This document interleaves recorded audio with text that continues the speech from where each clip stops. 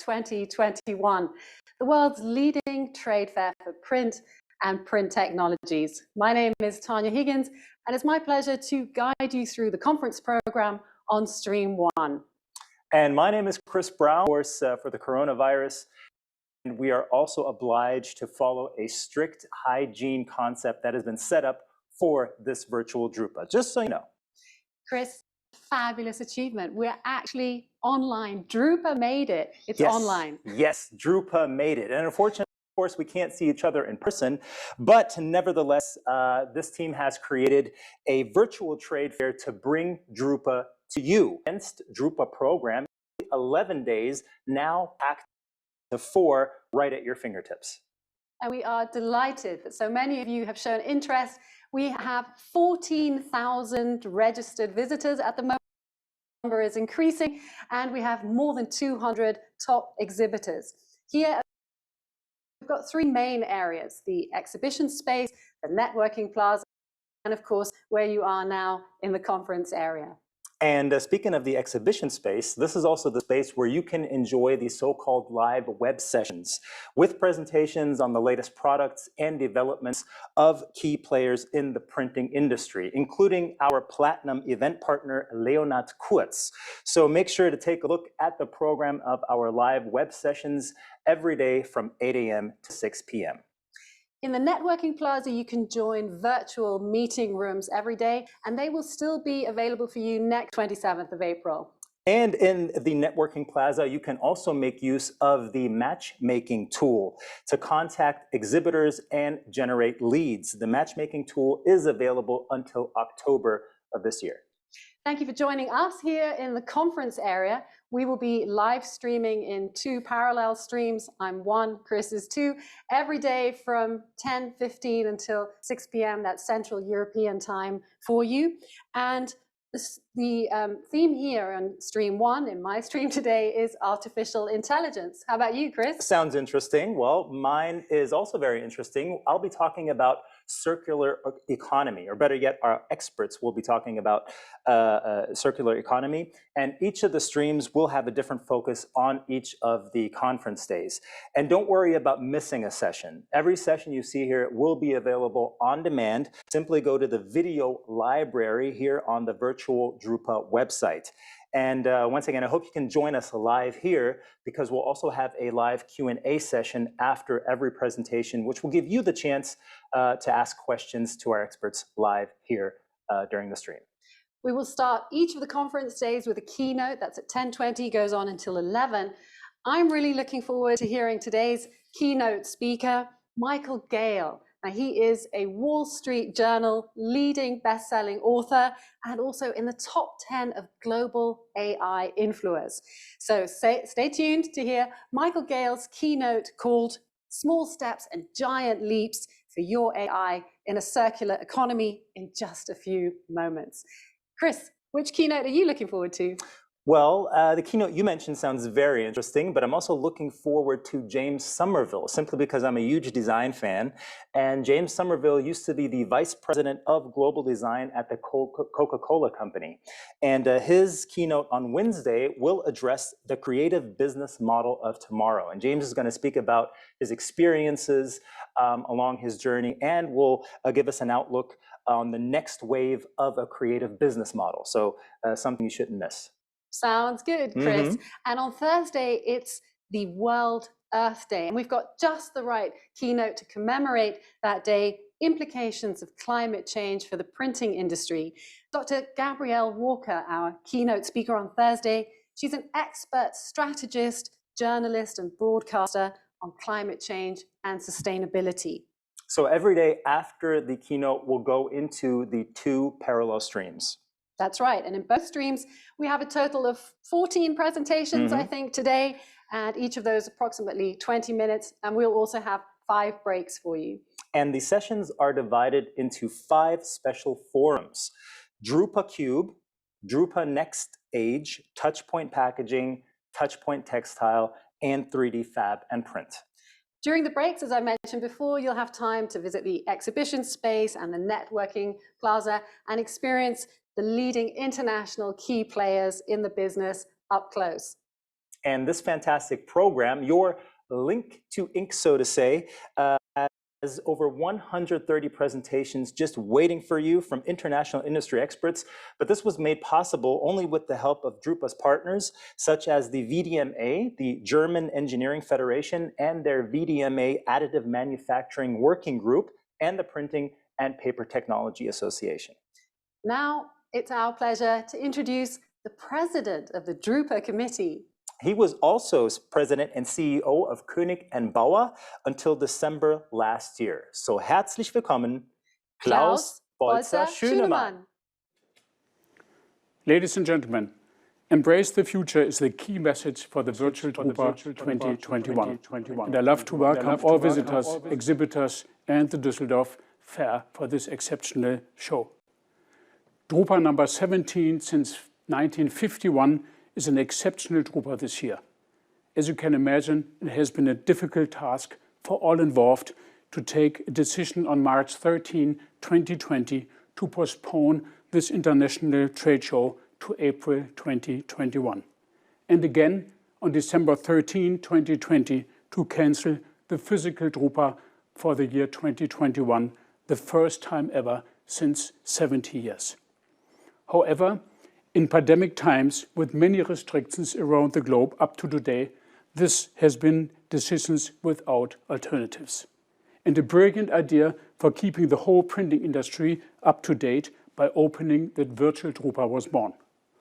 Today, as number one fair for the worldwide printing and packaging industry, the doors open for 4 consecutive days, starting each morning with a top-notch keynote, followed by an outstanding diversified program. To meet, to listen, to learn, for networking, attending live web sessions, discuss with experts are the tasks for you all. To realize keynotes and more than 250 live web sessions to cover the key messages of the Virtual Drupa 2021 for artificial intelligence, circular and platform economy, as well as the connected customer, a huge thank you to 212 exhibitors from 34 countries and to the Düsseldorf Fair with Sabine Geldermann and her team to realize the first virtual Drupa ever. And most important, more than 12,000 registered users from 152 countries will follow what has been carefully prepared. As Drupa president, I appreciate and honor all efforts made to enable this special event and do wish full success for all participants. But, to be honest, the sound of running equipment, the smell of ink and paper, the smiling faces of visitors and vendors, the exchange of thoughts, ideas, and the permanent search for solutions will be missed. Personally attending the 10th Drupa, this fair has something magic, and I'm very confident we will all feel this even virtually. Don't we all love to meet in person, touch machines and products, live rather in reality instead of virtually? Drupa number 18 in May 2024 will hopefully a physical trade show, COVID-19 a threat of the past, and we all look forward to meet and greet face to face again. Enjoy the virtual Drupa from today on until Friday. Enjoy all efforts made, and please visit the vendors' exhibition space and one or many live sessions as well. Your feedback to vendors or the Düsseldorf Fair is highly appreciated. And last but not least, a big thank you to be part of the Virtual Drupa 2021. Thank you, Dankeschön, Klaus Bolzer-Schünemann. He's the president of the Drupa Committee. Now, if you want to become a digitally transformed circular economy leader, well, then you're in for a treat with our keynote speaker today. He will give you a practical framework for your AI and 20 key moments where you can build circular economy success into your business. Get ready with your questions. You can write those in the chat function, and we'll have some time Q&A session after the keynote. Our keynote speaker today is a Wall Street Journal best-selling author with the digital helix, transforming your organization's DNA to thrive in the digital age. It's the #1 book on digital transformation. He is an experienced entrepreneur, a Forbes podcast host, and in the top 10 of global AI influencers. A warm welcome to Michael Gale.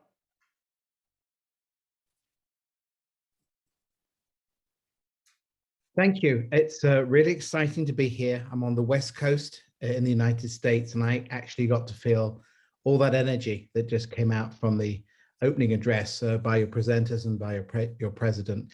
Let me start by saying I really, like everybody, will miss the opportunity to not meet physically with what is a remarkable event. But also more importantly, I think as you wander through these virtual trade halls over the next few days, there are some interesting questions I'm going to try and set you up today to try and ask about the world that we face, and more importantly, the opportunity that you actually will have in your own organization to change its dynamic, its direction, and potentially its velocity using the idea of AI in your own organization, with your customers, frankly, even within your own products. It's such an enormous subject. It's really impossible to cover elegantly in 40 minutes, but I really do encourage as many questions as possible. So let me start with maybe a slightly more interesting and distorted view of COVID-19 than you may have realized. COVID-19 has had two really dramatic effects actually on the industry that we're all part of. Yes, we can't go to physical spaces very much anywhere really in the globe. But what has actually happened is there's been this interesting collision of physical packaging and virtual experience. If you think about it, it's a slightly distorted truth. We've actually consumed hundreds of billions more packages at home than ever before because of COVID-19. These have been data-driven decisions, both in the logistics, the product supply, the supply chain, the pricing. All these variables are illustrations of how AI is really touching everything that we do day in and day out. Really, for many companies of any sizes in any part of the print, packaging, or media business, it literally is hundreds of billions more packages over the last year. That pattern isn't going to change. In fact, it will amplify, it will get wider, and it will increasingly be part of this sort of AI-driven economy that we all live in.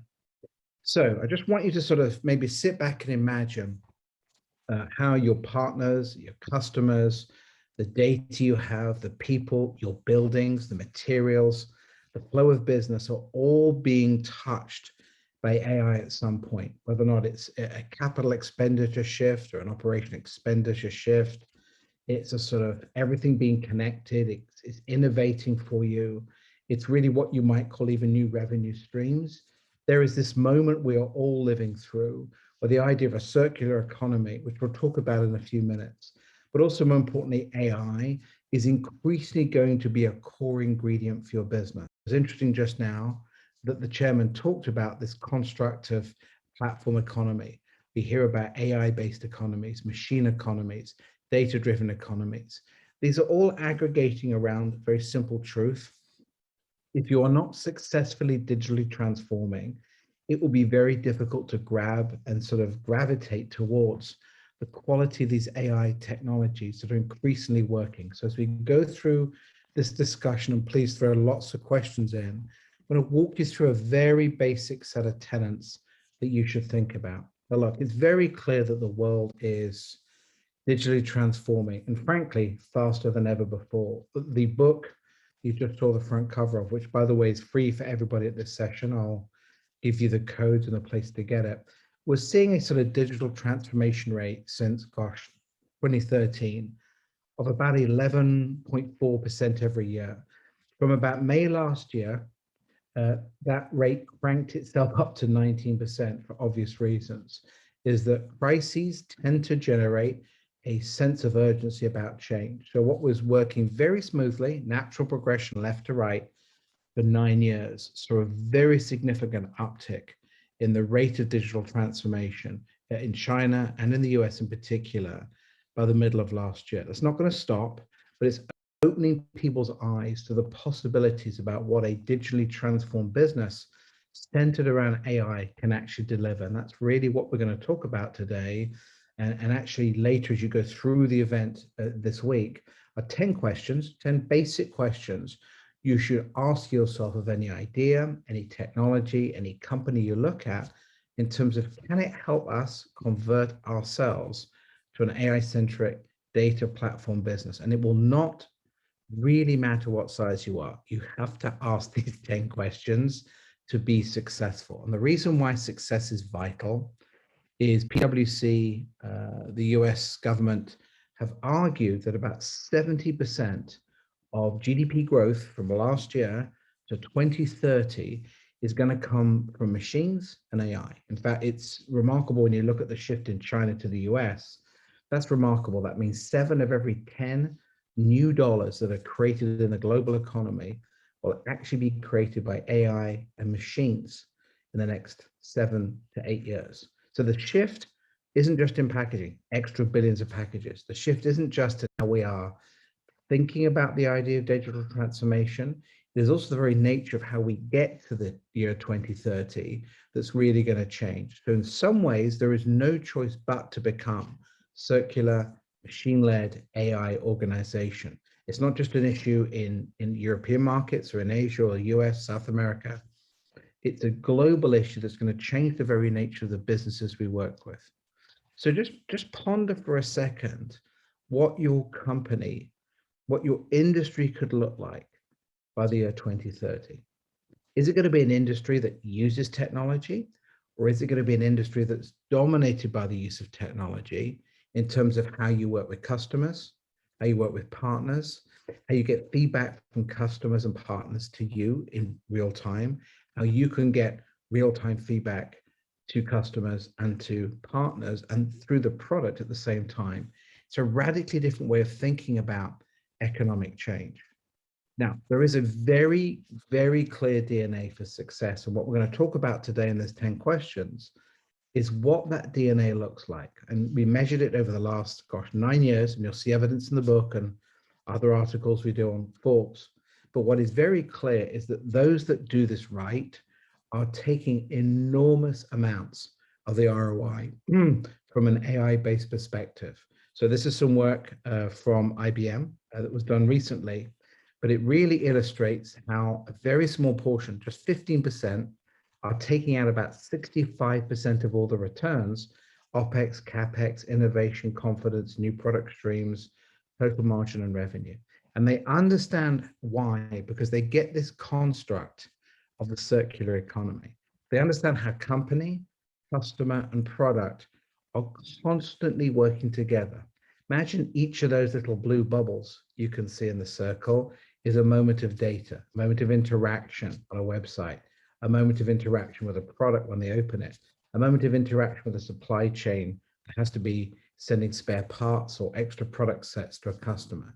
There's constant interaction between company, customer, and product. Literally 24/7, 365 is the essence, frankly, of what is driving the circular economy. Now, it's driving it through the use of AI.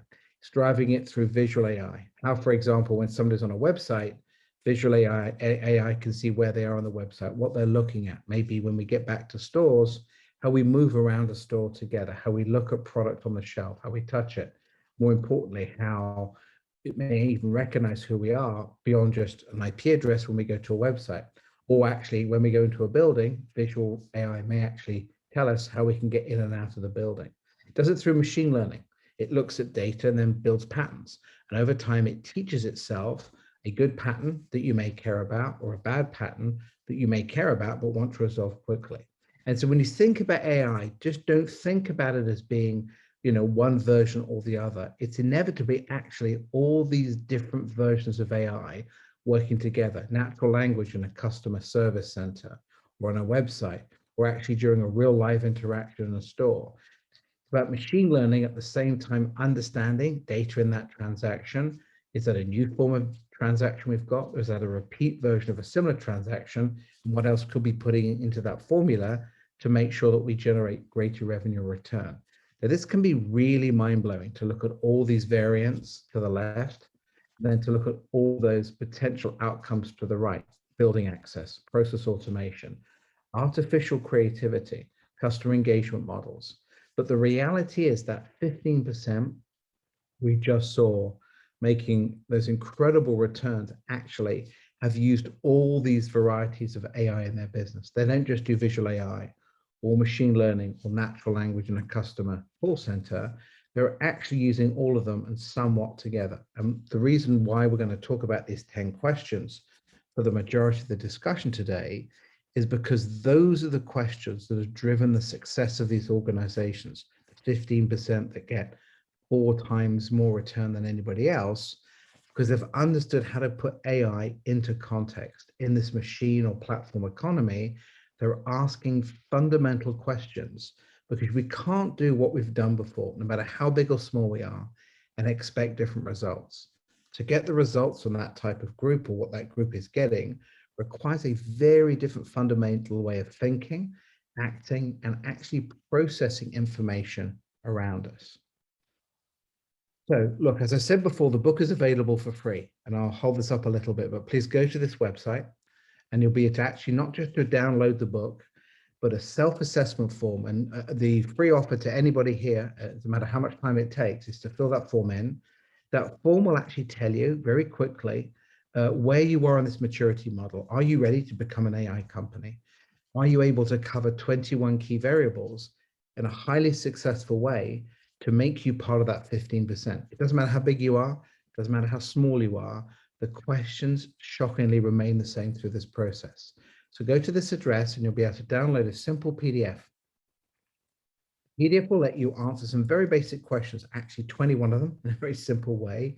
And you will be able to understand by sending it back to us exactly how successful you should be based on the way you're designing, thinking, and building for your business. Now, we won't get that all back to people before Friday, but what I will give you, though, some things to think about as you wander around the event environment, looking at vendors, thinking of ideas, sort of chewing over overnight what's a good idea and when you can go back and how you can make these things real. But I think the wonderful thing about this event is its ability to stimulate different thinking, its ability to encourage new ways of doing stuff or looking at it, and the fact that it brings together so many great vendors who are sort of pioneering a number of these categories already for you to look at. So the book is also free. You can download a copy using the passcode to the right, and actually you can listen to the book in Audible format on the site if you'd like to either. But I want to make sure people are as educated as possible so that the decisions you make are the best possible decision for your organization. Because AI, robotics, machine learning, the circular economy, the platform economy, the machine economy, making companies software enterprises are the horses that are going to take us to and through the year 2030, as hopefully we all recover elegantly from what has occurred during the COVID-19 pandemic. Listen to it, read it, it's yours, pass it to as many people as you want to. The book, I think, on a couple of chapters on this have been downloaded over 500,000 times, but there's a whole range of interviews, there's access to about 1,000 case studies in there. So please go ahead and use it to help you on this journey. So as I said, we're going to walk you through 10 questions that I think we know from statistics and the analysis we've done will make a dramatic difference to how you think about moving to the circular economy model. But before we sort of go through those 10, and they really broke it into 3 groups, what I call the quickies, the short, the sort of mid or midfield type questions, and then 3 at the end that will, I think, really stretch a conversation imagination. Let me give you some statistical background about some variables that really matter for how you start looking at this economy. Look, this is a data environment. Data is going to come at you in very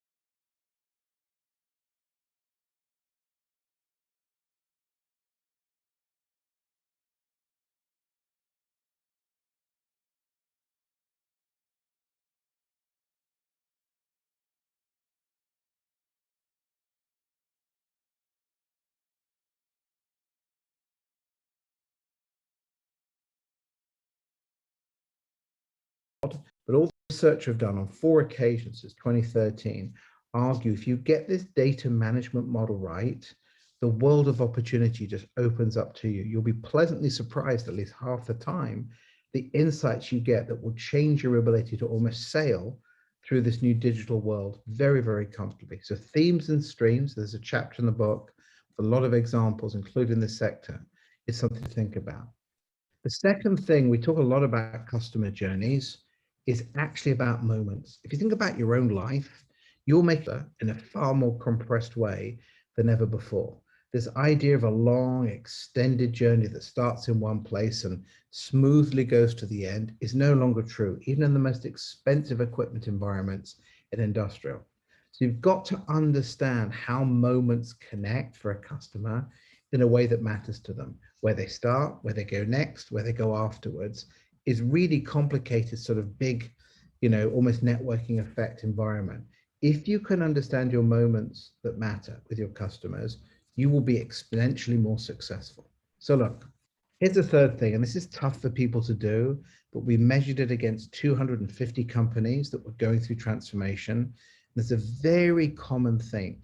You can build strategy years and years out, but in a digital world, your strategy has to be about how can I be one move ahead and continually doing one move ahead, like a great chess player, all the way through. There's a famous Cuban chess player called Capablanca who could play 80 games of chess in one go because he only ever moved 1 or 2 moves ahead on every board. He was confident in his ability to react to market situations, game situations, very elegantly. And this is really where AI becomes important because it lets you get comfortable in this much shorter term world where agility often can beat size. You can see it with Tesla.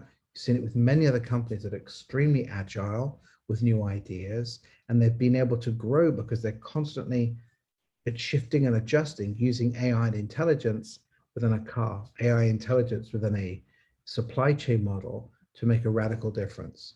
So moments matter. You have new themes and streams of information, and you have to understand that strategy is now a constantly moving process, not a set it once and stop it there. So let me get to the questions because they're really important. So as you walk around this event virtually for the next few days, I really want to ask these questions because these questions have been indications of great success with AI. So crazy question. What's the immediate value we can get in the first 90 days? You have to ask this. One of the things we learned, literally watching companies use AI across every industry, if you can't see value in the first 90 days, you're not going to see value in the next 180. Keep it small and experiment. Ask yourself about a vendor or technology idea where the immediate value is. You're then going to say, right, if we were to use this technology, use this idea, how would it map the power sort of to change how we think about our business? Are we just trying to use this to be incremental, or does it have the potential for something quite marvelous that could change the nature of our business? Our OPEX models, our CAPEX, the levels of customer satisfaction we can generate, how we innovate, how we move across sectors, how we outmaneuver competitors. You have to have that power statement. You have to have that power discussion, and it has to come to you pretty quickly, back of an envelope. If you can't see in the back of an envelope how this could radically change the business, it's probably not worth spending time necessarily checking with how you're doing things. The other thing is buy-in. Buy-in is a huge issue. The IBM work, other work we've done, is you have to be able to buy peers in for this deeper commitment to change behavior. And we argue you've got to work out what those key 5 wins are that will actually drive peer behavior to work. If you can get to a situation where you can drive that peer behavior, where you can show those wins, you have a much wider level of commitment to this idea than just it's another piece of technology. Those are your 3 basic short questions. Now, you go back to the 90-day discussion. You then have to say, we get the result, but what gets the scalability? If you just keep continuing with that experiment that you've run successfully for the first 90 days, you're not going to get the level of results you're looking for. As I said, that 15%, getting 65% of the results, they were asking these questions for themselves and building plans around it, which is how do you get scalability? Don't start with scalability to start with. Start with the issue of how do we get something to work effectively for us? Then it starts to become really interesting. And the thing we found is that scalability really matters. Now, 200% may sound big, but we saw levels of returns in the thousands of percents for organizations that ask this basic question. Where can knowledge and technology converge to improve performance? Imagine customer engagement models. How do we make sure that people involved directly in customer engagement or understanding supply chain can radically shift performance by using AI to teach them machine learning, deep learning, how these sort of environments work? 200% should be your minimum aim requirement here. So you've experimented, you've got people bought in, you've built the larger scale. Now you're going to start locking in on basic environments you need to deal with. Don't just go 90 degrees. As I said, the best organizations look at all forms of AI and say, how do we put all of them at some point into this mix? So think about, how does it help you optimize? Think about, how does it help you modernize? Then how does it help you actually transform? It's not a 90-degree view. It's really a 270-degree view of your whole business. We found with a lot of the research, particularly in media, marketing, and packaging, that organizations that got this right were about 65% of the time shocked at the positive results they got in areas that they never had expected to achieve. And it's that sense of shock and awe in a pleasant way that comes from using these 10 questions as you walk around and you talk to vendors and suppliers over the next 4 days. And then maybe the most complicated form of consulting work you'll ever do is on the back of an envelope, draw that journey.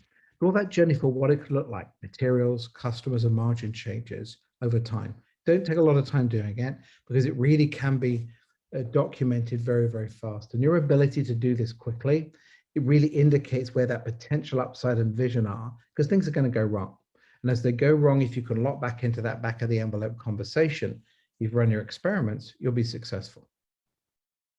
Now, you've got to find a place to start. You can't do all of these things. It would be absolutely crazy. Whether or not you start with natural language, visual, AI, machine learning, a lot of automation. Think about how you sequence it all. It will work together well, but you have to start somewhere. So whether it's on a production line, whether or not it's customer-based knowledge or interactions, it's partner interactions, it's market assessment, you're at trawling basically what's happening with market statements and social or with purchasing. Start somewhere, but know that there's a further set of places to go. What you should always come to is this conclusion at the end. The value that you're looking to create has to exceed the sum of all parts. This isn't easy. There's a reason why the 15% do it really well. They understand that the value should exceed the sum of all parts, but they know how to sequence and start the process going forward. Now, the last two are where you can imagine. What data moments may actually best reveal new opportunities you've not seen before? One organization we work with in the insurance industry recognized that weather patterns and actually being able to show on an account a particular weather pattern in an area means they were more prepared to deal with very bad damage before it happened because they have warning. But they were also able to get to a customer and say, hey, look, you've got a very bad set of weather patterns coming into you. Give us a call if something goes wrong. That level of preemptive knowledge means they have the highest level of customer satisfaction for virtually any services company in the world, because they've been able to preempt potential situations and predict moments that matter to create whole new opportunities for the organization. These 10 questions should be the ones you use as you go through this process over the next 4 days. And then I think you've got to think about how you glue this stuff together. It's not easy. This looks like a crazy Carrera or Scalextric track, but the reality is you've got to get things to work in a digital way. You can't put AI on top of a traditional business and expect it to perform like a digital business. You have to recognize you've got to be able to digitally transform where you are to get towards this vision of a circular economy company, using ideas like AI to get there. So as we go through the week, use these 10 questions. I'll make sure they're available for you. So you can actually use them as tests of whether or not an idea, some thoughts you've had, the technologies you may be looking at, or partners you're looking to work with, can actually help you solve one, two, or a collective of questions in this particular process. So this is what the 15% do all the time. They are really committed to the idea of AI in the circular economy, people, process, and actually experimentation. Experimentation is a big deal because failure is good. You learn from failure far more than you learn from success. They do map their ecosystem all the way through customer, product, the company themselves. So it's all working in those three circles going around together. And they also recognize this is a progressive process. You can't just buy it, install it, and run away. There's a learning process that means commitment and progressive success warrant capacity to deliver in the future. And it's that nature of AI, that nature of the circular economy, of the machine economy, the platform economy, that should be at the core of how you think about your experience at Drupa this year. Can partners, suppliers, vendors deliver to you those key components so that the commitments you make are based on a realistic combination of those 10 questions. You really understand where you start, where you progress, because there probably is no end to this. But do understand one very simple statistic. 70% of global GDP growth between end of last year to 2030 is going to be driven by this machine circular economy. That means 7 in every 10 new dollars created after COVID-19 is going to be connected to robotics, AI, machine economy, platform, circular. It's a radically different view of the world than we've had beforehand. And if there is one sequence or consequence of COVID-19, it's been an incredibly fast amplifier for the nature of these changes affecting your day-to-day businesses, how you think about orchestrating your future, and more importantly, about how big or small you are, what will give you a competitive advantage going to the future. So here's an example, silly example of how it works. This is a preview of what does Synthesia video would look like. Make your own by clicking the Create Your AI Video button. This is a preview of what does Synthesia video would look like. Make your own. Well, that's a very, very simple example. You can go on for $4,000 or $5,000 a year and actually use that technology to pre-make films or interactions that are live with customers because it recognizes language and then pre-programs a response back visually. So if you're a small organization and someone's looking for something, you can use search for it, but also you could use these interactive video avatars as well. This is an example of, it doesn't cost a lot of money to do some of this, but it can be very successful if you think about those 10 basic questions. So look, let's take some questions if there are questions for us to go over and we have enough time for them. I'll just stop sharing now. Yes.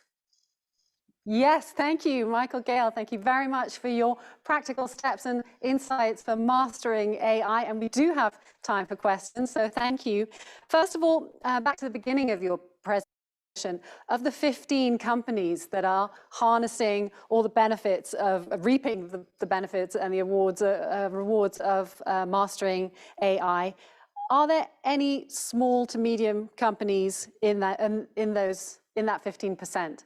Yeah, so typically larger organizations tend, maybe because of ego or the desire to experiment, to be a larger composition. So whereas the world is 95% small companies, the composition of that 15 for small companies is still around 20%, which is actually very high relative to the sort of size of revenue of the big organizations.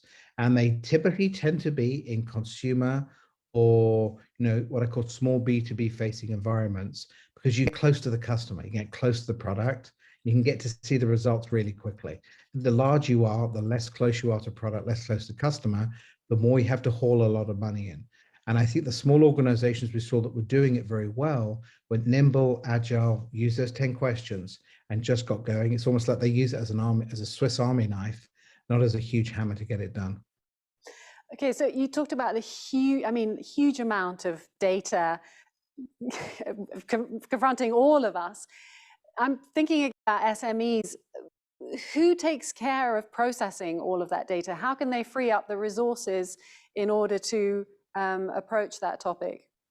So there are a couple of ways of thinking about it. One is you'll never be able to go through all the data. It's, in fact, to try and do that would turn you into a librarian, which is probably not the businesses we want to be in. So if you build a framework that says, I need these type of answers, there are plenty of engines, Google, Amazon, Microsoft Azure. We can actually rent parts of the cloud, not just for storage, but for actually doing the analytics. In fact, some of the biggest companies in the world don't own their infrastructures anymore. They'll rent a monthly data analytics module from Amazon or Google for maybe $60 to a couple of $100, and they can actually get it done. But don't get obsessed with owning all the data. You just like a stream of water, want to dip in and dip out, but decide what you want. Don't get overwhelmed by the volume that will hit you. One statistic we were given, more data will be created on the planet this year than the previous history of mankind combined. Okay, thank you. Next year, more data will be there than the previous year. It's just going to exponentially grow, so you can't accumulate it. Right. What implications do you think AI has for the print industry in terms of reskilling and recruitment? Well, I think there's a couple of things to think hard about. I think from a reskilling standpoint, you've got to start looking at business process reengineering. You've got to look at yourself and say, what do we need to stop doing? Or what do we need to start doing? What do we need to do differently and stop? I think there will be a lot more skills required in software programming, development, cloud application environments, because the thing that the print industry has is relationships. So understand how you can turn those relationships into more virtual environments really does require a much stronger set of software skills, I think, inside organizations than we've had historically. Okay, so we're starting here with those virtual and digital relationships that need to be explored for the print industry. What if you can't see any value, going back to the first step that you mentioned, what if you can't see any value for the first 90 days of your business? Is it because you don't know what the possibilities are? I mean, how do you pinpoint what the value could be for your business? You need to go back and find it. It's very difficult to go on a journey not knowing what the waypoints are. And every organization we talked to that failed had basically got one thing in common. They couldn't find value in the first 90 and they kept going and they just drifted. They drifted time-wise, money-wise. It's a discipline. This is a tough thing to do. You've got to sit down and say, I need value in the first 90 days. Where does it come from? We've seen this with big sports teams, Liverpool, Atlanta, Dallas Cowboys, when they were using AI to run their sort of print marketing environment. You've got to be able to decide that value, otherwise you'll drift. There's no choice, I'm afraid. Okay, just one more time for our viewers, if in case they joined the session later, where can they find the framework? Once again, if you could tell us the framework that you've introduced today. Yeah, go and download the book and go to Ink Digital, use those passwords, digital, then capital DNA. Take the book with you. All the visuals are in there. Maybe print it off at home and use one of them for this particular event. But all the questions and the framework sit there in very neat, easy to use pages. But this is a journey. And I hope when we talk again later this week, you've been able to use some of those questions and ideas as you've ventured into conversations with new vendors or established vendors and colleagues to examine what your sort of AI circular economy future will look like. Great. Thank you so much, Michael Gale, for joining us today. We look forward to seeing you again on Friday with your I'm looking forward to the event. It's going to be great. Thank you. Thanks, Michael. Right. Dear viewers, now it's time for our special forums, and we'll start today with a touch point packaging. If you should have any questions that you would like to ask the speakers, please do so in the chat function. After the first presentation, there'll be a short moment for Q&A, and then we'll get your questions in there. Our presentation is from Leonhard Kurz, and this is a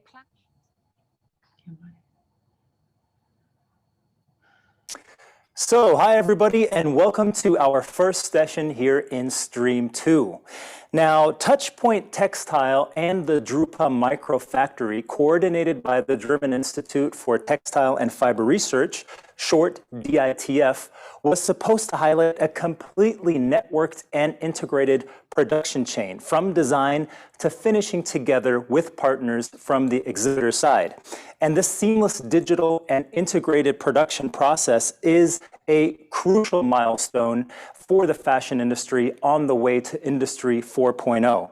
And in this session, partners will present their insights regarding growth potentials for the textile applications and the related significance and increase of potential printing solutions. And furthermore, they will also provide an outlook regarding the development of that dedicated forum with view to Drupa 2024.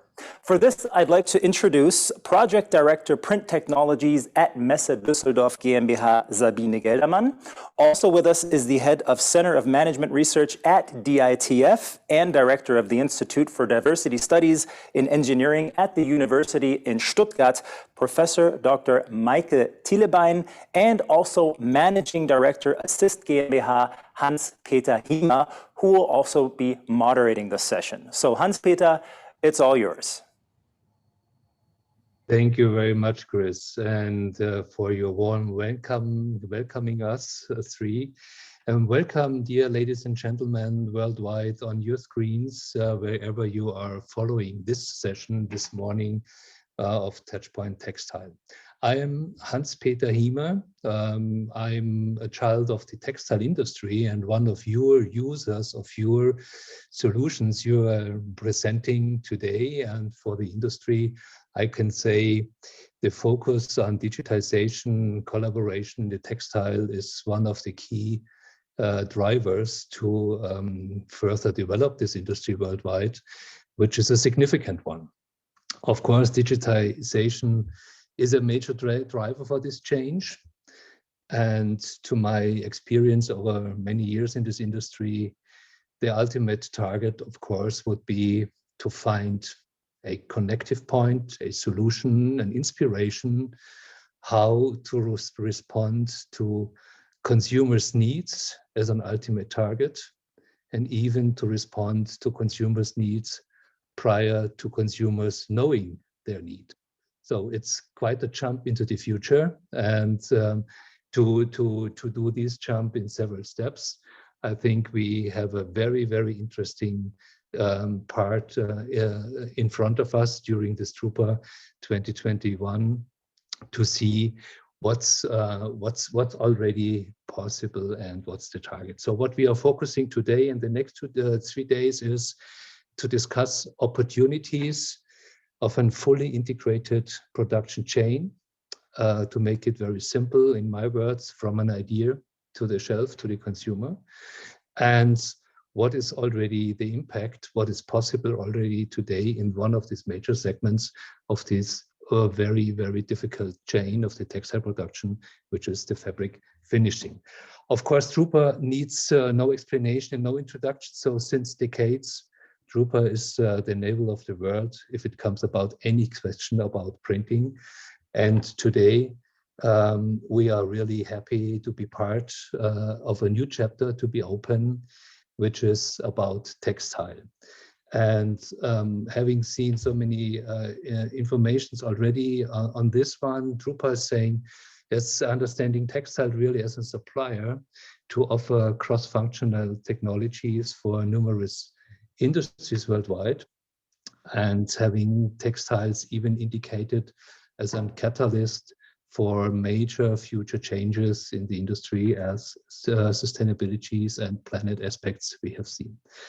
So within this wider picture, the initiatives which are embedding the Touchpoint textiles are located.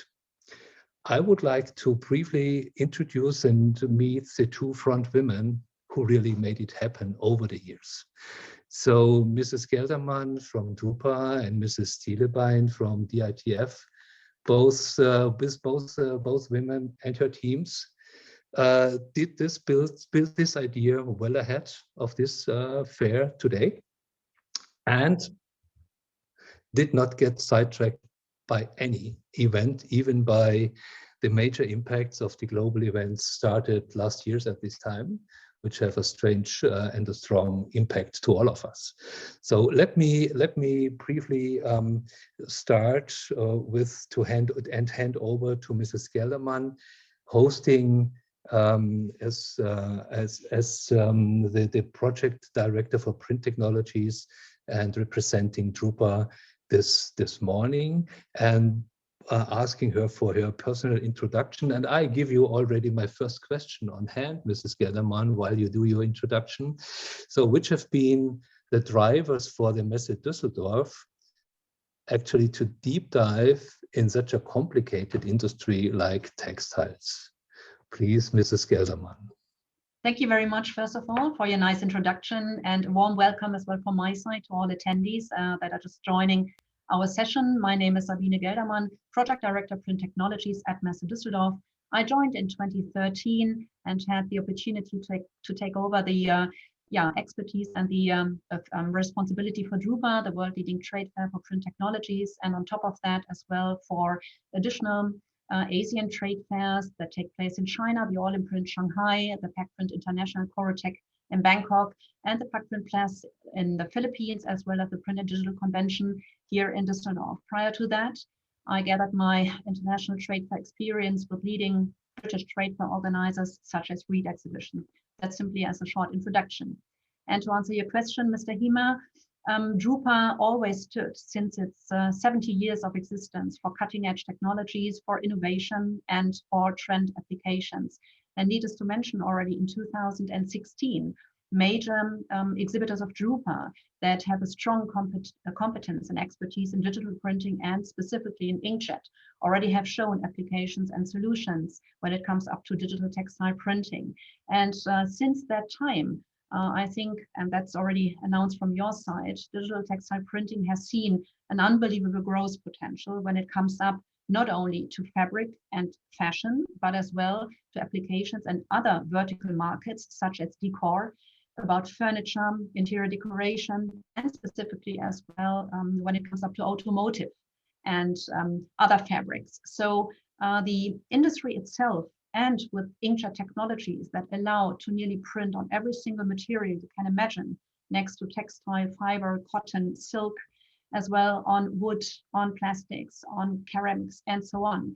That simply revolutionized as well additional solutions and applications. And it's amazing to see what exhibitors would have shown if we had the opportunity to take place as a physical event in 2020 or 2021. And so that's quite impressive. And we are happy at least that we could capture all the valuable content that has been prepared in terms of guided tours and sessions, as well together with ESMA, our long-term partner for industrial print applications, now for virtual Drupa. So thank you, Mrs. Gelderman. So I understand to you that Touchpoint Textile really is like a mix and match possibility to bring partners from different sectors, from different stages in this long-lasting process of a textile chain together with completely new inspirations. And I think as you understand, Drupa understands itself, you understand you're like an engine, like an impetus for change, to boost new technologies, to boost new opportunities. And it's interesting that as I'm coming from the other part, from the chain, interesting that an industry which is spread out worldwide, at the very end, focused very narrow to some core competences. And one of these core competences definitely is part of your solutions you're showing. Mm-hmm. Absolutely. So Touchpoint Textile would have been one of the recent dedicated areas amongst others that would have shown, as you just mentioned in your introduction, completely fully workflow with the interaction of our customers on the exhibitor side. And that's going then to be on our agenda as well for 2024 when it comes up to a physical experience. Okay. We come to this in a few years again. Thank you. So thank you for Mrs. Gelderman. Dear guests, let me introduce and hand over to Mrs. Thielebein, who is representing the German Institute for Textile and Fiber Researchers.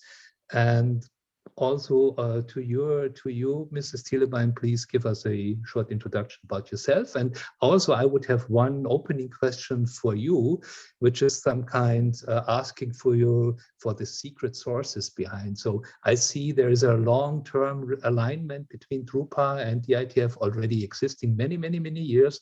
So maybe you can give us a little bit of an insight about what would be the secrets of success behind of this relationship. Yes, thank you very much. I'll do so. First of all, my name is Maike Thielebein, and I have a professional background in engineering, cybernetics, and strategic management, and in innovation management.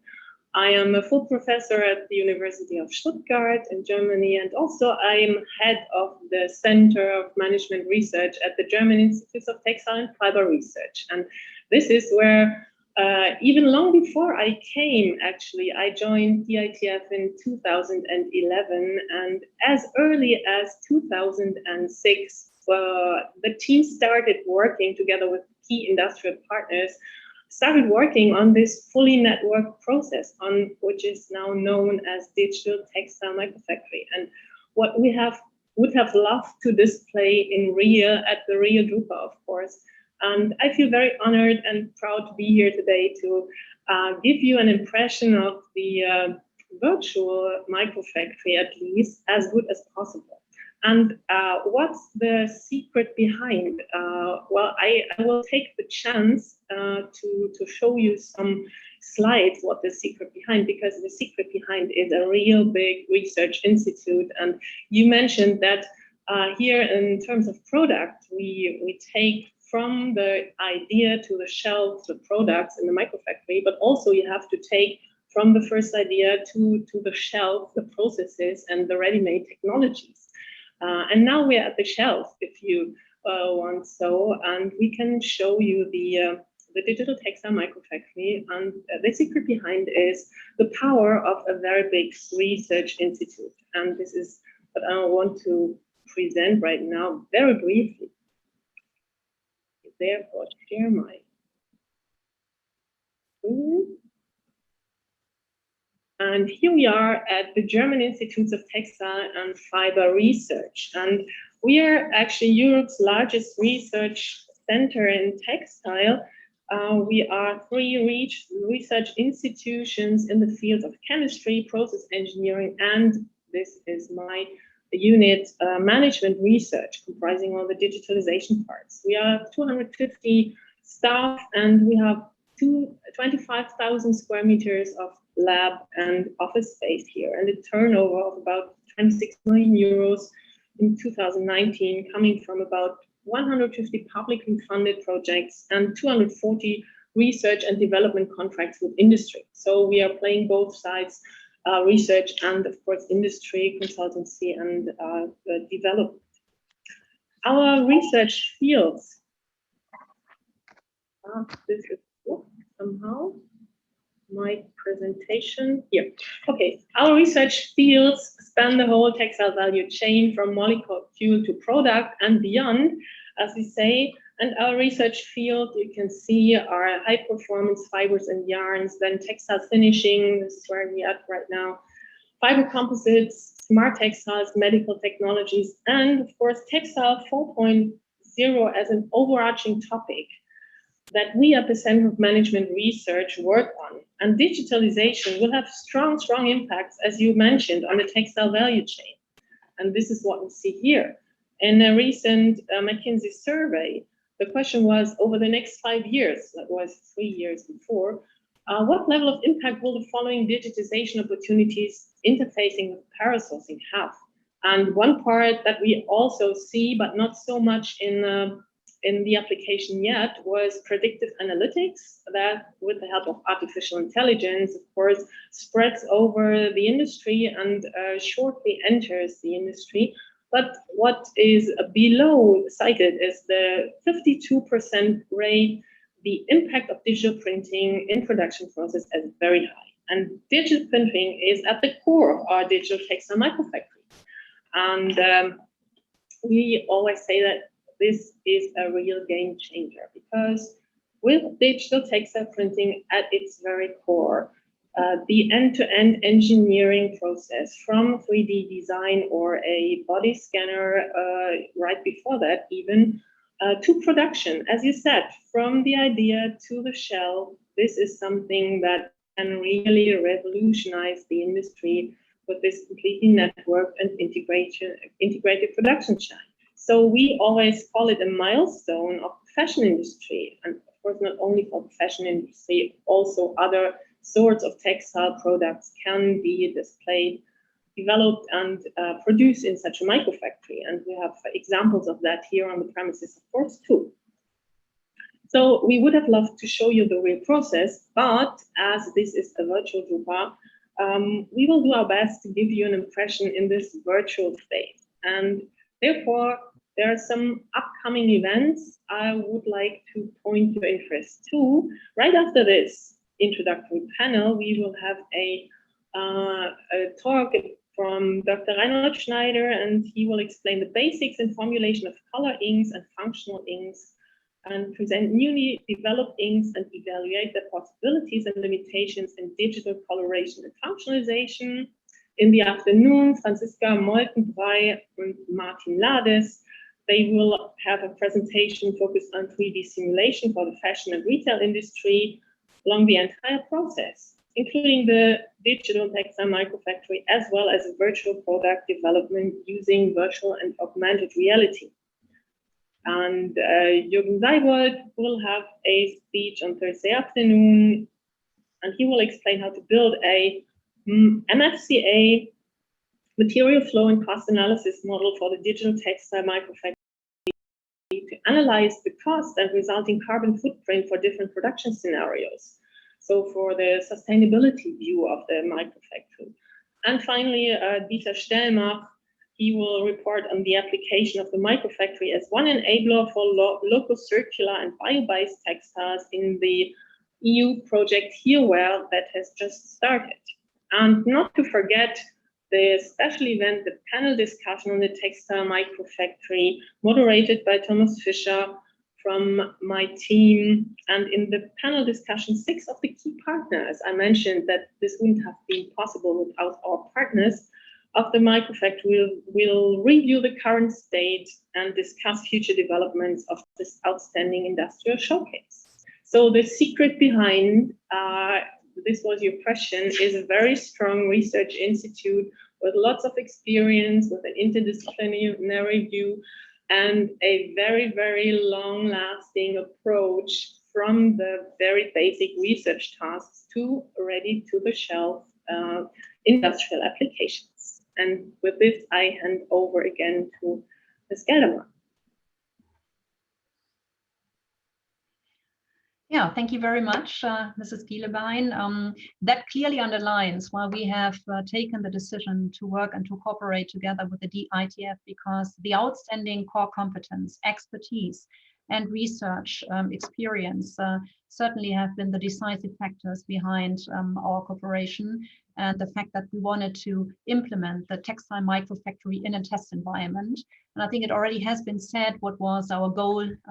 It has been to really show a fully networked production line from virtual simulation of the fabric until the output of the garment, and by that as well demonstrate a digital process and the interaction of highly renowned exhibitors for demonstrating the new, let's say, business opportunities as well as potential that digital textile printing offers. And so again, we are very much looking forward to further develop that project.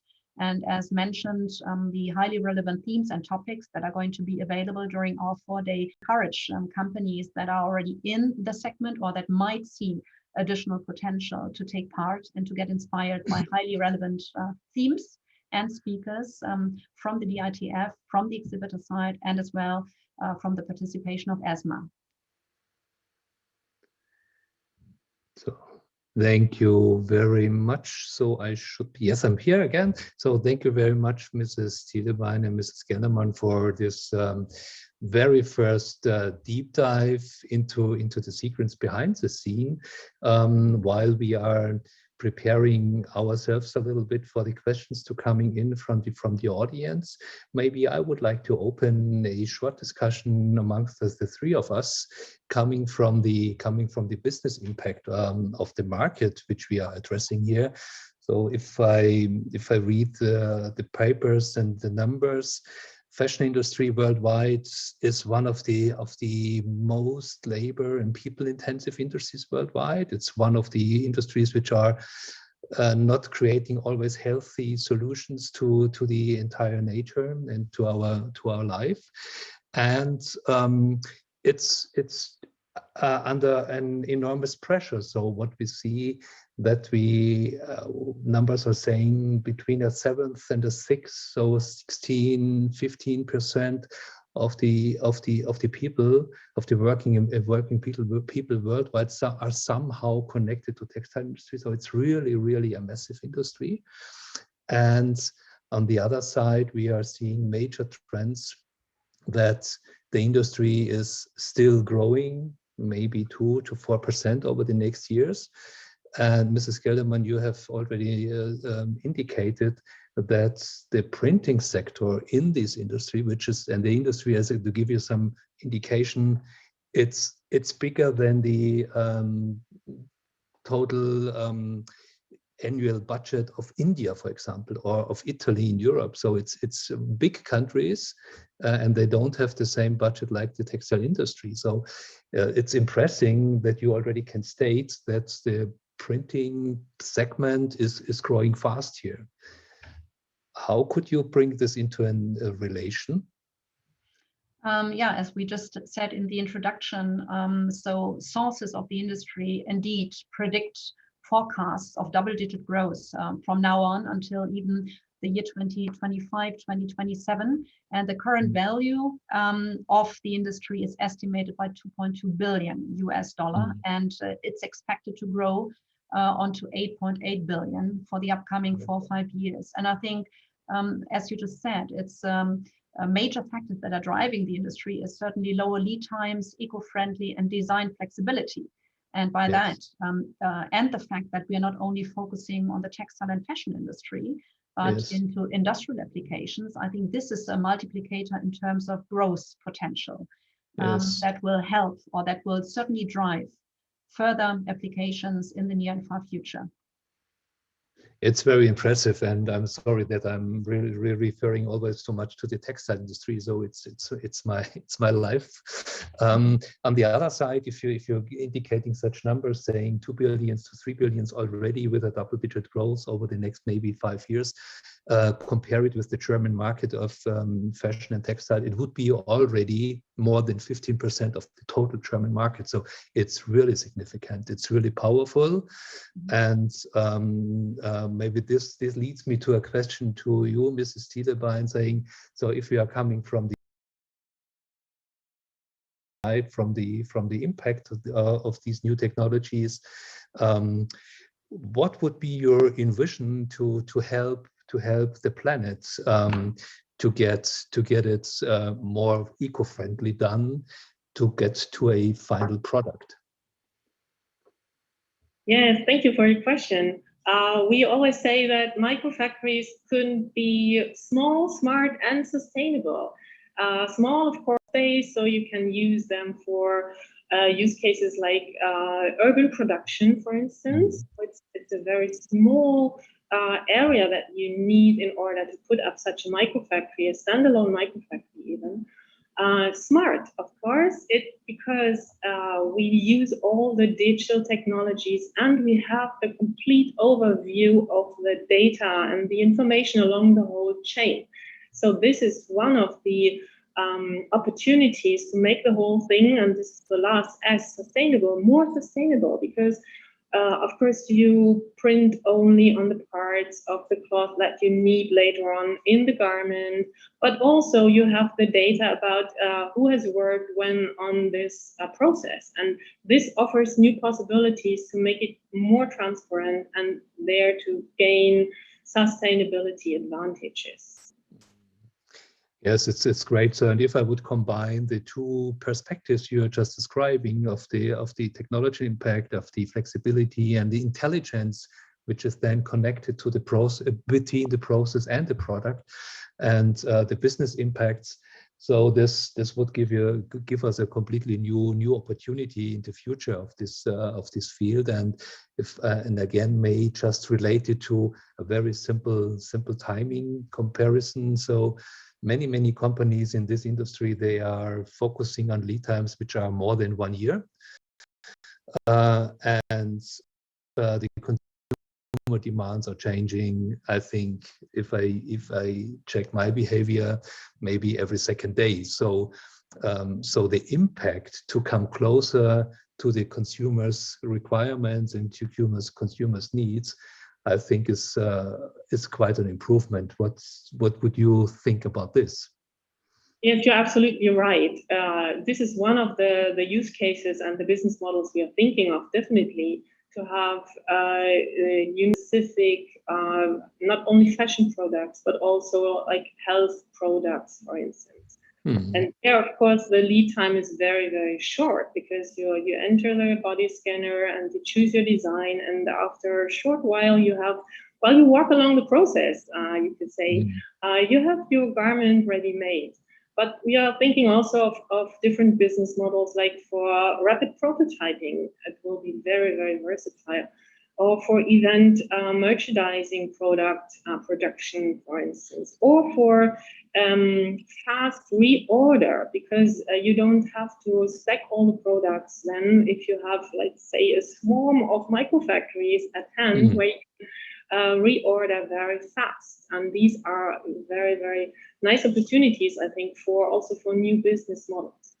We have to watch out, of course, that fast fashion is not becoming even more faster by rebound effects. But we hope that by having and producing garments that really fit, that really are designed by the customers themselves, they won't want to throw them away so fast.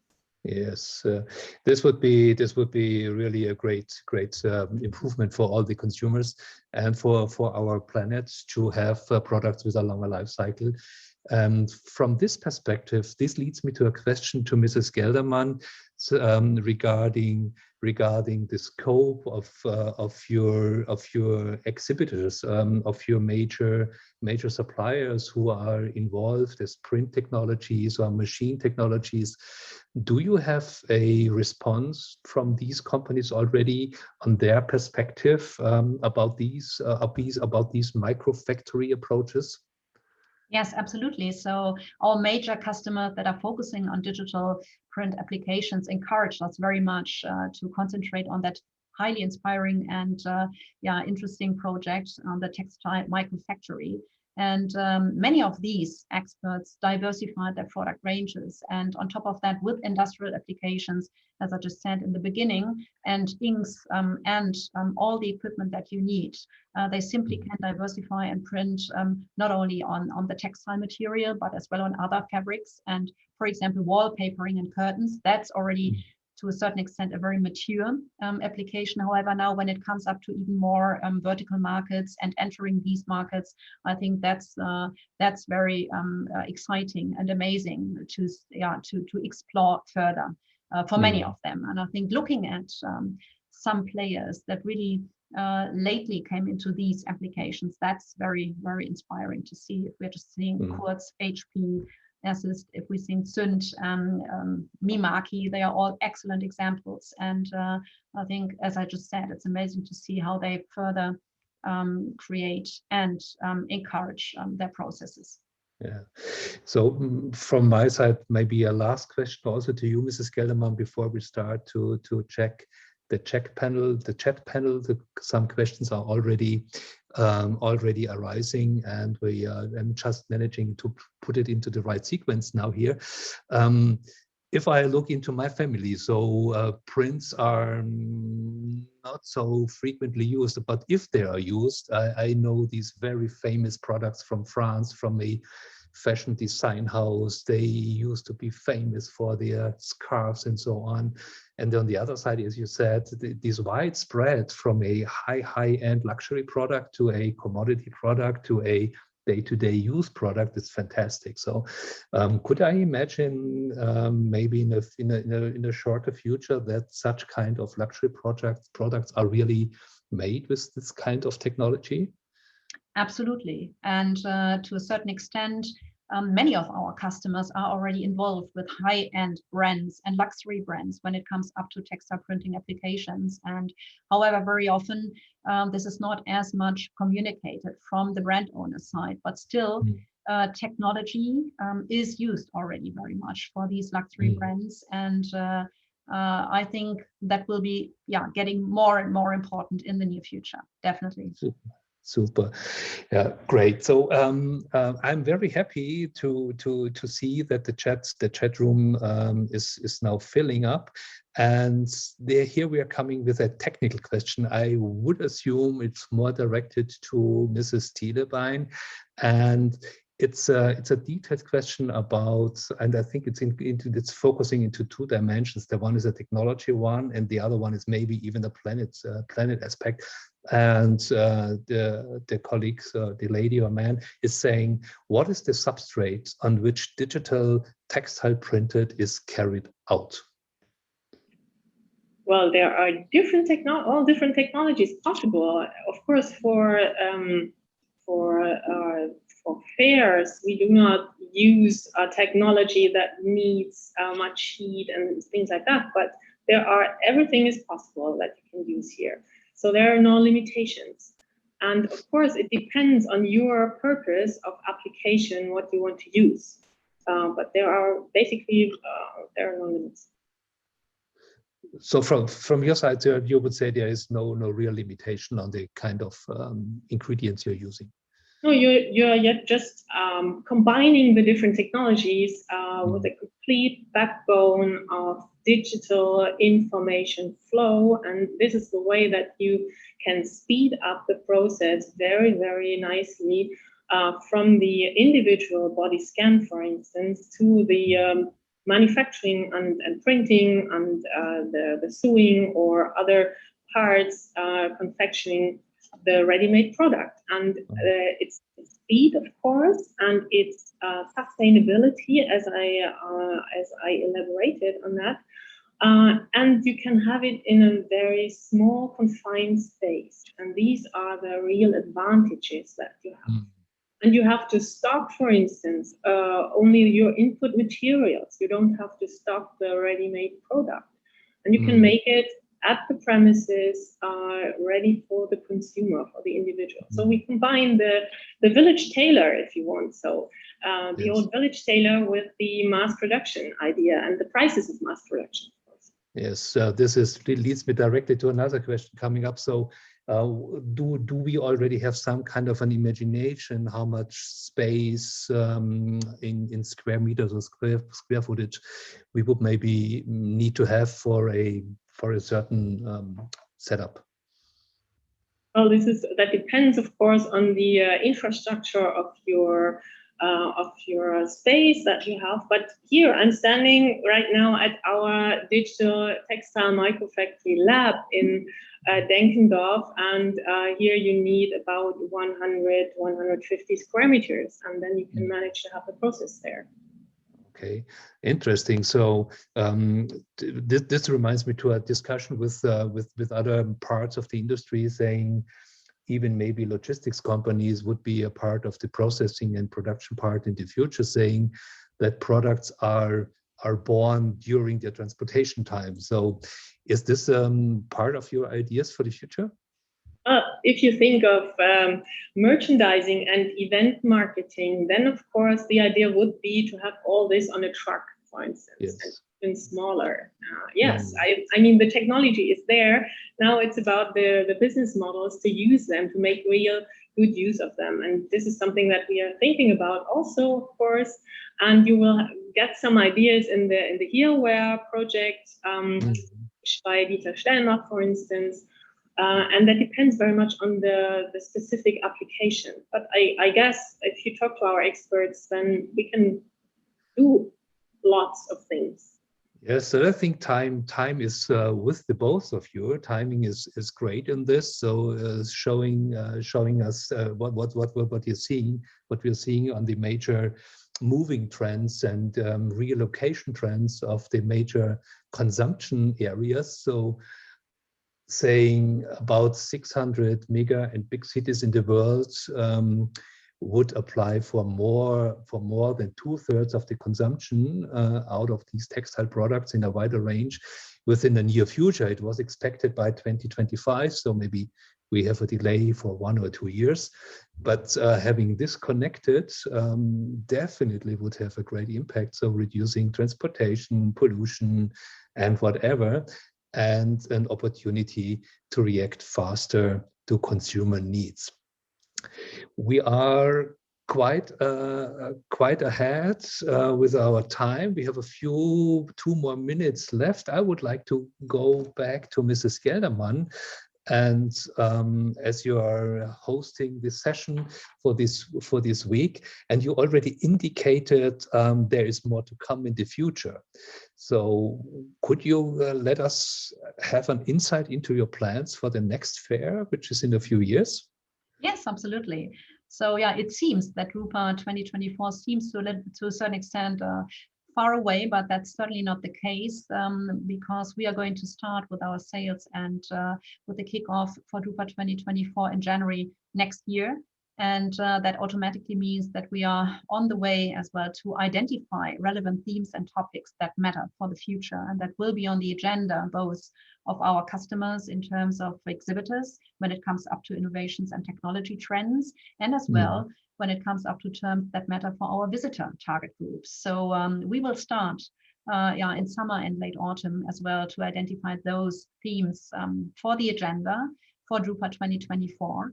And we're getting them prepared. And I think Virtual Drupa simply has been or will be an excellent platform to reconnect with the industry and to focus on, let's say, highly relevant content and knowledge transfer, specifically for all these exciting projects. And we are going to focus on that and look very much forward to further planning processes with the experts from the DITF with Mrs.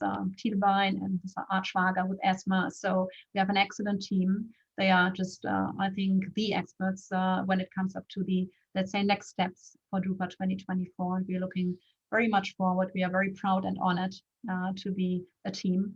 And will provide certainly again a highly interesting platform and microfactory. Thank you very much, Mrs. Gelderman, and thank you very much, Mrs. Thielebein. So we are done with our time. It was a great pleasure for me having you as my partners for this discussion, and I'm happy to hand over back to Chris. He is already prepared to do the debriefing of our first moderation of the Touchpoint Textile, and looking forward very much for a very much interesting few days with your teams and your products. Thank you. Thank you all for kicking this off. What a fantastic first session. Once again, Touchpoint Textile, together with Sabine Geldermann, Professor Dr. Maike Thielebein, and Hans-Peter Hiemer, who just hosted this session. So we're going to keep it going, also once again with Touchpoint Textile, this time ink development for textile printing. And this lecture will explain the basic formulation of color ink and functional ink. Yes, there's a big difference. And a number of newly developed inks will be presented, as well as their possibilities on the one side, but also their limitations regarding digital coloration and also function. A vision of digital printing and finishing will be presented, and the potential of creating very new textile products will also be shown. Talk about the full package. So I'm interested to hear what our expert has to say, and he's the leader of the research group Color and Functional Printing of the German Institutes of Textile and Fiber Research at Denkendorf, once again, short DITF. Here is Dr. Reinhold Schneider. Dr. Schneider, can you hear me? Yes. All right, can you the show's all yours. Okay, great. So, thanks for the kind introduction, ladies and gentlemen. I will now start with my presentation called Ink Formulation for Textile Printing. What's the background? You may know that the digital textile printing is marked by a very high printing speed nowadays. It has significantly developed within the last years. We are able to print very flexible according to the demands of the market. And I need to see my screen, sorry.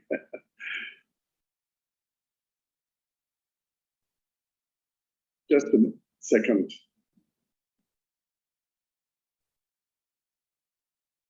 Okay.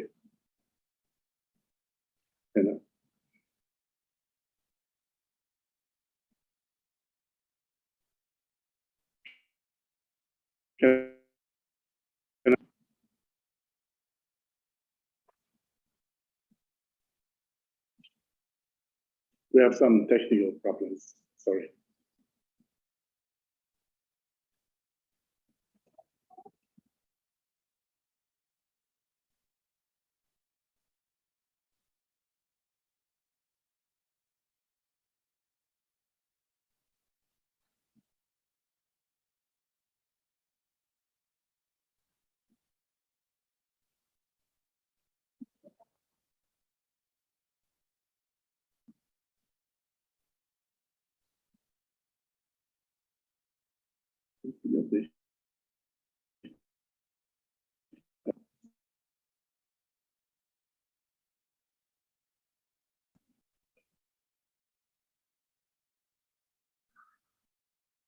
Once again to see that this is live. For all of you who thought, hey, this is probably all recorded.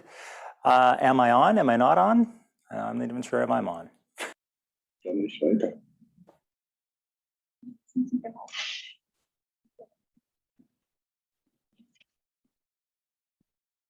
Okay. So the digital printing, as I would say, it fits in the factory of the future. It gives us the opportunity to print colors, but also a very important question is how to print finishing chemicals and also to print special functions. It means to make new products. According to do so, it's very important that we meet the ink specifications. It means normally we have inks which are very low in viscosity. You can see here on the left side for the viscosity for Epson printing heads. It's more or less like water. We have a surface tension normally between 30 and 40 millinewton per meter, and the particle size should be much less than 1 micron, and we have an add-on in a single pass application of around 15 to 20 gram per square meter. And it's very similar for the valve jet, but in this case, we have higher viscosities, and the particle size is also much higher compared to the inkjet head of Epson, and the add-on is also higher. So what are the ingredients in an ink formulation? You can see on the right side, most of it is water. More than 50% of it is water. And then the next part, up to 10%, are the so-called functional particles or functional chemicals. In the case of color, we add up to 2, 3, or 4% of colored pigments or dispersed dyes. And in the case of other functions, such like electroconductivity, we have particles such as carbon black or silver, for instance. In order to get a very high conductivity, we add up to 10%. In the case of silver, if it's calculated on the weight basis, we add up to 40% of silver, and so on. And the next ingredients, and very important, are the additives for adjusting the ink properties. This means surfactants, humectants, as well as additives to adjust the rheology. And another component which is significant are the binders. The binders will glue more or less the particles on the textile surface. The ink formulation itself, normally, I show it here on the basis of pigments. On colored pigments, we make a grinding in a bed mill, and then we get a dispersion. This is diluted afterwards with water. Then we add all the chemicals and additives. We mix it, and then we make a filtration down to 0.8 micron. And then this ink can be used for printing. And we prefer particle sizes less than 300 nanometer. If we consider colors or color inks, we simply have to mix the colors together with the ink additives. You remember the surfactants, rheological additives, and so on. In the case of typical finishing agents, for instance, water repellent effects and so on, we add finishing chemicals and we combine it with the ink additives. And the other one is the so-called functional ink, for instance, electroconductivity or infrared activity and other functions. In this case, we use functional particles together with a binder and then ink additives. And this mixture has to meet the requirements such as particle size should be less than 1 micron. We should meet the requirements in terms of the viscosity for the printing head. This means a low viscosity. And also the compatibility of the chemistry is very essential because otherwise we will not have a stable ink. So I will give you some examples. Our first example is newly developed pigment inks. In this case, we get a very soft hand. We have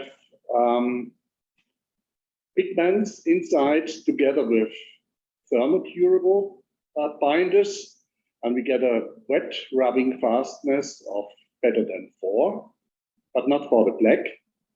Sorry. And we have also developed at the same time UV curable pigment inks. This is very new. And we have also very soft hand and a good rubbing fastness. On the left side, you see a very new ink, which is used for resist printing. This means we print a chemical on the textile, and afterwards you can dye.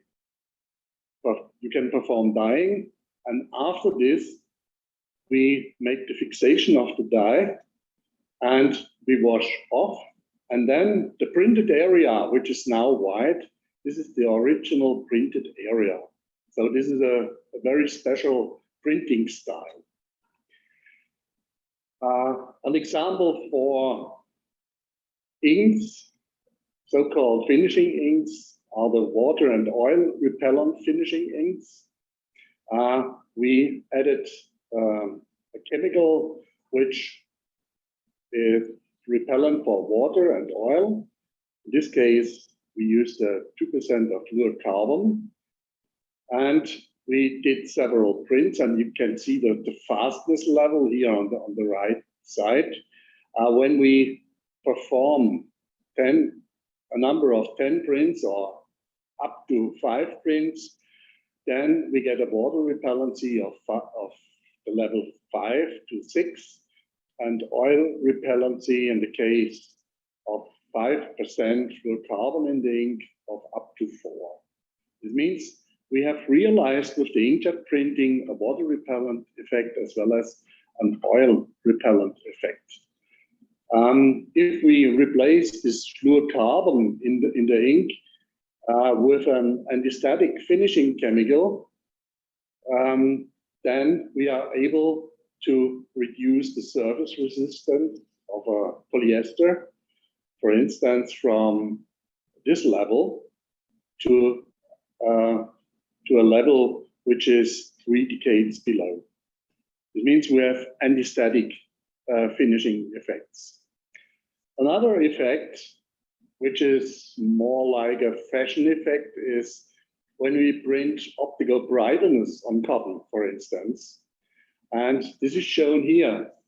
We have printed the ink on the surface, and now we illuminate it with UV light. And it's like magic. The logo IDCF appears when illuminated with UV light. Another example is a so-called security ink. We have developed some years ago a so-called security ink, which is based on infrared markers. And we print a data matrix code on the textile, which is invisible for the human eye. And it provides a very high fastness. And when irradiated with infrared and analyzed with an infrared camera, it can be visualized. We will show it here in this small video. You can see on this printed pattern that you cannot see with your eyes, with the human eyes, that there is any code or any data matrix code on it. We have developed an app which can visualize this code. And you can see it now here. The code is accepted. This means in the background, there's a database, and the app compares the visualized code and compares it with the database. Electrically conductive inks are very important for printing of sensors, for instance. And what we did is to print on cotton as well as on polyamide foils and also on papers. And we used silver-based inks, carbon-based inks, and so-called electroconducting polymers. And what I want to show you is that the printing on a two-dimensional material, a non-absorbing material like a polyamide foil, results in much better surface resistance. This means much higher conductivity compared to a cotton. Because on cotton, on a textile, it absorbs the conductive material, especially the liquid ink. And then it's not on the top of the surface of the textile. This means in order to get higher conductivity on the textiles, you need either a pre-treatment, a sophisticated pre-treatment, or you have to print several times on the textile. And this is done if we increase the number of printing on the textile. And then we are also able to get a conductivity or surface resistance of less than 10 ohm per square. So if we use such sensors or such conductive materials, we are able to print sensors. I will show how we will do it. We print two electrodes, like a double cam structure, the so-called interdigital structures. They work as electrodes, and then on this material we print a sensing material. This is shown in a first example, this interdigital structure. If we use this as a switch, simply by touching it with our finger, our skin represents a resistor, and this is measured, and we use this threshold for switching the lamp here. This can also, the same procedure, printing on the interdigital structure results in a sensor for detection of movement. Here we apply a signal, stretching and relaxation, and we measure the resistance, and you can see we get more or less like a sinus curve. And we have applied such material also on composite materials. It means detecting whether the material is bended or whether it's crashed. And we measure the resistance, and we increase the periodic stress. It means an increasing amplitude. And what you can see, we get a significant increase or decrease of the resulting signal. It means we have a perfect interdependence between bending and the signal. Another example is a textile-based heating element.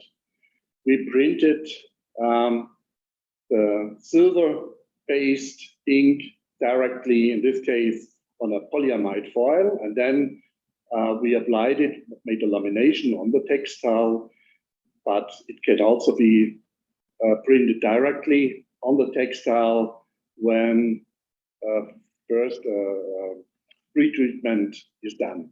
And then we can heat it up to 50 degrees. This is no problem. And one of the final examples, electroluminescence. This means printed light. We have made such a 7-segment display. It's based like this. We have the textile, we have an electrode, a luminescent layer, and a second electrode, and we apply a voltage of up to 120 volts. And then we get illumination. And you can see this is really printed on the textile. This means printed light. And one of the final slides is the electrical insulation. If we deal with conductive inks, we also should consider electrical insulation, and this is shown here.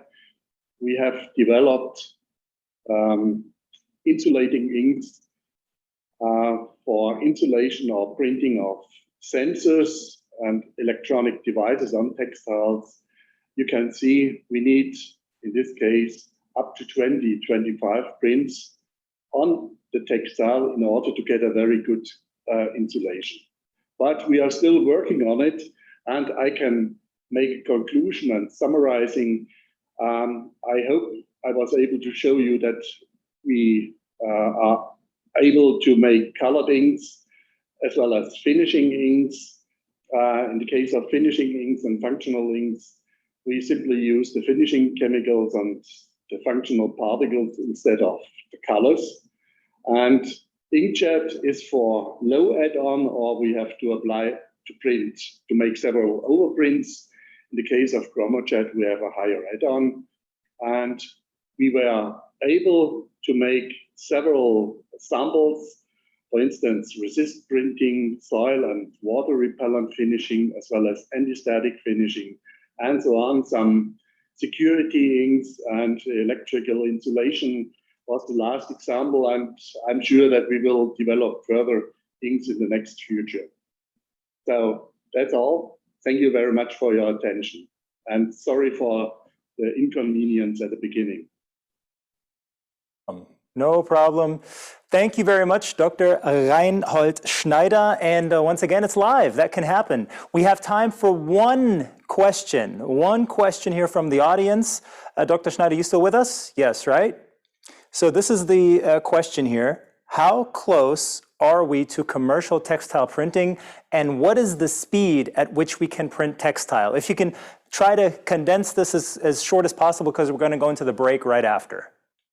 I think if we want to really print digital, the function and all these things, we need some more research projects in order to commercialize it. Concerning colors, we are in the commercialization. This means this can be realized, as well as security inks and so on. Electroconducting inks are very challenging, and up to now, even if we have a good conductivity, we have not a conductivity of metals so far. This means we need some further research to develop it, and I could imagine that within the next 2 or 3 years we will get much more commercial products which are printed digitally. Okay. So through 2 to 3 years, you'd say it'll take until we actually reach that point of commercial textile printing. But nevertheless, thank you very much, Dr. Reinhold Schneider. Very interesting also for a layman to see what is possible here today. And you enjoy the rest of the virtual Drupa. Thank you. Thank you very much. So, ladies and gentlemen, now it's time for a quick 20-minute break in which you have time to stretch out, sit back, relax, do whatever you have to do to come back fresh and revitalized for our next sessions, or grab that extra cup of coffee. And also, don't forget to visit the live web sessions where our exhibitors are presenting their latest technologies and developments. But be sure to be back on time for our musical highlight of the day with the performance of this year's Drupa song. Believe me, you don't want to miss that. Followed by a presentation titled Post-COVID Time, New Channel Opportunities for Food Brands. So, I've talked enough. You enjoy your break and be back here in 20 minutes.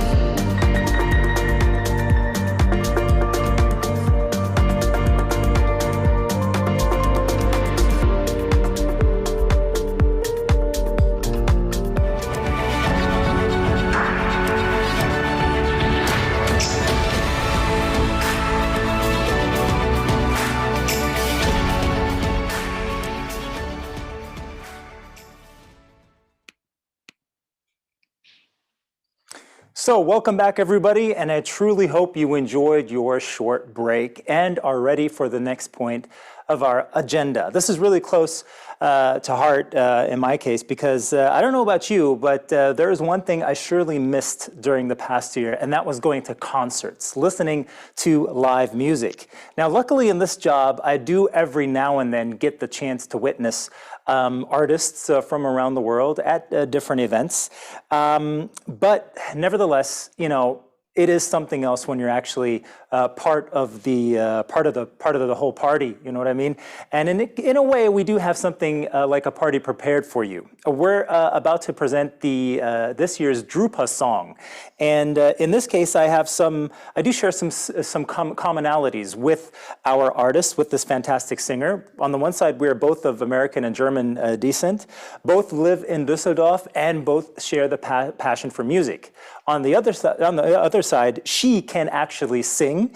She has won various awards in German rock and pop and has been a finalist on The Voice of Germany. So ladies and gentlemen, without any further ado, please enjoy this performance by the wonderful, the fantastic Bibi Thomas. Here we go. Hello and welcome to Düsseldorf. My name is Dieter Falk, and together with my son Paul, I composed the Drupa song. In case you didn't know, actually the very first Drupa song has been composed in 1986. And since 2000, there has been Drupa songs in every edition.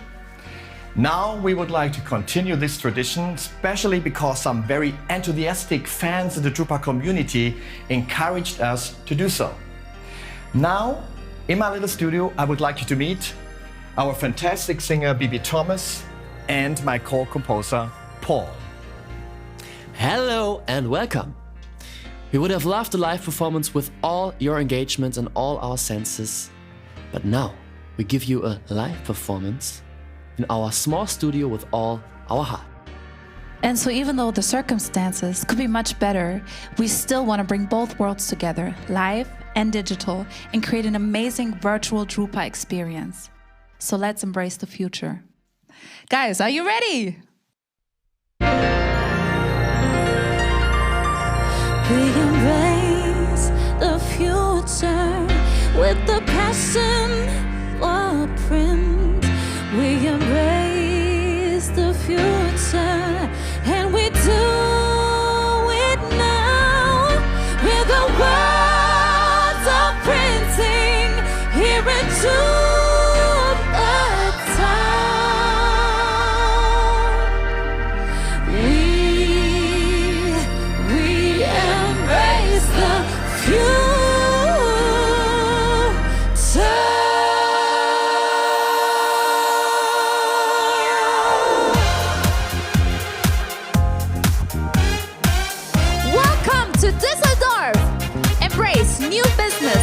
inspiration. Get an inspiring insight on the future of print. We embrace the future with the passion for print. We embrace the future and we do it now with the words of printing here into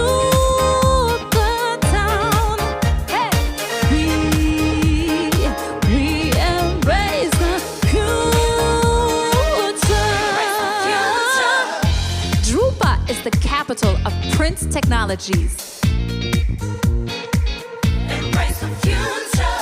Drupa stands for Innovation, Key Technology Trends, and Orientation. Embrace the future. The world of print is getting here to Düsseldorf.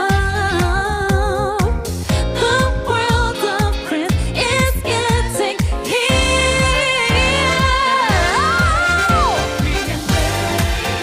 The future with the passion for print. We embrace the future and we do it now.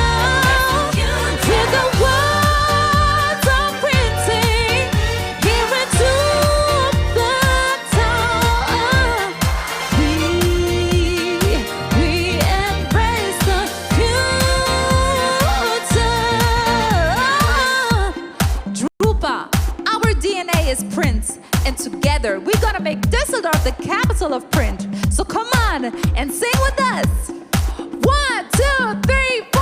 We embrace the future. Yes, can we do this one more time? That was amazing.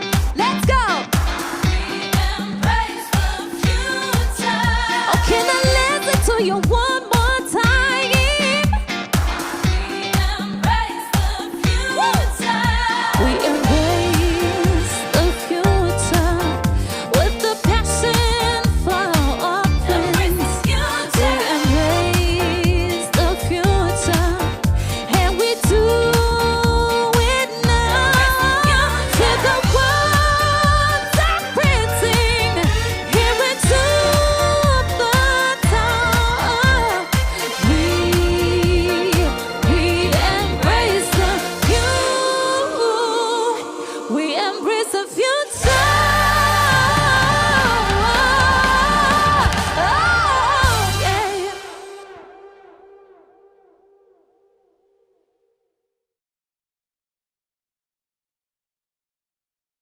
I'm not sure if you were able to actually hear the song. I think we read 1 or 2 comments of viewers, of guests who weren't able to hear the song. If you didn't, please excuse this. We're going to try to find out what the problem is, and we'll get back to you on that. But nevertheless, I can guarantee you a fantastic song. And if you know a bit about the history of the Drupa song, this has developed immensely since the first song in 1986. I'd say this was definitely the best Drupa song so far. Now, back to our sessions and our next topic, post-COVID time, new channel opportunities for food brands. And in this panel, we will hear about the new opportunities in alternative channels and e-commerce post-COVID, highlighting inspiring examples, as well as business design and also packaging challenges. And we'll also receive insights from a brand owner's point of view and illustrate the trends with recent brand examples. We're very looking forward to this topic, speaking with the founder of the Little Big Collective, Miss Vanessa Maineres. Also joining us is the innovation lead for packaging at Nestlé, Stefan Casey.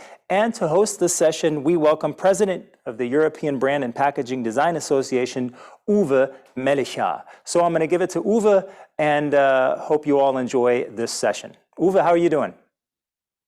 Thank you very much. Welcome to today's session. I'm really happy to present these wonderful colleagues, Vanessa and Stefan.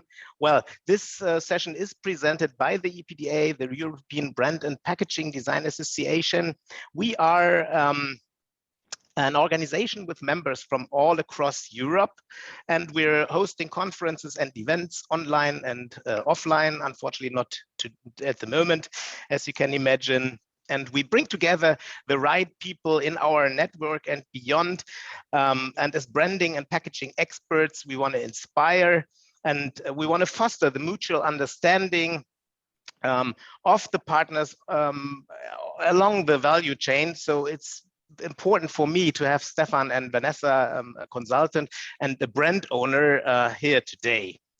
Well, we're talking about the pandemic, the post-pandemic time. At the moment, we are still in the pandemic, so it's a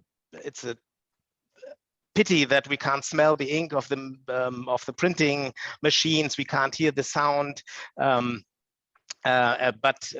so we have to prepare already for what's coming next. So the title of today's session is New Channels, Opportunities for Brands in COVID, Post-COVID Times. And now I want to introduce the two, Vanessa and Stefan. Vanessa is in the business for more than 20 years, has experience in food and health, marketing and strategy, and is a consultant, as I said. She's helping companies to navigate the early stages of product and service innovation. And Stefan Casey, he belongs to the Nestlé Product Technology Center as an innovation lead for packaging, which is part of the Global R&D Center for Confectionery. He's also, a packaging evangelist and in the business for many years. And now I would like to give the floor to Vanessa to start the content of this today's presentation. Thank you very much. Right. So let me. It's always the technology, the tricky element of the technology. Yes. Perfect. So hi everyone. So I'm Vanessa. So today we're going to be talking about kind of 5 key trends which are really accelerating during the COVID, but they were there before. So we're going to talk about the acceleration of the e-commerce, which everybody's aware of, but also the personalization and its impact on digital tools and system, and how vending machines are going to reinvent themselves post-pandemic. So what is clear is that during the lockdown, and I think it's true for all of us, we've discovered e-commerce for grocery. It's something that we've done for other industry, but it's really, really grown a lot for grocery. And probably in Europe, it's going to be representing around 10% of the grocery shopping. A lot of consumers are going to go back to their normal supermarket when they can, but some of them are going to stick to this new habit. And I think what really COVID has highlighted is the importance of customer experience and the quality of the experience, because there were also a lot of frustration. I don't know if, like me, you had problem with finding slots or finding your products. And during this pandemic, we didn't see only big retailers being successful, but a lot of small players have flourished because consumers were frustrated by the lack of services sometimes of supermarkets. But what we're going to see a lot is food brands increasing directly their sales to consumer. It's interesting to see that food in UK has been one of the biggest beneficiary of this trend. So brands directly, not going through retailer and supermarket, but selling directly. They're going to use a lot delivery companies. Actually, they're going to represent half of their incomes. It's not only UK, it's not only US. We see the southern country like Spain doing very well as well. So what I would say that it's not very clear today if the improved profit margin, which is a really beneficiary for the brand, is going to balance the cost of delivery, which is the big issue with direct to consumer. What we know is that consumers are going to be happy to drop their retailer site if they can get a better price, a better service, or if they can support more local producer.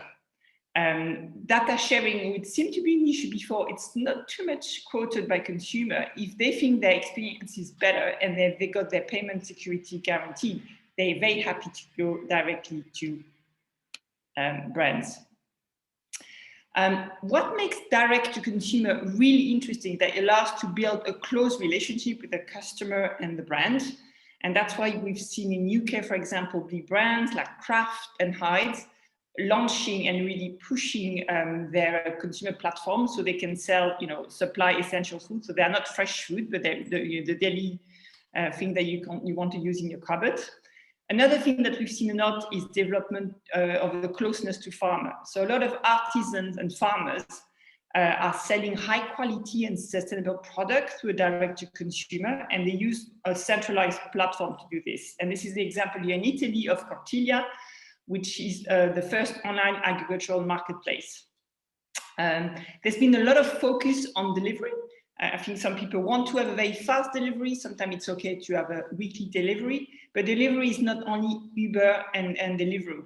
And we've seen a lot of small agile players like Gorillas in this instance in Germany, who are really disrupting the industry, offering 10 minutes delivery time, which is amazing. One thing I'd like to point is the rise of click and collect. Again, the delivery fee is a big issue. So we see a lot of different models. We know that in France, drive-through is really big, but we see retailers like Carrefour opening small city centers where you can click and collect your delivery directly in stores without needing a car. And we know that those kind of delivery are now representing half of the consumer purchase online in France. So direct to consumer can only win, I would say, if they offer a better experience than traditional e-retailers. They meet price expectations from consumer, and they offer seamless shopping experience. Another thing to add is that probably brands have to think, could they offer another brand at their brand, so that they really offer a breadth of product to shoppers. Well, thank you. That's exciting, Vanessa. We see that it does not only affect transport and offices, this disruption, but also the food and the packaging. So, but what does it mean for designers, for us designers? I think it requires that we rethink packaging beyond pack and focus more on the digital moments. So maybe you can tell us a little bit what's going on to connect these worlds with each other. Yes, I think it's probably a very exciting time for all the designers looking at this presentation. So what does it mean? You really need to think about your customer journey and all their digital moments. So when you think about the discovering, which is so important online, you need to think about your brand and brand assets differently, maybe more simplified, making sure that they stand out of the crowd and they are really linked to current trends. You have to think about the delivery, which is not something that normally we see the secondary packaging. The consumer want to make sure that there's a temporary evidence, nothing has been opened, that it doesn't arrive in a dirty manner. So the fabrics or the design you're going to use are going to be very important. And how much actually secondary packaging. We've all opened our box where we've got millions of secondary packaging. That's an issue. Concerning the opening, again, try to make it personal, try to make it theatrical. So try to surprise and delight the consumer, because that's part of the first interaction they've got with your product. A lot of online products are actually bulky product, big size, because they're special offer. So designers are going to have to think about how is it going to be stored, how is it going to be open and closed, is it going to be easy to recycle? These are really important elements when you think about e-commerce.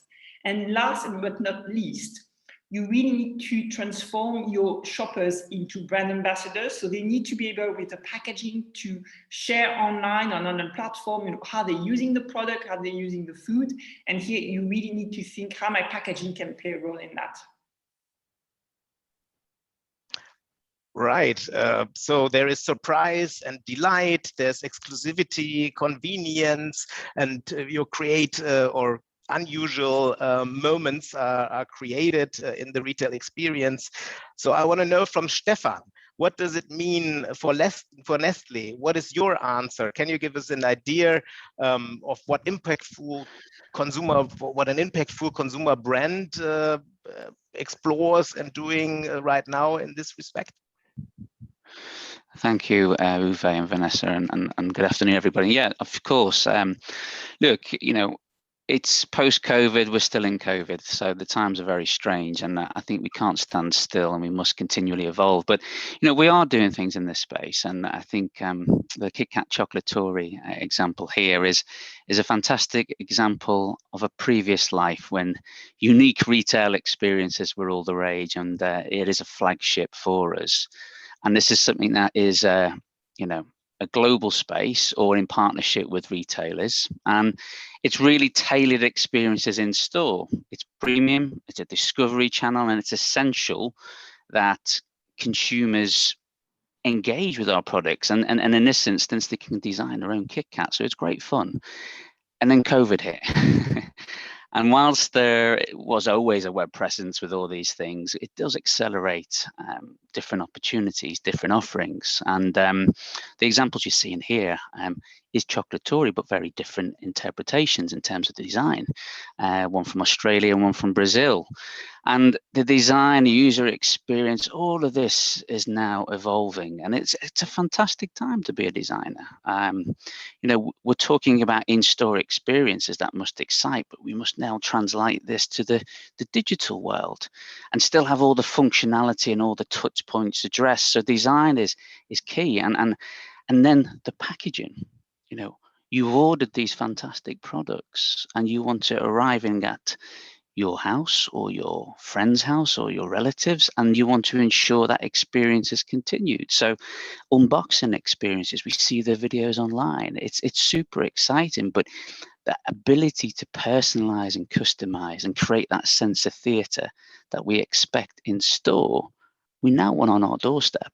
So it's a really interesting dilemma that we all face, but great opportunities for designers. Absolutely, I can absolutely see that. It's a great time for designers because we can go we can go beyond packaging, as said. You've said the personalization. That's a good key word, and I would like to ask Vanessa, do you have some insights for us what this could mean in our new world? Yes, so to come back to what Stefan's saying, personalization is going to be extremely important. I think that we always saw a personalization before, but it was probably for affluent consumer and early adopters. And now with digitalization, AI, and systems, consumer, everyday consumer will finally have access to personalized product. So here I wanted to share some example. Again, Nestle, a different category. It's food. It's Nesquino. It's happening in China. And it's a possibility to mix smoothie, mix and match. You also heat up the product because you've got this system, this machine. You also have L'Oreal, which is in skincare, and allows you to actually create the lipstick or the foundation that fits your skin, or that fits your style. And you use the machine and an app. So you see the mixture of solid machines and AI and app really working very well. So it's all about having things freshly done. That's why it's personalized. It's curated to your needs and even to your DNA. You see a lot of healthy product created to DNA test and getting professional results. What I'd like to say about system, which are machines and product, you have a machine investment. So the pricing and the business model is very essential, to make it work. And for designer, again, think about the design and the look of the machine, because they're going to be sitting on your kitchen counter. So you want to have a beautiful machine, and you don't want to have a shabby machine that's going to stay for ages. All right, there has already been one example from Nestle, but not from confectionery. So Stefan, looking at this pandemic situation we're still in, does or did this change your plans, and do you bring personalization even one step further? Question. I think personalization is great fun, and I think confectionery is one of those categories that really embraces it. It's a gift. We gift chocolate quite often, so the two go very much hand in hand. But it's also brand led. So each brand has its own engagement. So you saw the Kit Kat Chocolatory example where you can brand your own package in there as well. But if you look at another global brand, which is Quality Street, this again is a heritage brand, synonymous with the seasons of Christmas, and where big, large formats, which Vanessa touched upon, is quite common. But that desirability, that consumer engagement, we had just started the journey with this brand, and the marketeers did a fantastic job with our retail partners in bringing an established in-store experience where you could essentially pick your own product, out of this sweet range, which you can see here. My favorite's the green triangle, many others are the purple one, but that ability to add value through the product mix that you want, that was great. And then finally, personalization in a gift-worthy format, in this case, taking the humble format of plastic tub, which you get in the retailers, and adding the value from the images you see there to create something that I've still kept as a keepsake, is your own personalized tin. So I think what we've seen is, obviously this was an in-store experience, and then COVID hit again, and we've accelerated the digital side of it, and the team did a great job. And what you're seeing here is the value add of all of this come under one package, and again sent out in the corrugated wow factor with this tin, which is a considerable markup, but like Vanessa alluded to, the markup is there for the added value of gift, but also it does need to cover the additional cost of the supply chain. So, but super exciting. Wow, I'm also a big fan of Quality Street. I got it from my grandma a long time ago, and I would love to see her name on one of the boxes. But now something completely different. I would like to talk with you about vending. I mean, in times of COVID, this is quite complicated because office and transport is missing at the moment. But nevertheless, this topic is picking up again. So maybe Vanessa, could you tell us a little bit more about the new vending machines? So let's say that in Europe, vending has been really hit by COVID because people were not going to the office and they were not going to stations. So, but I truly believe that it's going to come back, especially because it's contactless. So you don't have issues of getting the virus anyway. But I think what's going to change, we already saw a lot of digitalization of vending, and it's going to be accelerated. So a lot of contactless is going to take place. And I'd like to show you what Sodexo is doing. So it's a catering company. And what they use is vending machine and app to actually really drive a multi-channel offer. So you have digital cafe, you can prepay with your iPad, and you have cashless services. So the whole experience is going to be fully integrated. You also have reward system. So much more advanced and integrated vending machine than before. We're going to see a lot of local producer selling super fresh product and healthy food. So I think the days when we only had snacks and sweets and soft drinks are over. People are going to be able to get much better food. And this is an example here of a farmer's fridge in Chicago. Vending machine are also there to have a customer experience. So I'll use again the example of KitKat. We have a lot of Nestle example today. And that's a machine that you find in an airport. And when your flight is delayed, you can actually get a reward and get a candy from the machine. We're going to see vending machine in new locations. There were examples during the lockdown where it was in condominium because people wanted to be able to get nice food without going to a shop. And that's an example of Fresco Frigo in Italy. And the IoT is going to be used to do really clever stock management and refill with an issue. And last and not least, we're going to see a new generation of robots which are turning vending machine into ovens. And this is an alternative to a pizza oven that you can find in Scotland. So lots of exciting digitally driven innovation. Well, big changes in vending. It dates back to the 19th century, the first vending machine. But now we want to wrap up our session. Thank you, Vanessa. The last word is with Stefan telling us a little bit about sustainable future and what you are doing in Nestle. Thank you.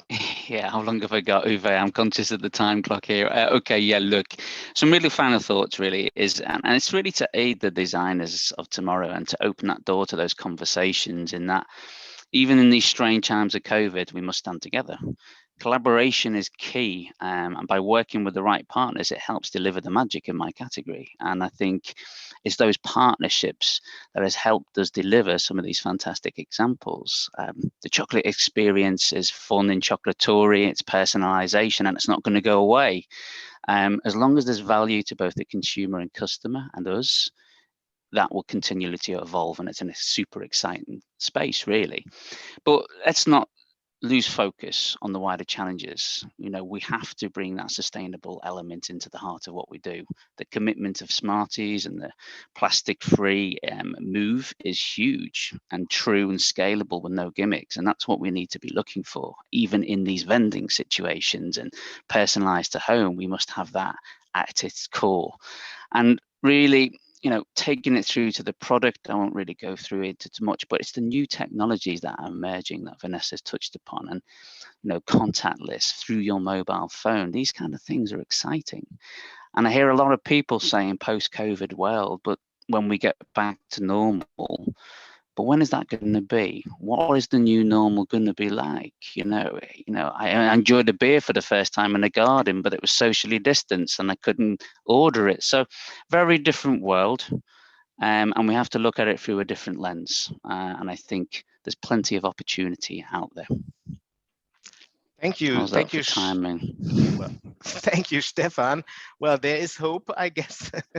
So we're facing some new opportunities also for packaging and for food business in the future. That was it from our side. I think we don't have time for question and answers, unfortunately. So thank you very much for listening in. This was brought to you by the European Branded Packaging Association, EPDA. Thank you very much, Stefan. Thank you very much, Vanessa, and hope to see you again soon. And I'd also like to say thank you very much, Uwe, for hosting this session. And yes, like you said, there is hope, but no more time for questions. And all that talk about chocolate definitely got me craving chocolate. So why don't we move on to the next topic so that I can forget about that for a while. We're going to be talking about completing the picture. And for a circular packaging system to become a reality, many pieces have to come together. And in this keynote, the puzzle pieces of inks and coating will be revealed and how they make circular packaging not only colorful, but also complete. Now, the puzzle pieces covered include the enabling powers on reducing, on reusing, and also recycling packaging on a design and system change level. Concrete examples will make the enabling powers tangible. I'm excited to hear more about this. And for this, I'd like to hand it over to the head of Circular Economy Hub at ZIKVAK. Here is Alina Malm. Alina, are you with us and can you hear me? I'm hopefully with us. I can hear you. I can say that. All right. So it's all up to you. Enjoy it. And I'll see you again for the Q&A afterwards. Perfect. Thank you, Chris. And let me just get rid of the biggest challenge of today, and that is probably sharing my screen. So I hope you can all see a screen and you can see the title page. If not, I'm not even sure how anybody would tell me. So welcome also from my side. Chris gave a great introduction, a great summary of what I'm going to talk about. And I'm looking forward to diving into the aspects of that. Before I do that, let's give you a little bit of perspective on sort of where I'm coming from and how I tackle the topic at hand. So I work for ZIKVAK. ZIKVAK is a global manufacturer for inks and coatings for packaging, and really has at its core the target to become a circular and digital packaging solutions company by 2025. So what I'm talking about today is really at the heart of what we're doing. And as a part of that heart, I have the honor of leading the Circular Economy Hub at ZIKVAK. This is a department, it's really more of a hub, a contact point that drives circularity inside of ZIKVAK, obviously, but also outside of ZIKVAK. And that's me. I'm fully committed, and I have the honor of sort of doing what I love, circular economy and driving system change as a passion, as a job, but also I'm human and I'm not perfect. And there are definitely the moments where I also still need to think about my system change. That said, let's look at the picture. If you go out and want to draw a picture, you first think about sort of what is the frame that I want it for? Where is the picture supposed to hang? Is it supposed to be a case that should enlighten your mood or calm you down? Thinking about the frame and also what I want to do is the same if we think about packaging and circular packaging. We're setting the frame. And the frame we're setting here is thinking with systems in mind. Let me be a bit more concrete what that means. The frame that we've chosen is one not to think in silos of only raw material supply, only printing and converting, only filling, and so on, but really thinking about a picture that fits into a frame of systems where the different components come together and network and reinforce each other. So now that we're clear on sort of what the frame is, where the picture should hang and what we're keeping in mind, let's look a little bit on how to actually give circular packaging a life. And what is our toolbox? What are our tools to paint that picture? There are many of them, and it's impossible for me to go through all of them. So what I usually like to do is give you an overview of the circular system tools.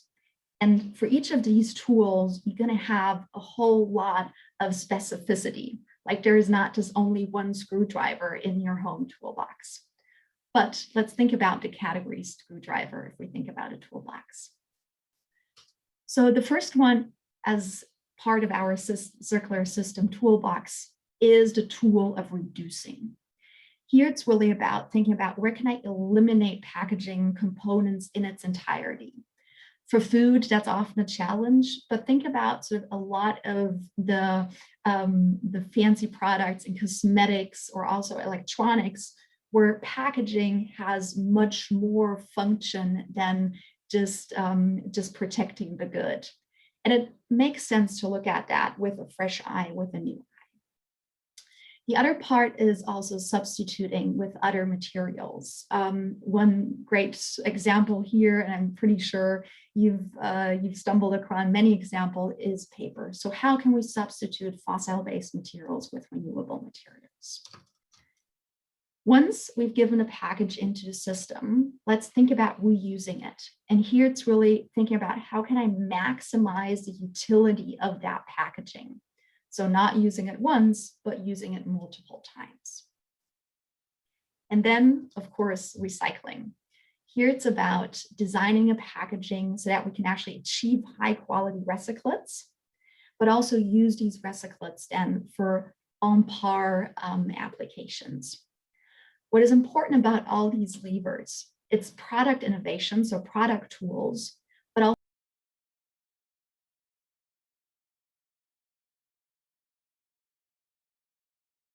structure.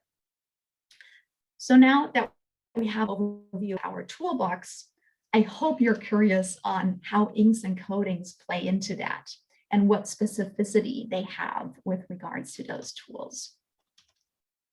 But before we do that, it's almost sort of my mandate to quickly point out that while thinking about circular packaging is a lot of fun, there's also greater purpose behind it, because circular life options can be packaging life-saving. What you see here is a picture of Munchen, Indonesia, before the start of Project Stop, which is trying to eliminate leakage, and which ZigZag is a strategic partner of. And this is a good reminder of what happens with packaging if we don't think of it in circular terms. By 2040, the macroplastic generation will have doubled. The leakage into the ocean will have tripled. And what is really mind-boggling is that the plastic stock, so the amount of plastic in the ocean, will have quadrupled. And there's also sort of a business claim to it, a business risk. That's why I say it's packaging life-saving. The cost for plastic waste management is roughly 100 billion by 2040. The revenue from that same industry is only 30 billion euros. Sorry, the profit, not the revenue, 30 billion euros. So if you think about that, these companies who put the product on the market would have to cover the cost, they would be bankrupt. So we're well advised to really work at lowering these 100 billion US dollars in costs for waste management by circular options. And the great thing is we have the tools, we have it in hand, and it's in our hand to really make this a change. So let's move to the sunny side again, to the colorful side. And here it's really that inks and coatings are an enabler for circular packaging. Chris mentioned it in his introductions. They're much more than color, even though that's what usually meets the eye. They really feed into the entire toolkit that we just saw. Reduce, reuse, recycle. So enabling circularity means rethinking packaging, not only from an inks and coatings perspective, not only from an innovation perspective, but really having a fresh eye on things. And I want to leave you here with two sort of tools on how to look at the same product, at the same system with a fresh eye. First one is thinking utility. So which purpose is the product actually serving?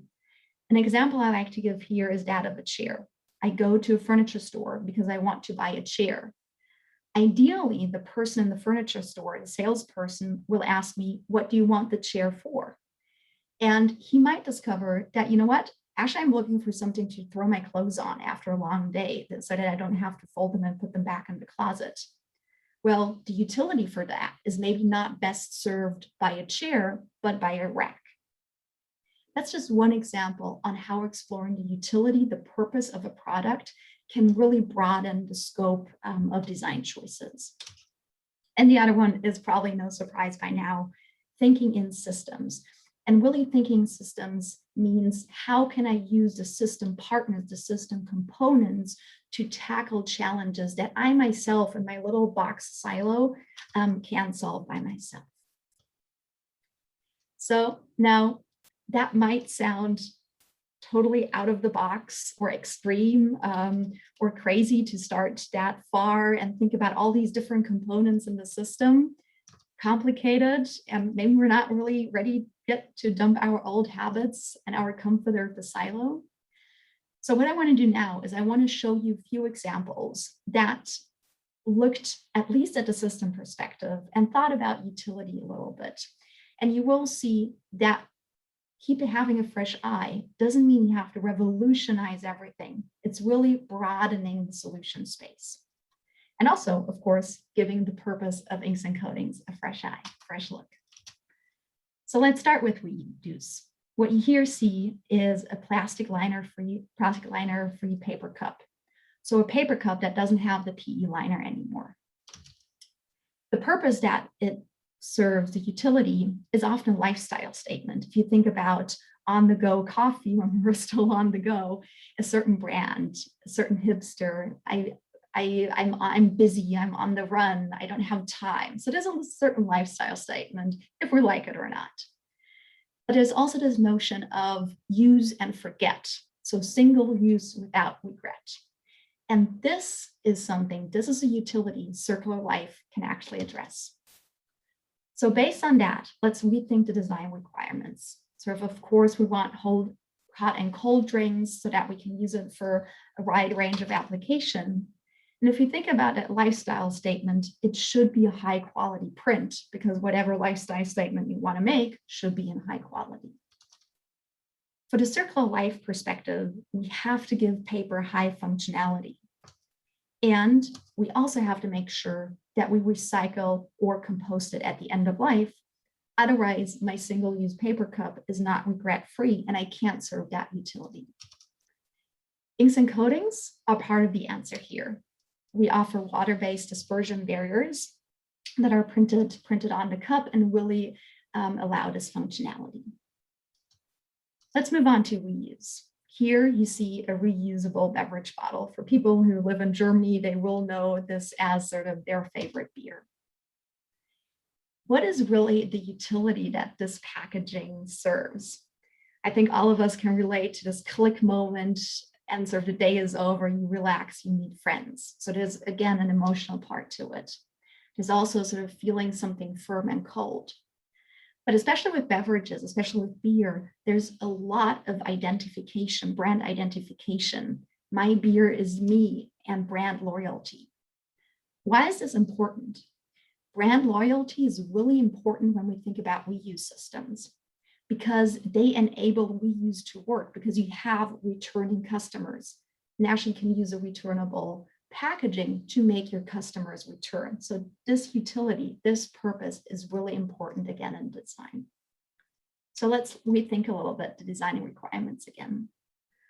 Obviously, you want differentiation, my beer, my brand, on a standardized container, standardized because it has to fit in the operating system of reuse. And it must be cost efficient. The printing has to be cost efficient, because there are some additional costs in running a reuse scheme versus a single-use item.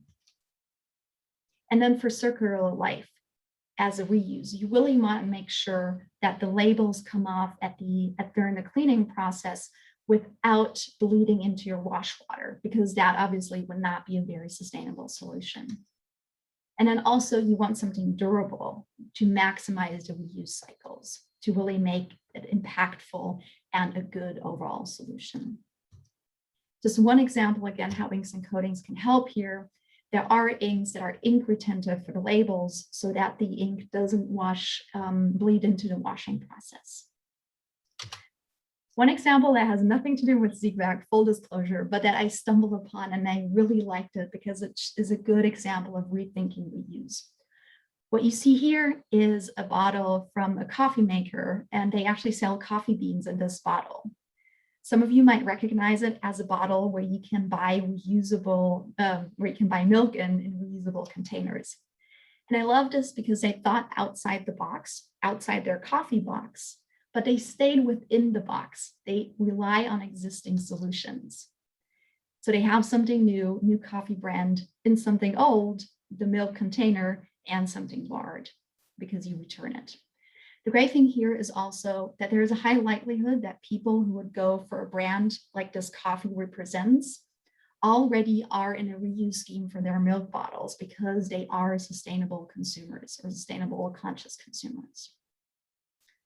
Now let's go back to ZQuick and let's look at the last part in our toolbox, recycle. What you see here is a monoplastic pouch for cat food. So you think, well, what's the big secret about utility of cat food? Let's think about it a little bit. Some people might have pets and you know what happens when you crunch the packaging, the cat comes. So it's a purposeful cat finder. Also, if you look at the product a little bit more, there's a huge identification component in that. So that my cat is as hipster as me. I don't know if you can see it if it's big enough, but these are spirulina treats. While my cat eats those, I drink spirulina smoothies. And because I'm conscious consumer, I also want to make sure that with all this, this great comfort, it's supposed to be sustainable, hence recyclable in this case. So if you think about how this package live, how many times you take it into your hand and what is in there, the little chunky cat food bites, puncture resistant is important. At the end of the day, this remains a cost pressured packaging, so high printing speeds are essential. And also remember that you want to do something good for your pet. So optical and haptic effects are crucial here, and they also contribute to overall resistance for the packaging. From a circular perspective, here we really have to look at technical recyclability. So how can we make the packaging design technically recyclable? One example here is moving from multi-plastic, for example, a PET laminate, to a monoplastic. The other part is how can we increase the incentive to recycle? So how can we make sure that once the package is recycled, the recyclate quality is really high quality recyclate, incentive to actually recycle the pack. Inks and coatings in recycling have so much role to play. It's almost impossible putting it all into one talk. So there is, of course, sort of the topic of barrier. So a printed barrier coating can go a long way in reinstalling some of the barriers that were taken out for the plastic layers and are often a more recyclable alternative than the barriers that are out there at the moment. Also, if we think about reinstalling capabilities, think about sealing. If you take out certain plastic types, the sealability of your packaging is more challenging. Lacquers play a great role here. And then also, you want to make sure that when this packaging ends up in the recycling, and hence today your extrusion process, that these ink systems are compatible with the extrusion process. There's one caveat in this, being the ink still on the package. No matter how good you design the package, as long as you have inks and adhesives and other stuff on the packaging, the recyclate quality will always be of a lower grade, no matter how innovative you are. As ZQuick, we look at it as sort of the next level. How can we get rid of the inks and adhesives and coatings that are a challenge for recycling today? And we promote de-inking as part of a future recycling process. And also here, inks and coatings are crucial as primers really enable the delamination if it's a laminate, but also the de-inking of the inks. So as you've probably noticed, I could go on forever and time is running and I'm aware of that. But I think it was a nice showcasing that inks and coatings really complete the picture and that the picture is important, that we come together and draw this picture as a system, because being alone on a picture doesn't really make that much fun. If you want to learn more, there's a lot. So all the social media channels, but also ZQuick has a white paper on circular economy. There are webinars that go into more detail on certain aspects of what you heard today. And also we have a podcast called In Conversation that covers different aspects that I touched upon. With that, I want to thank you. And I'm, to be honest, Chris, not sure if we still have time for Q&A. Hey, Alina. So thank you very much, first of all, for your presentation. Well done. No, we don't actually have time, but we have a question, and we definitely want to have this answered. So try to make an espresso out of this, okay? Okay. Not a lungo. Okay. What are the ingredients in ink which can be more, and now I have this weird, which can be more sustainable? There we go. Okay, because I have to make an espresso, don't look at the ingredients of the ink, look at what ink can do for your packaging. The lever, the positive impact we have by applying inks and coatings is so much more powerful than looking at the ingredients for ingredients purposes. Look at ingredients for enabling purposes. All right. That was an espresso for sure. Thank you very much, Alina. And you enjoy the rest of virtual Drupa. Great to have you. Thank you very much, Chris. And thank you all for joining. So, ladies and gentlemen, now it's time for a short break. Short means short, 5 minutes to be exact. We'll be back here at 1:20 with our next topic. And in the meantime, after you've grabbed another cup of coffee or stepped outside for some fresh air, be sure to check out our live web sessions, once again, where our exhibitors are showcasing their latest developments and technologies. Right now, by the way, Kyocera Document Solutions is on. So if you want to take a look at that, please do so. They're on another 5 minutes. And once again, at 1:20, we'll hear more about the potential of sustainable papermaking. Be back then.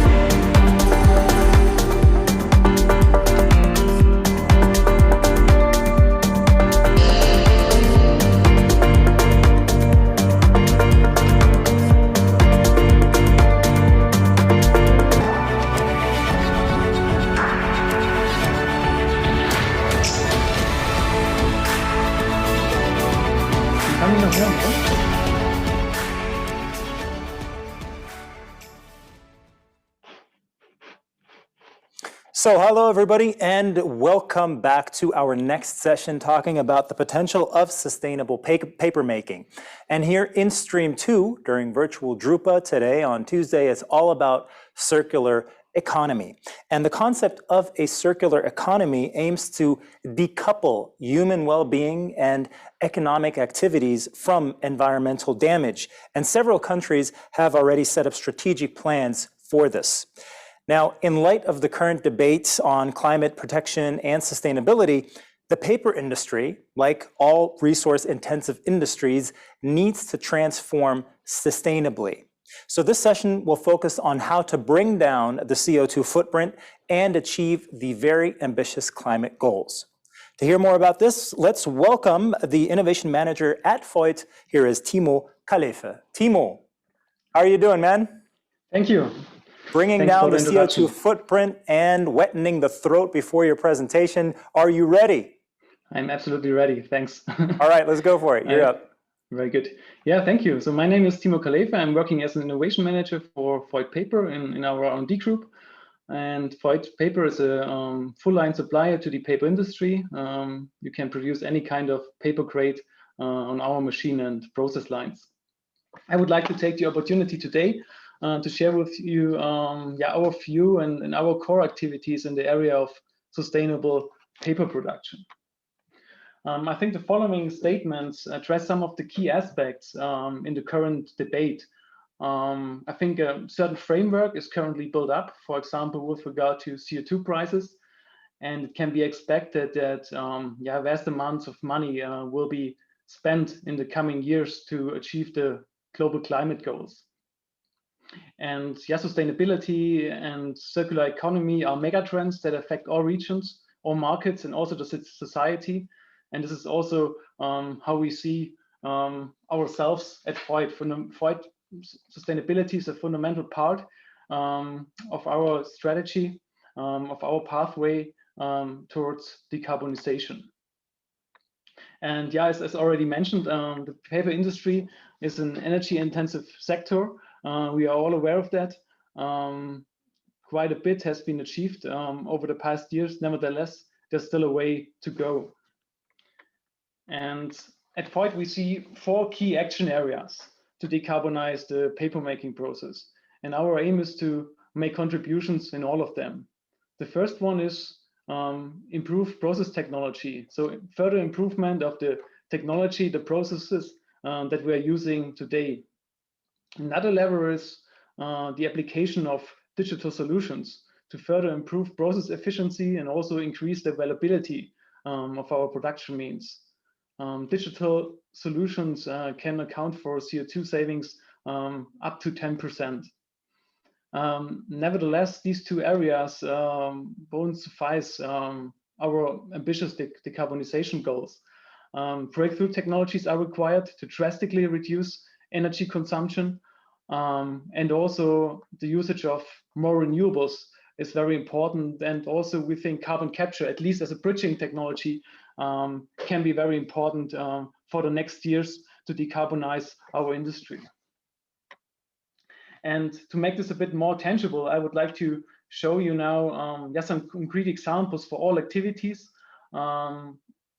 that we are pursuing in this area. And I think a very good example of what can be achieved with continuous development, our best-in-class stock prep technologies. Here's an example that for an OCC stock preparation line for waste paper, in comparison to 20 years ago, we could now achieve an energy consumption reduction of approximately 30%. And I think this shows very good what can be achieved with today's technologies based in comparison to the situation we had some years ago. On the next slide, you can see an example of the impact of digital technologies. So novel data-driven approach, process control solutions can increase the efficiency of our processes. And this means we can, for example, reduce the consumption of chemicals, energy, and fibers, which overall increases the whole performance of the machine, and which will result at the end in reductions of CO2 emissions. And with regard to a holistic view on mill level, I think transparency is very important. And here we have a new tool, our own view energy solution, and this enables machine operators, but also the mill management, to have full transparency about energy consumption of all processes in the mill. And this enables them to derive concrete measures to improve also the CO2 footprint. And as said, these kind of technologies are available today. But as already mentioned, we have, of course, also the ambition to go beyond that. And we are extensively working at Voith on a disruptive paper-making concept, a breakthrough solution, which is a wholly new concept that can drastically reduce energy and water consumption. And I think you can imagine that such a completely new approach has a different timeline than the other two examples, but we are extensively working on it, and we are convinced to provide the solution to our customers over the next years. And finally, with regard to these 4 action areas, I would like to show 2 activities and examples in the area of electrification of our processes and carbon capture.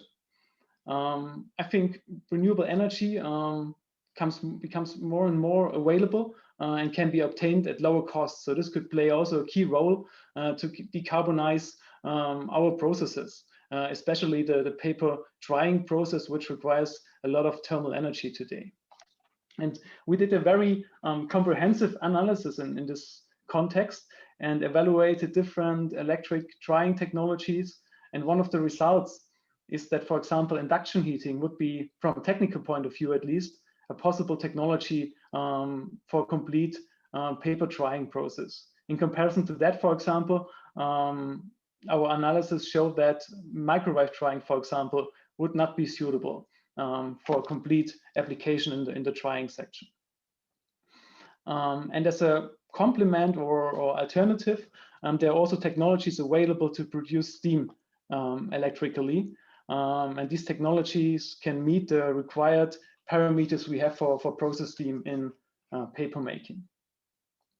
And finally, a topic I also personally like very much are novel heat pump technologies that are in their final development stage, and they can create or achieve heat sinks up to 125 degrees Celsius, which is not available today, and which could open new application areas for the unused low temperature waste heat we have in paper production today.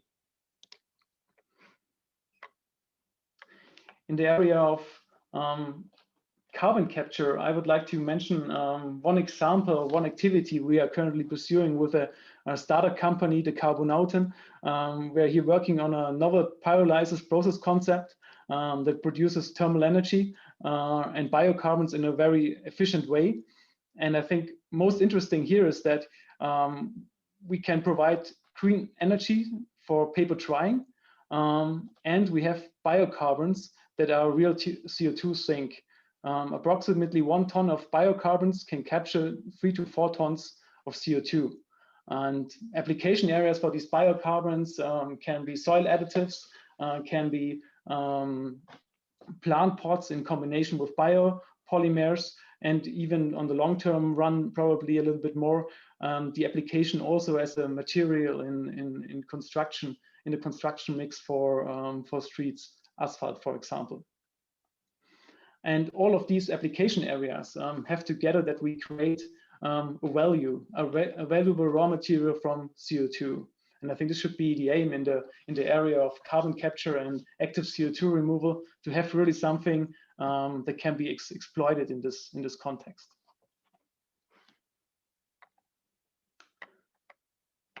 And finally, and to show also our holistic view on it, we are also pursuing the decarbonization of our wear parts that are used in paper machines, for example, fabrics or roll covers. And of course, the decarbonization impact can be created by an improved efficiency or improve performance in the paper making process, because this is directly then linked to the energy consumption, for example, but it can be also reduced by reduced CO2 emissions in our production facilities, in our internal processes. And we are making also great effort here. And yeah, of course, also the usage of biomaterials is an important aspect in this area of this cluster decarbonization of wear parts. Yeah, and I think sustainable paper production is not only about reduction of energy consumption and CO2 emissions. Also, freshwater consumption is very important. And we have, for example, so water is one of the main production means in paper production. We have already water scarcity in several regions around the world. So it's also very important to focus on this key resource we have in our industry. And yeah, Voigt is leading in the area of water saving concepts. On the left side, you can see a process scheme of our concept Zero Aqua Line. It's a closed water loop concept, a so-called zero effluent mill. So we do not produce effluent in this concept. We only need a very minimum amount of fresh water that leaves the process due to evaporation. And I think this is, of course, a very efficient process when it comes to the usage of fresh water, but it can create also additional benefits for a paper mill. For example, you can produce biogas from the effluent treatment, and you have also certain independency from you have local freshwater ability and effluent discharge regulations. So it's not only about absolute water scarcity in a certain region, it can be also very attractive for certain specific conditions. Yeah, and as an overview about that topic, we have 3 tailor-made concepts that range from a freshwater consumption of 5 to 7 or 8 cubic meters per ton of paper to less than 2 cubic meters of fresh water required to produce 1 ton of paper, which is then the zero effluent concept. And I think a very good example in the containerboard sector is our recent installation at Pro Group in Eastern Germany, which is designed for the production of 750,000 tons per year at zero effluent discharge. And this is really a novelty for such a high-speed paper machine.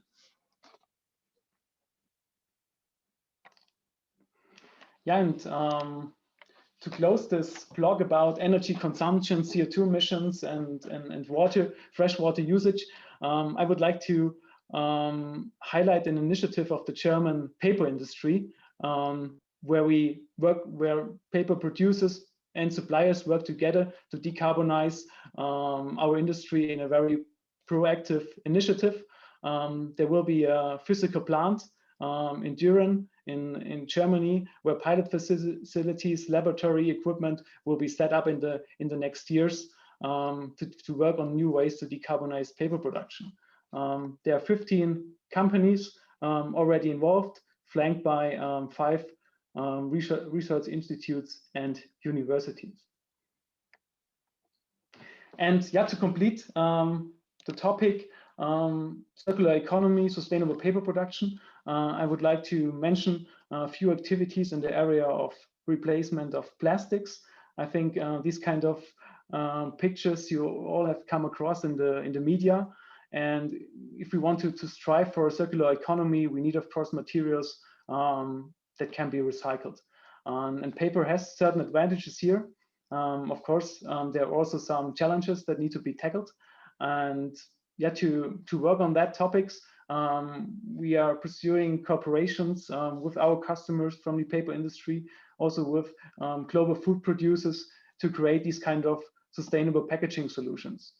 For example, by using fiber forming technologies, but also by using paper products with an increased deformability, which also requires complete new process technologies to add these kind of functionalities to paper solutions. And finally, of course, the development of sustainable bio applications is relevant for all kind of paper applications in the food sector.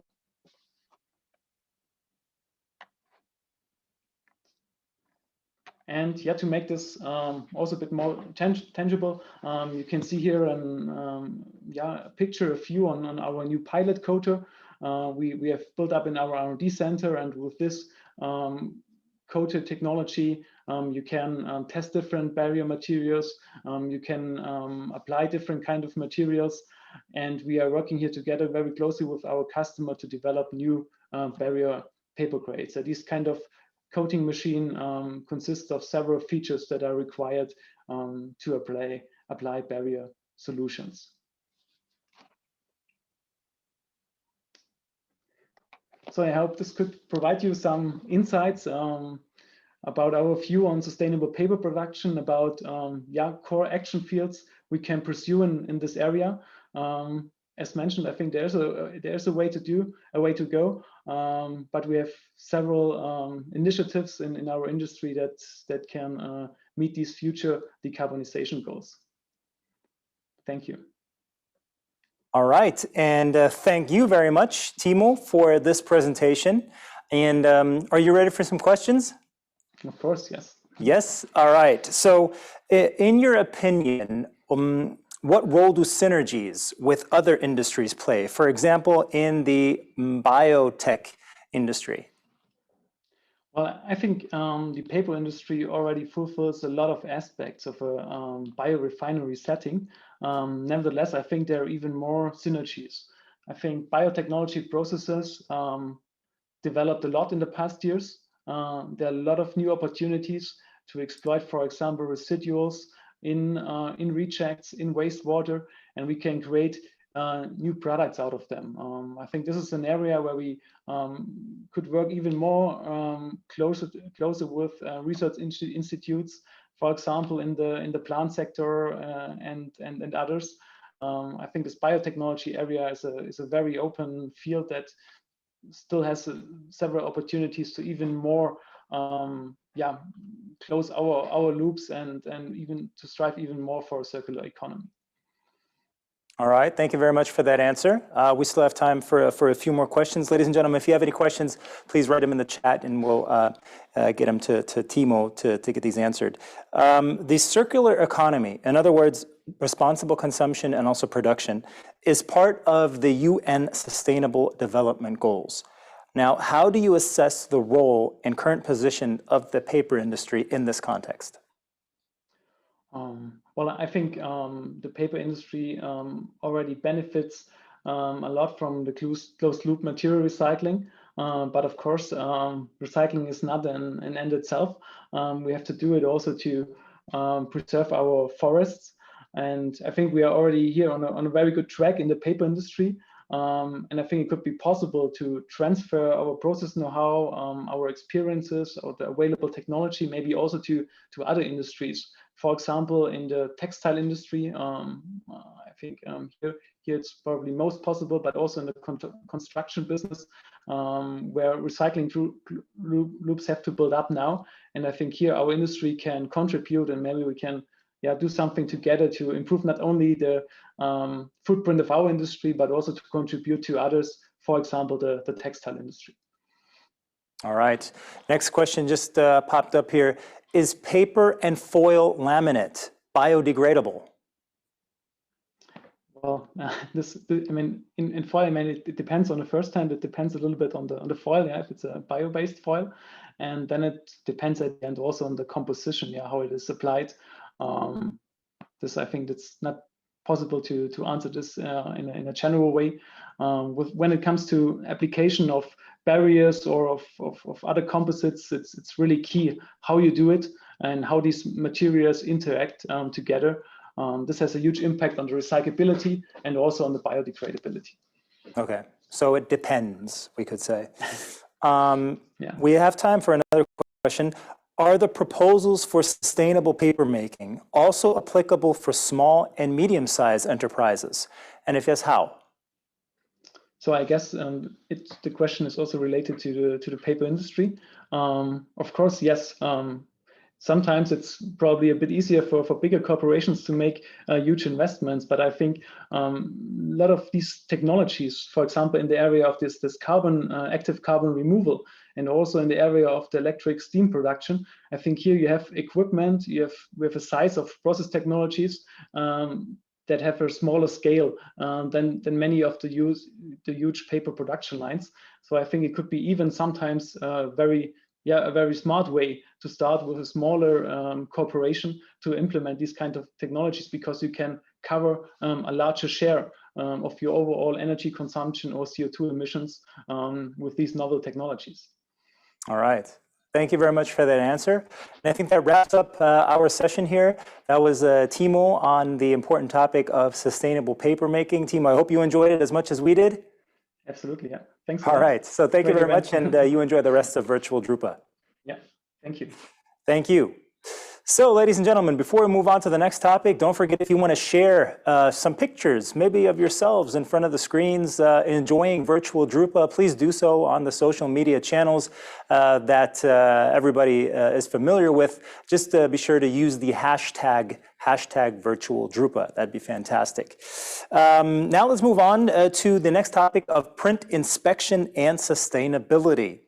And circular economy in terms of sustainability is the next big goal for the future, for the economy of the future. And we will discuss and explain how quality control as print inspection will not only save power resources, but also materials, and therefore helps achieve a more sustainable economy.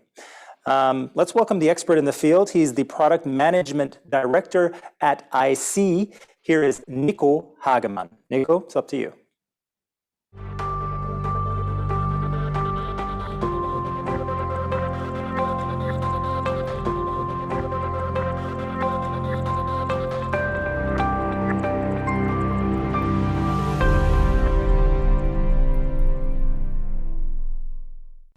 Welcome to Virtual Drupa 2021 and welcome to the Circular Economy panel.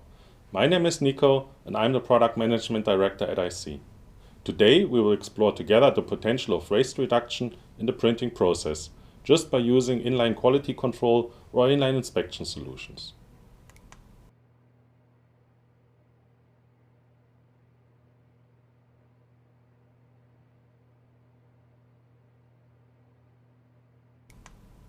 Let's start with a simple question that we are going to answer at the end of my presentation. So, what do you think? Looking at those three pictures, there's one that has something in common with print inspection. But which one and why? We will find out later.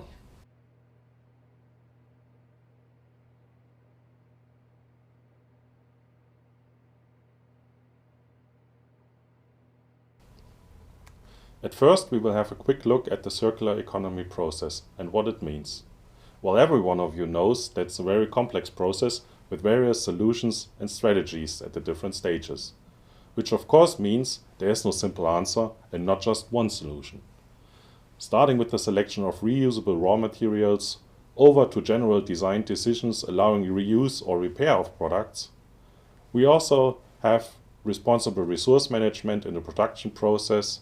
And of course, the whole concept only works with us, the end user, being aware of the process. That might result in a general change of our daily routines and behavior and our mindset. Last but not least, we have the recycling process at the end, before starting all over again.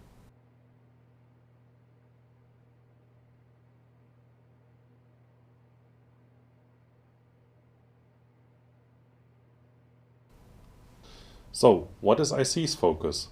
Well, definitely the production process, and in our case, the printing process itself. The goal is to reduce unintended waste in the printing process to a minimum. What does that mean in regards of circular economy? Of course, all waste material that's not generated at all will be kept out of the whole cycle.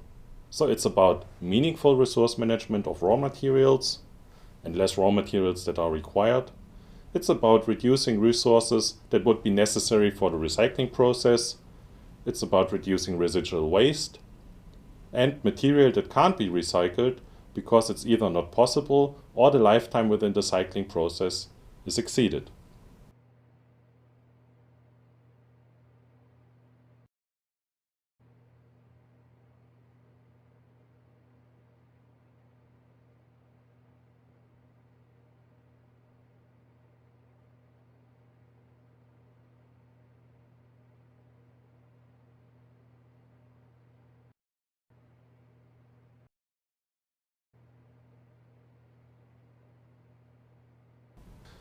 Especially residual waste is still an issue nowadays. Depending on products, raw materials, and processes in the printing industry, the recyclability and recycling rate differs. For example, it's easier to recycle a leaflet than a multi-layer compound like a label or a milk carton. There are various recycling programs already in place, for example, the Cycle for Green program for liner material. And then there's recycling through downgrading. It's good that waste material can be reused as something else, like a flower pot, for example. But that also means new raw materials are required to produce the intended product for the printing industry. And finally, we still have plenty of waste material that's not recyclable at all and only qualifies for thermal recycling.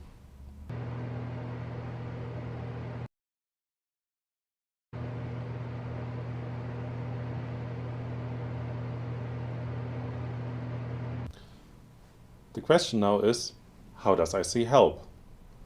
IC is a solution provider for quality control systems for the printing industry. We are offering a variety of products throughout the whole production process of a printed product. Starting with the artwork generation process and prepress to 100% inline print inspection in the printing process, to incoming goods inspection for brand owners. Pretty much all printed products can be inspected, be it labels, leaflets, folding cartons, or flexible packaging.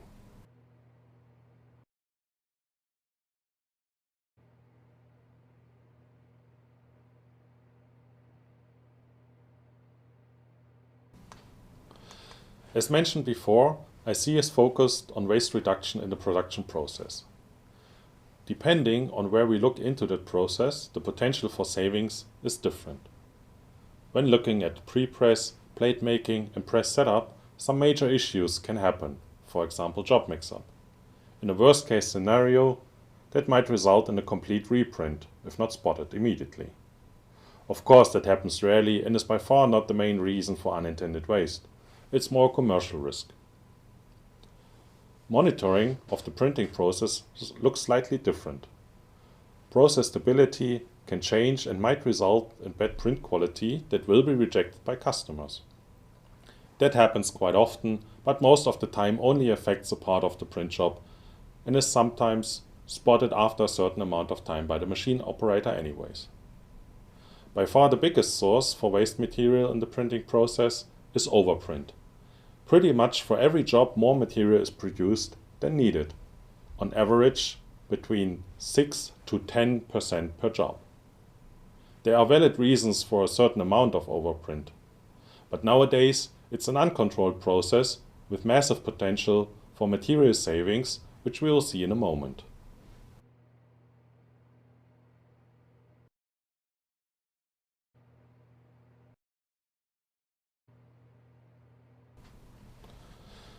So, what benefits provides a 100% print inspection solution on a printing press in regards of waste reduction? Well, it's pretty simple. It offers live feedback of the printing process and allows corrective actions in real time to reduce defective material to a minimum. Whenever the process is unstable, the operator will be alarmed and can react immediately. Also, a 100% inline inspection system always provides live data about the good material that has been printed. You can always print to the exact number what customers ordered, plus the necessary overprint, which for example will be used to set up following processes. So far, that's all been theory. Let's have a look at a real-life example from the label industry.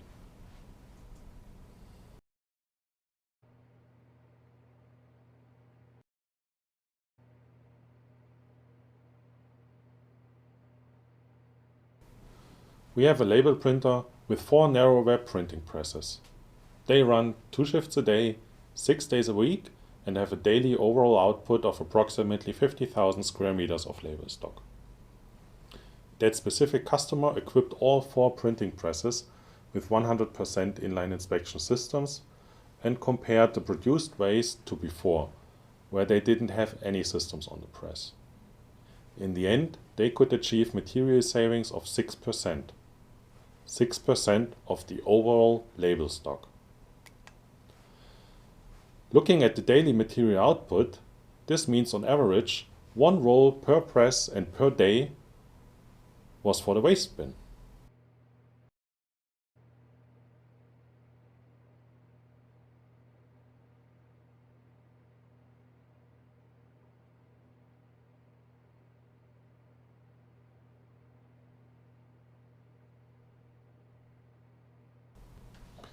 So let's get back to my initial question.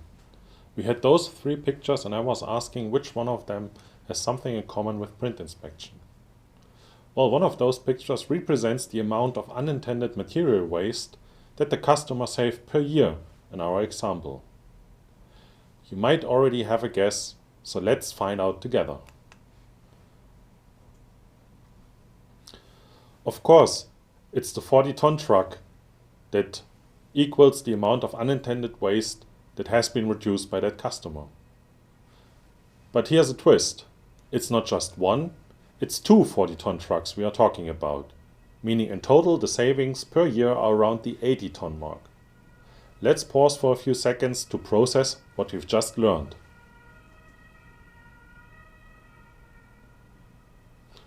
Of course, the potential of possible savings highly depends on how print shops work, what processes they already have in place, and what procedures they follow.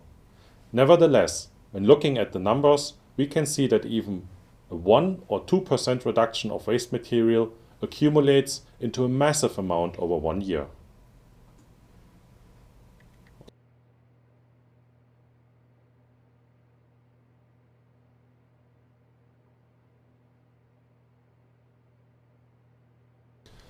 In our example, with 4 narrow web label presses and in a 1-year period, we can clearly see the impact of every percent of overprint.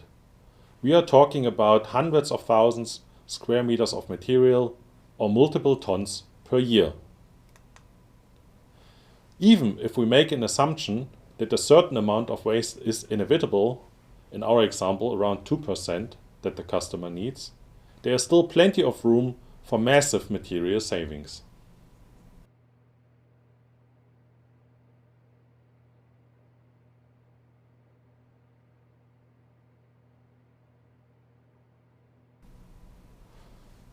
On top of the material savings, there are additional resources that can be used more efficiently. Converting the amount of waste production into production time or energy consumption, we can see that this accumulates to almost 150 hours per press within 1 year.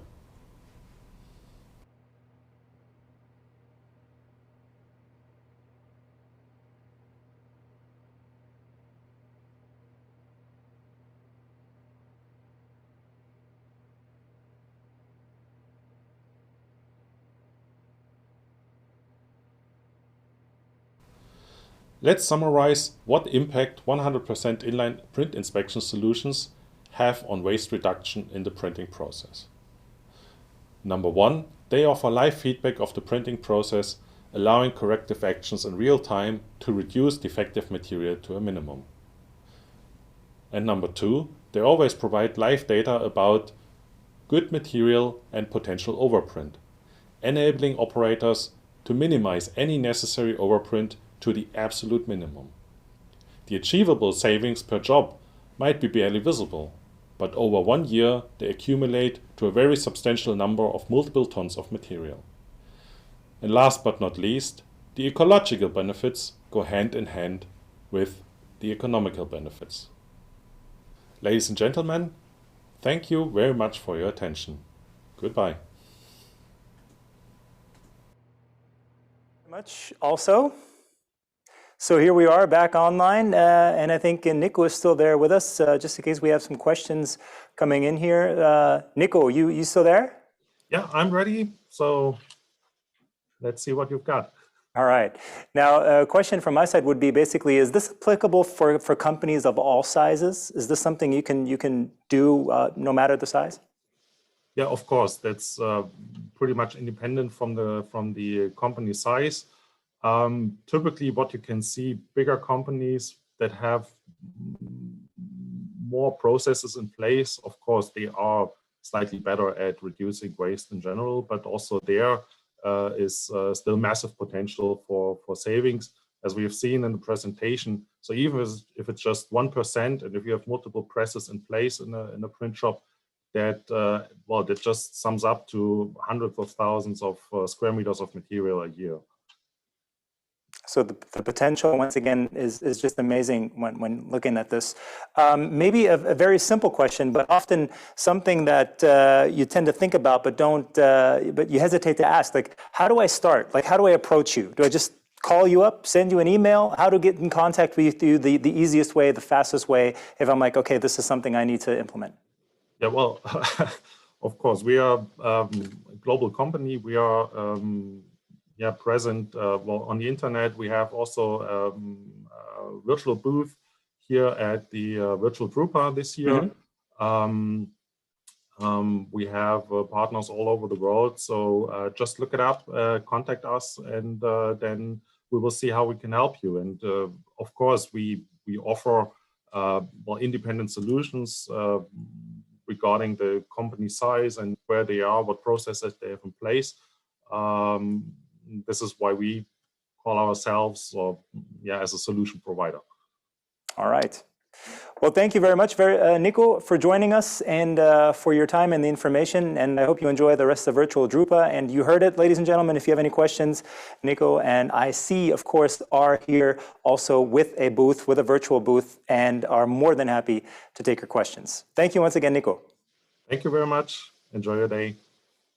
So, ladies and gentlemen, let's move on. We're going to stick with the topic of sustainability. This time, the topic is sustainable embellishment, contradiction, or competitive advantage. And from production and consumer purchase to the recycling facility, there are many questions that pop up, 5 in total. We're going to start off with, what is the life cycle of packaging with a Kurz decoration, for example? Which questions need to be asked to determine whether a particular packaging material or decoration is recyclable in the first place? Then, is there a packaging recyclable container available at the place of consumption? Do existing sorting systems and recyclers accept my packaging? What happens to the leftover PET transfer carrier that arises during the transfer process? And so forth, and so forth. Luckily, I don't have to answer these questions, but our next expert does.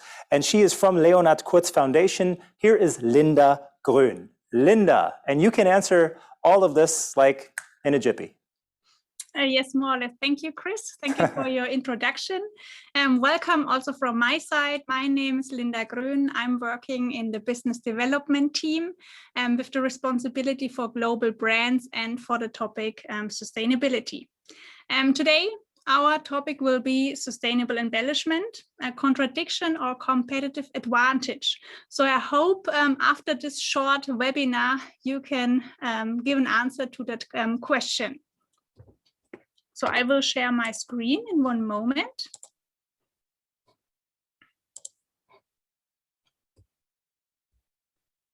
Okay, so let's start. I brought a short survey for you, which shows us that consumer expectations are high and rising regarding sustainability.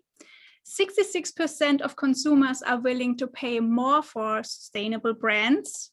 73% of millennials are willing to pay more for sustainable offering, and 52% are influenced by environmentally friendly packaging in their purchase choices. So this survey shows us that we as supplier, producers should do something better yesterday than tomorrow. And we as Kurz, we are a family-run business in the 5th generation since 1899. We are a global leader in thin film technology. We have more than 5,500 employees all over the world and global presence in more than 30 locations and production sites in Europe, Asia, and the USA. I brought this paper cycle for you, and this paper cycle will guide us through this whole webinar. And everything starts at the design for production, at design for recycling process. Then we will pass the production process from Kurz. Then we will go to the converter, to the printer, where, for example, this beautiful packaging is produced. Then we will have a look on the point of sale, and then what happens afterwards when the consumer buys the product and then throw the packaging away. And we as Kurz, we also defined 4 areas of responsibility, which reflects these 4 processes. So we will talk about the production process at our side at Kurz, the application process at the converters at the printers side. Then we will talk for sure about waste, because for our products, we need a 12 micron thick PET carrier. And finally, we will talk about the end product.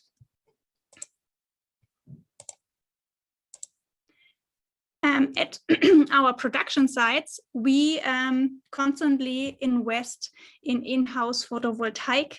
And this is not only a German approach, this is a global approach. For example, we already installed in-house photovoltaic at our production site in China, in Hefei.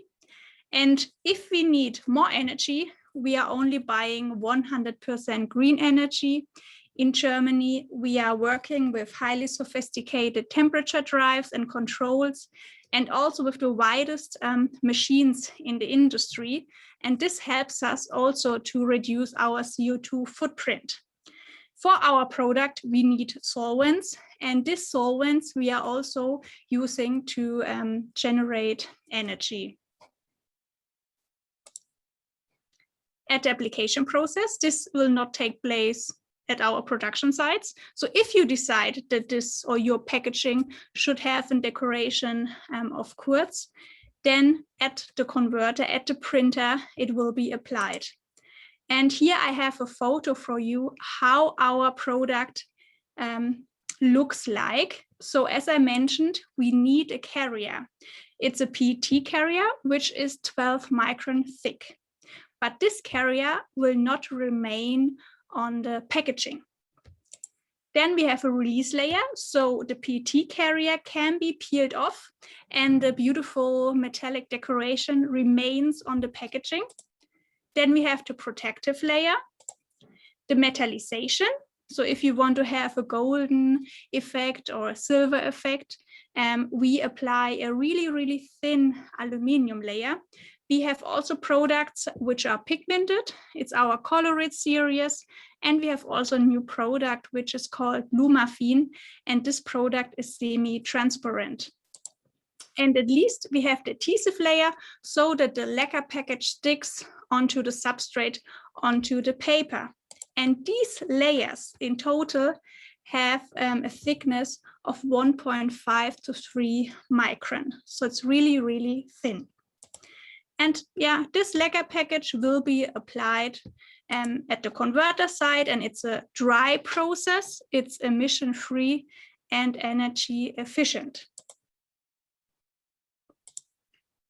And now we are passing the topic waste. We need a PET carrier. And at the moment, this PET carrier remains in the industrial waste stream, so at the converters, at the printer side, and has no contact to the end customer. And at the moment, this PET carrier will be used for energetic recovery.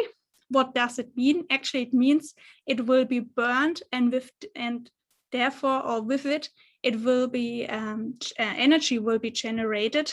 But actually, this is not our wish. We want to have the resources, the material of our planet in a long term into the loop.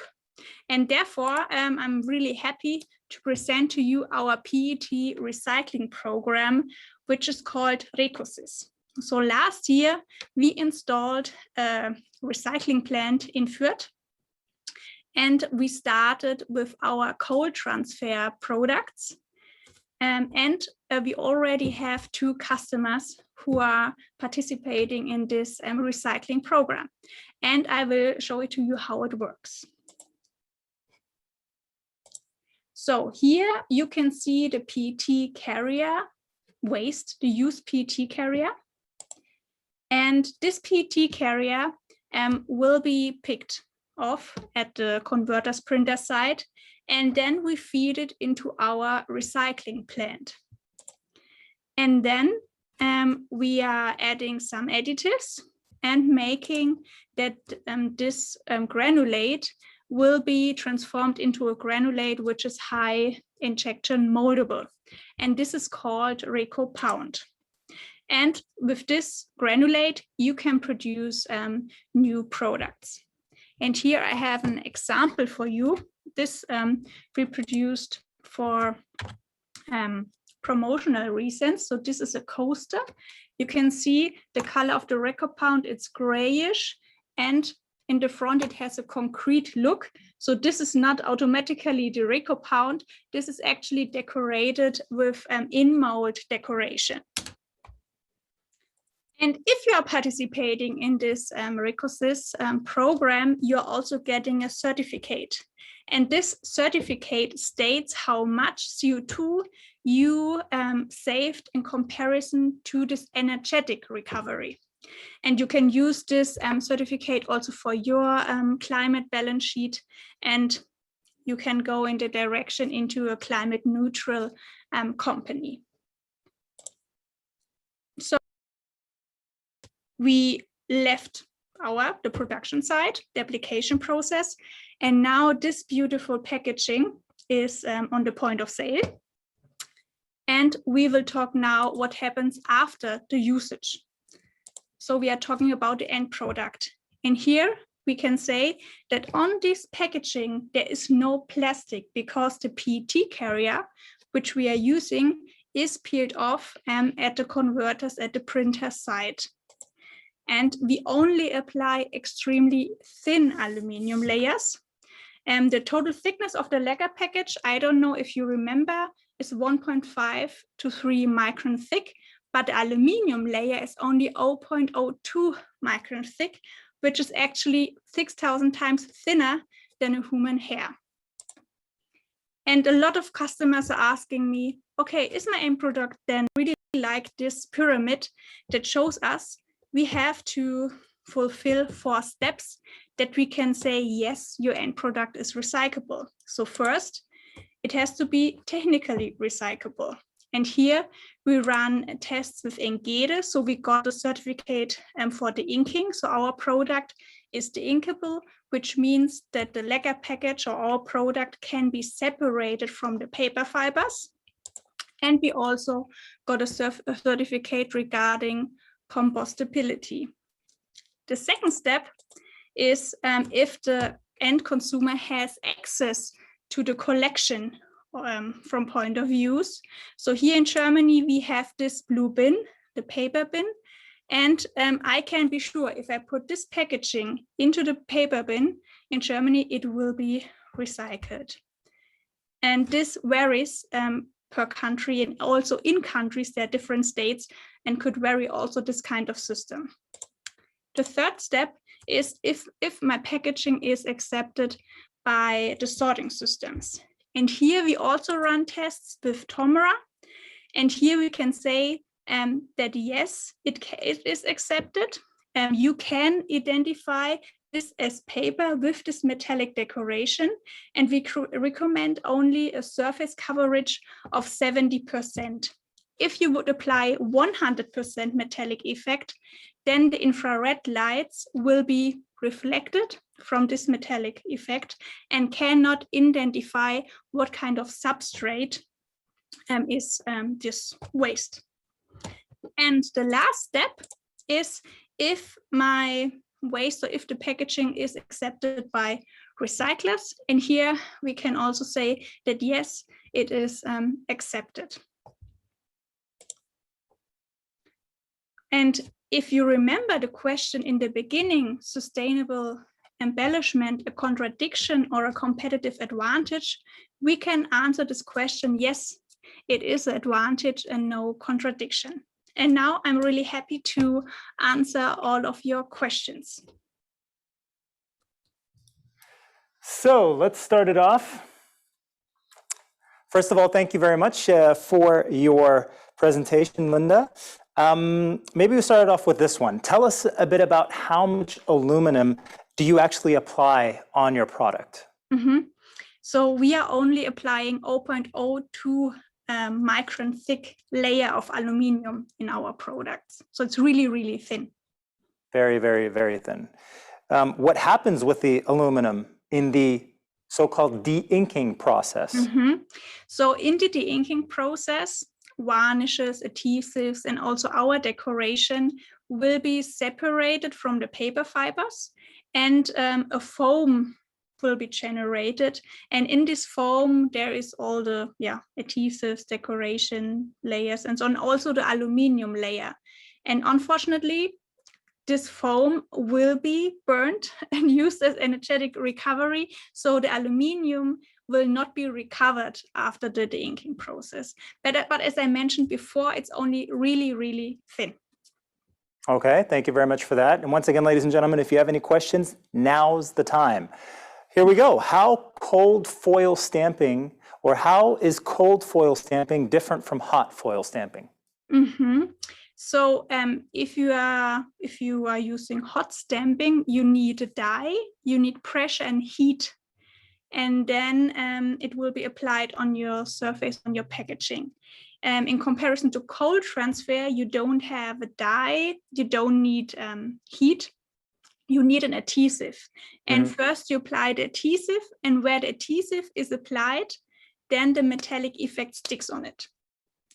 All right, thank you very much for that explanation. Next question, once again, keep them coming, ladies and gentlemen. Do you want to substitute the PET carrier with a plastic-free version? So actually we are working on it.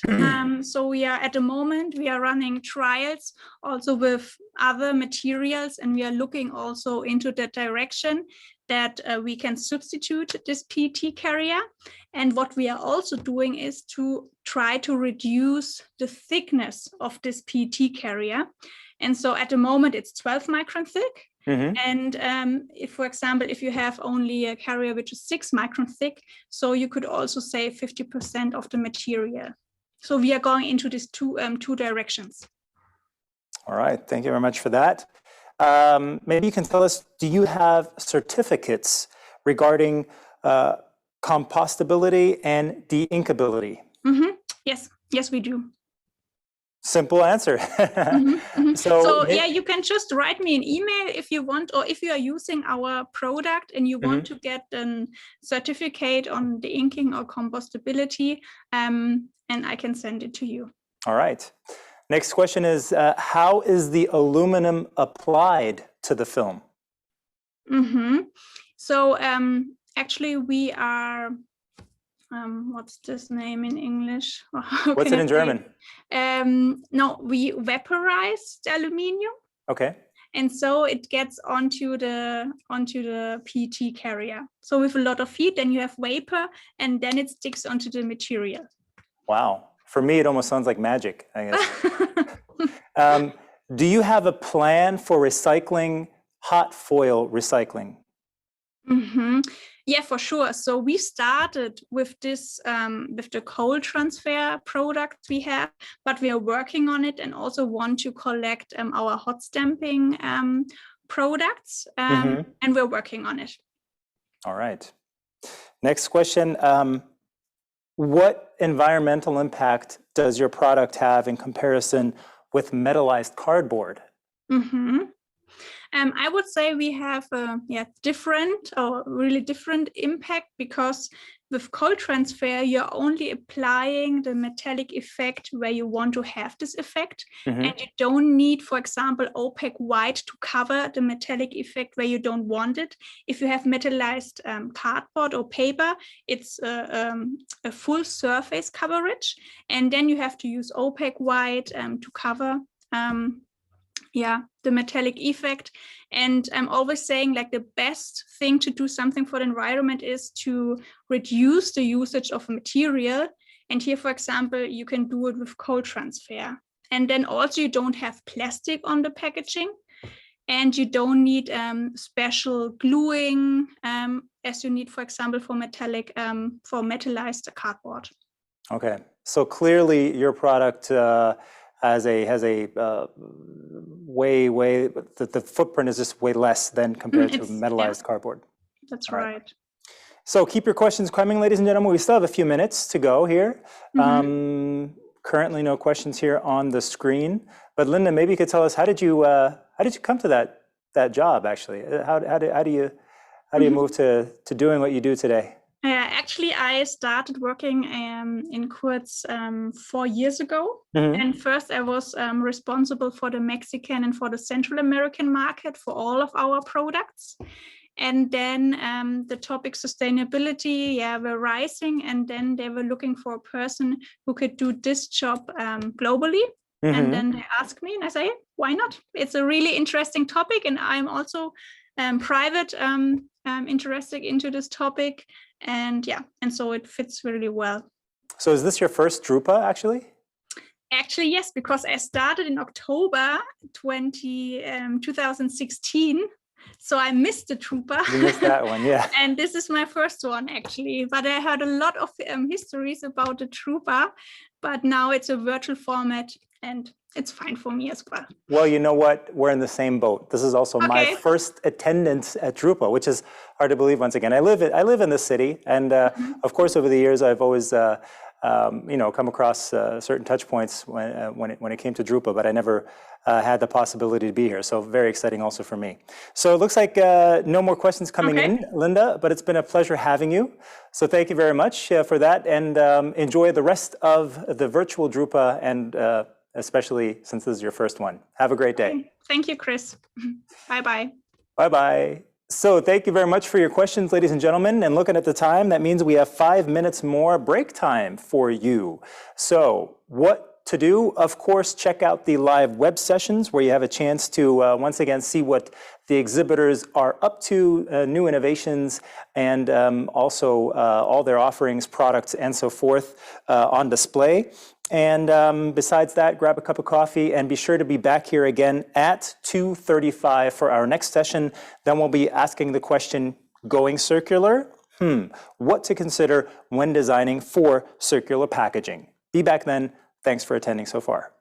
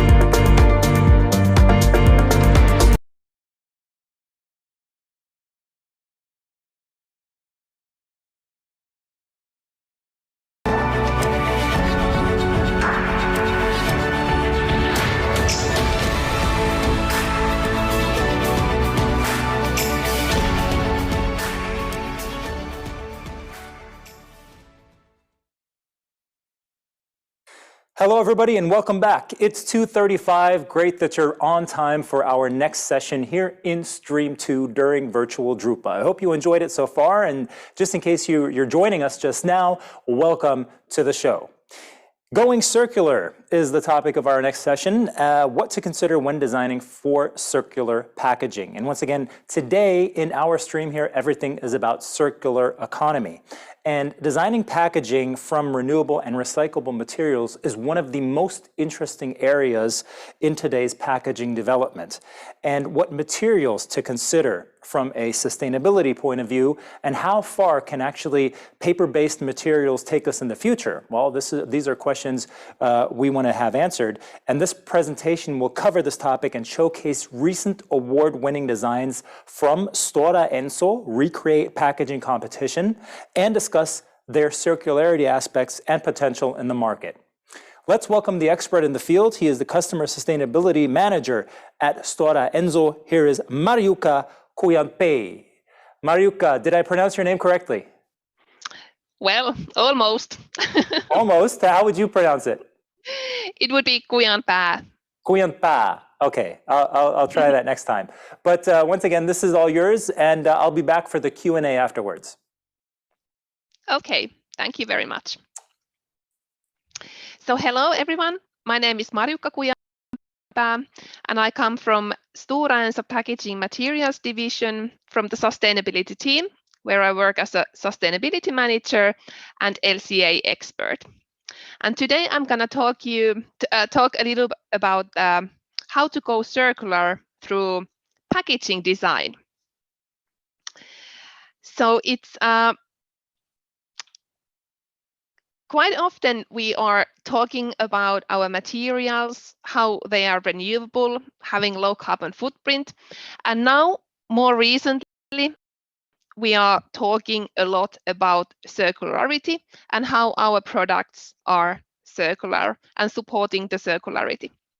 So when we are designing our products, it is very, very important also to assess the circularity and the end-of-life aspects. What are actually the three principles that shape a circular bioeconomy where we actually now need to transform? So we need to transform the fossil-based linear economy to circular economy that is mostly based on renewable and recyclable materials.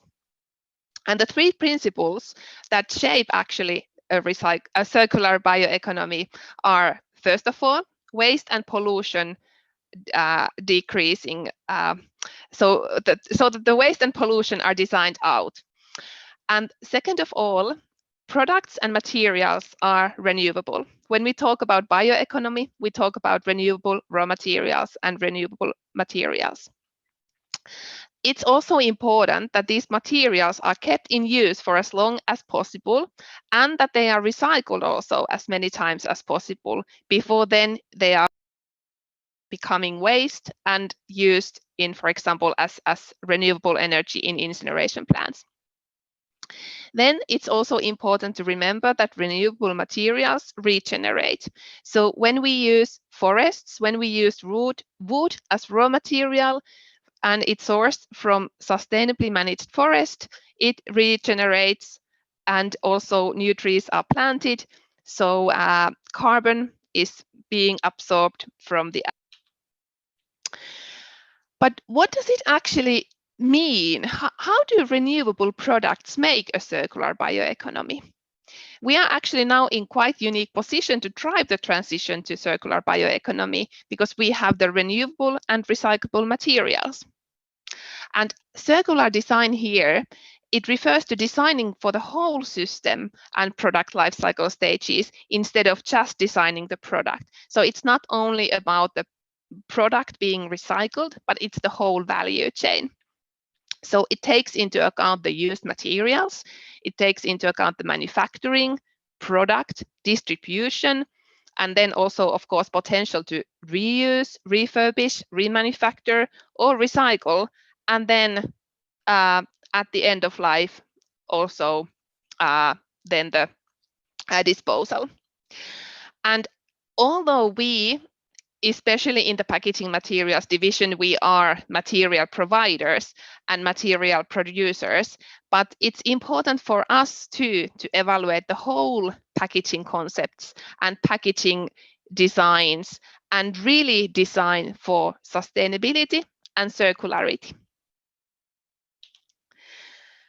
So what does it then mean that we are designing for circularity or designing for sustainability, and what are kind of the core guidelines there?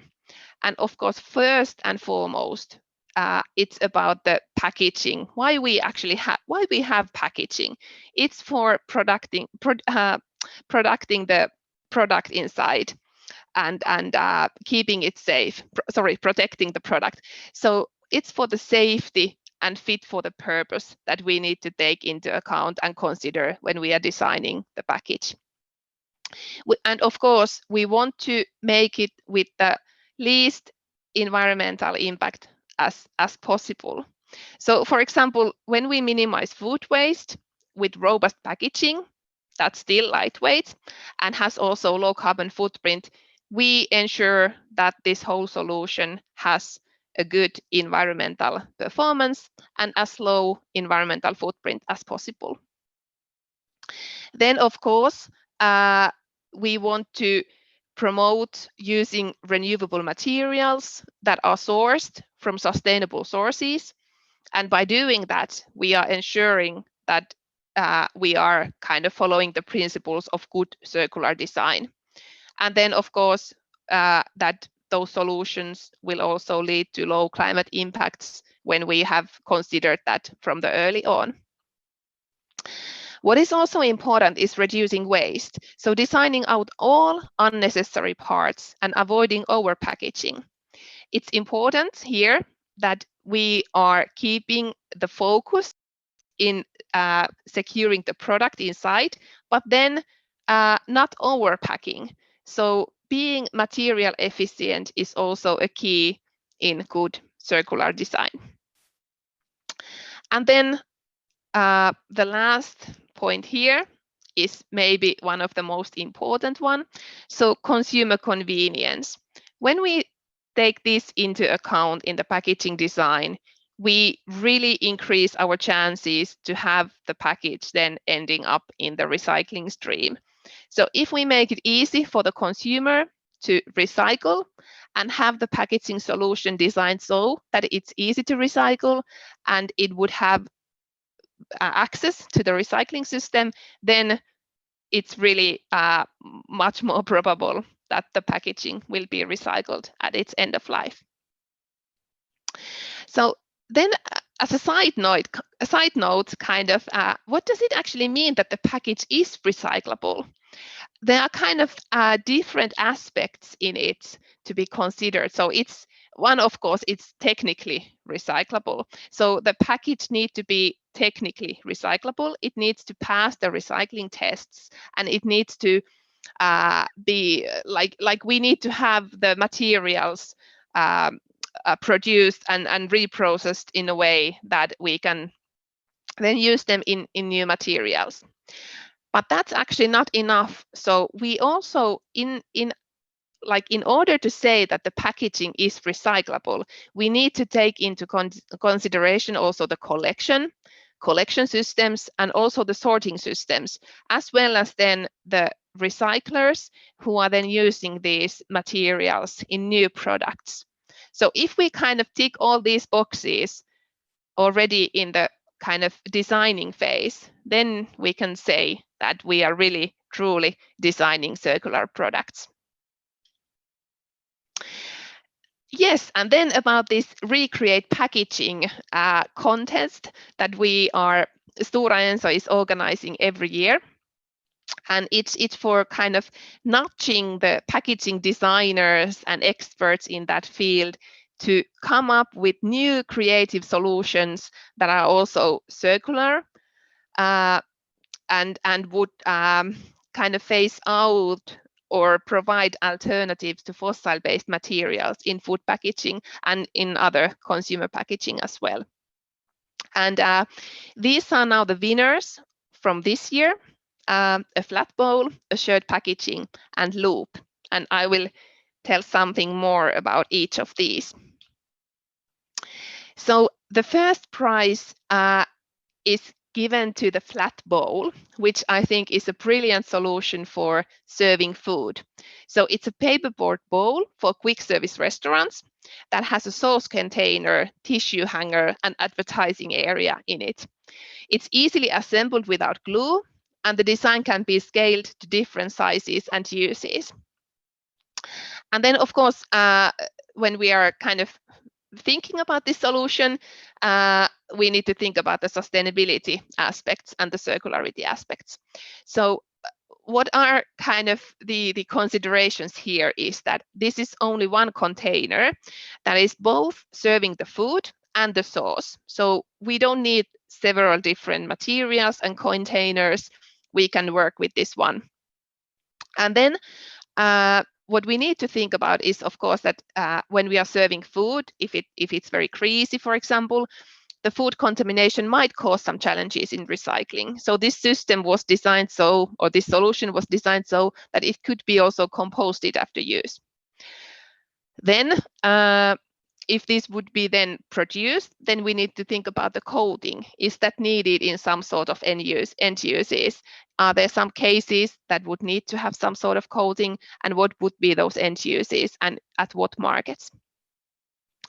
But after all, this has a very good substitution potential.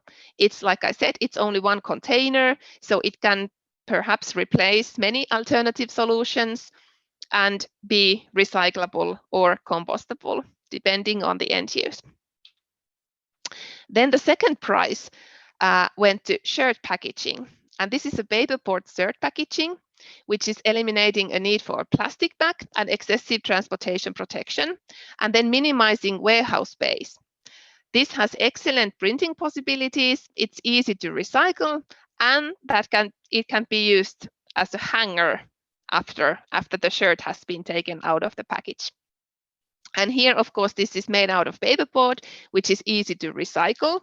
It has access to recycling in many countries, and only one material is used instead of several different materials that are needed for the packaging.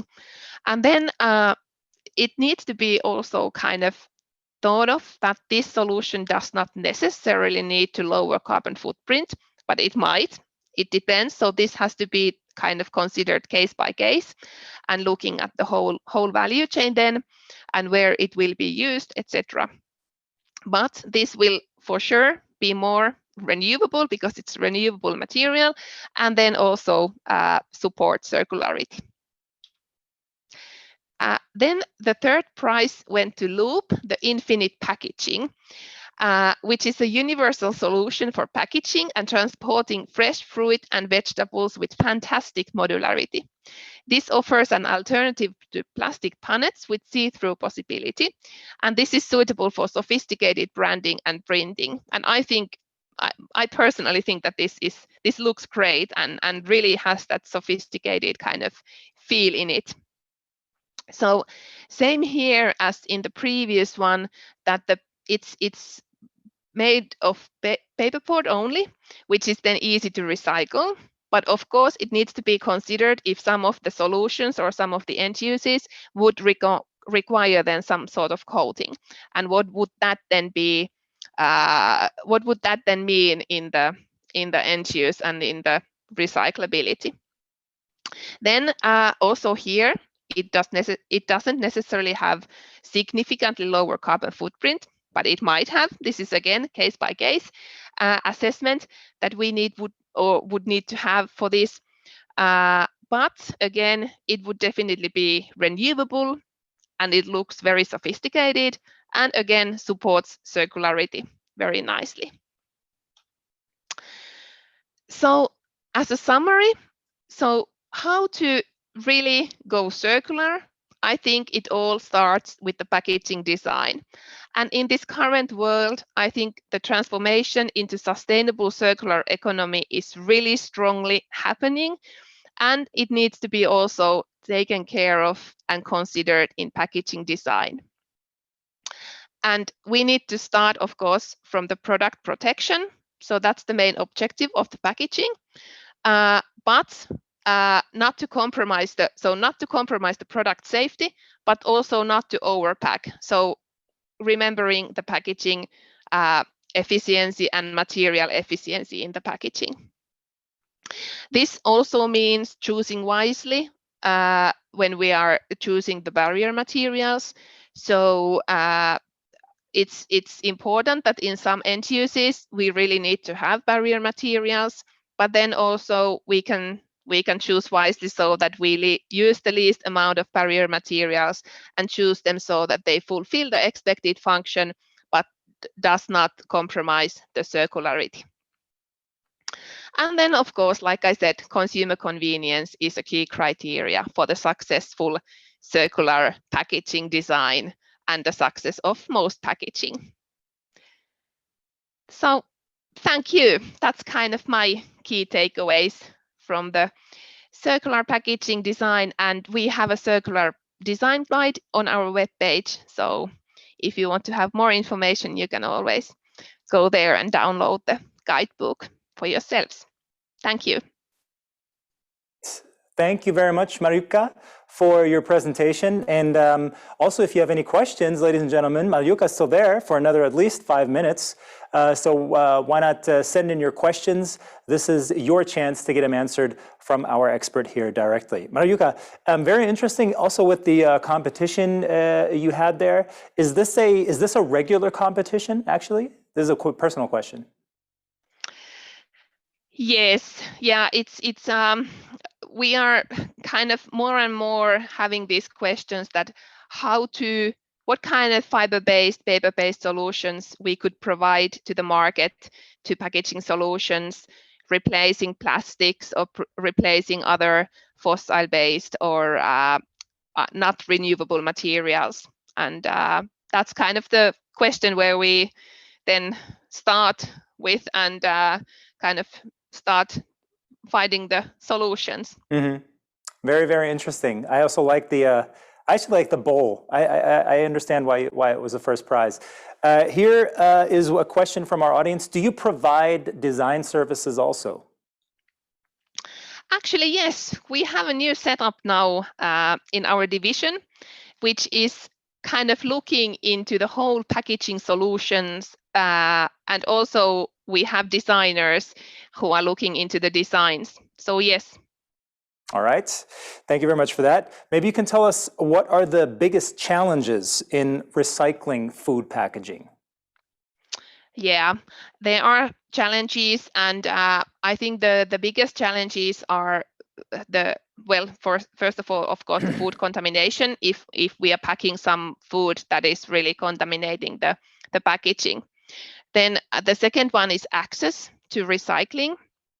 So even though the packaging materials and packaging solutions would be totally recyclable, there might be kind of like challenges or restrictions why there is no access to recycling. And for this, there is now a lot of cooperation in the Europe to really solve this problem and kind of overcome these challenges. What are the trends in printing of packaging materials to make the overall process more sustainable?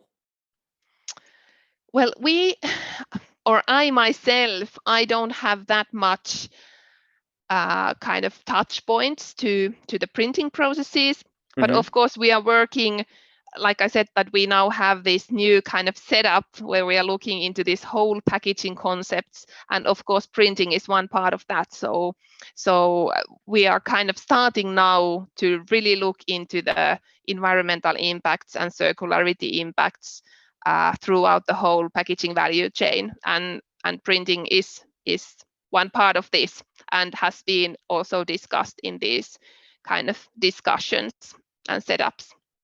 All right, thank you very much for that. Another question coming in.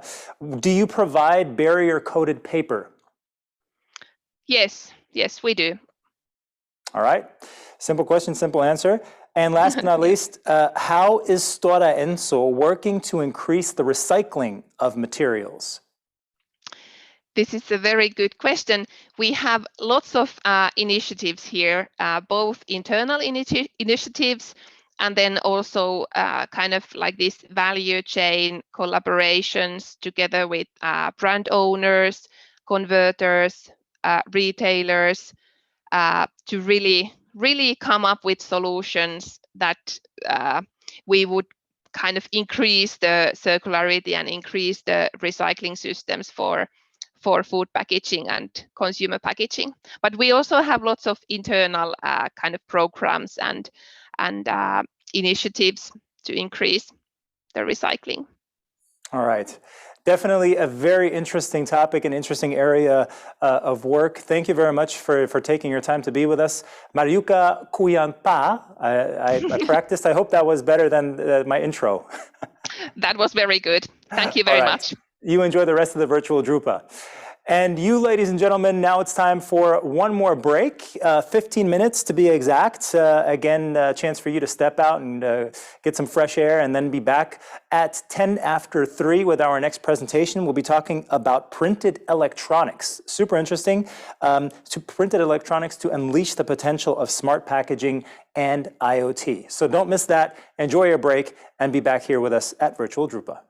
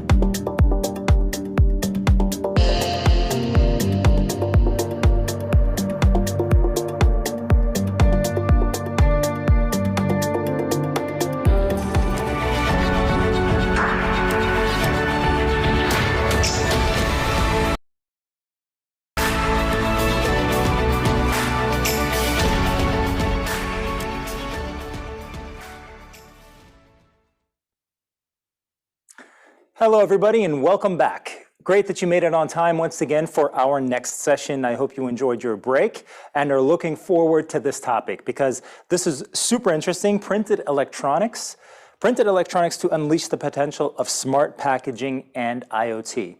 And I think you all agree. In today's, global, digital, Internet of Things driven world, there are so many new possibilities. But at the same time, this also opens up, a window to so many new challenges, I guess we could say. And one of the biggest of them all is finding the right energy storage, one that allows your products to connect and become smart. An intelligent solution that seamlessly adapts to every imaginable product design. Let's find out more about this with the help of our guests for this panel. We'll be welcoming Marketing Manager, Sustainable Solutions at Evonik, Carolina Giosio. Also with us today is the CCO at Pragmatic Semiconductor, Dr. Alistair Hanlon, and the Vice President Global Sales and Marketing at Invisible Inc., Tommy Höglund, and also your host for this panel, Managing Director at the Organic and Printed Electronics Association, Dr. Klaus Hecker. And I'm going to give it over to Dr. Klaus Hecker now and hope that you enjoy this session. Klaus, it's up to you. Yeah, thank you, Chris, and thank you for the opportunity to give you this seminar.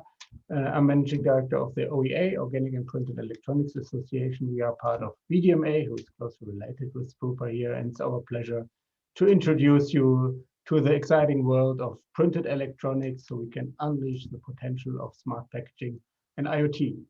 The speakers have already been briefly introduced here. At the end, I will give a short introduction to the OEA and the topic right now. Then we have the 3 presentations, and in the end, there's time for some questions and answers. Just in a nutshell, OEA is a global industry association for the for the organic and printed electronics industry. We have more than 200 members worldwide, representing the entire value chain from materials to end users, and of course also equipment and tool suppliers, as we are part of VDMA here. We have a lot of activities around networking, around our frequent member meetings, market technology information, advocacy, representing your interest. We do a trade show and conference, LOPEC, and we have several working groups in these fields. If you're interested, check out our website or visit us here at Drupa. We also have a virtual booth, so would be pleased to catch up with you. Yeah, so with this we come to the main part, and it's my pleasure to introduce Alistair Hanlon, Chief Commercial Officer at Pragmatic. He will talk about what role can low-cost electronics play in enabling the circular economy. Alistair, great to have you here. Thank you, and looking forward to your presentation. Stage is yours. Thank you, Klaus. Let me just share my screen. Hello, everyone. Thank you for joining from wherever you are in the world. And I hope you're all well in these challenging times. So my name's Alistair Hanlon. I'm Chief Commercial Officer with Pragmatic. I'm talking to you today from our small office here in Cambridge in the UK. We're a global organization, and I'll explain more what we do in a second. So my presentation today is what role can low-cost electronics play in enabling the circular economy? So first of all, what do? We've got a new technology platform. We create flexible integrated circuits, and this is what they look like. So this is one of our product wafers. On here, there's thousands of individual integrated circuits or chips. And as you can see, these are thin and flexible and suitable for putting into product packaging. They are flexible and impact resistant. And importantly, probably for the packaging market, they're incredibly low cost relative to silicon integrated circuits. So we're bringing our first products to market now. That's low cost RFID, and with our objective to enable trillions of smart objects. And so we're working with inlay manufacturer partners to bring products to market. And essentially our business has sort of 3 main areas to it. One is the Connectic product, which is the low cost RFID products, which I'll be talking about here. There's also, we also have a foundry offering, allowing customers to design their own chips, and we will build them on our technology. And we also have our production line, the FlexLogic line, which in future will be licensing to third parties. Each of those production lines has the capacity for billions of unique chips every single year. And that's how we enable these kind of new business models.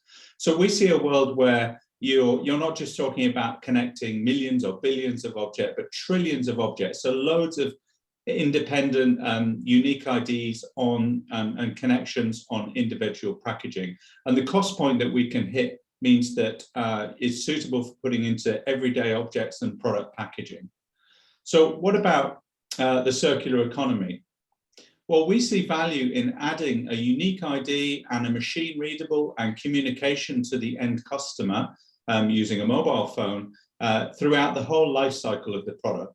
So from the start of life, the manufacturer can be recording when does the consumer, when is the product manufactured, what is in the product, what line was it made on, and so on.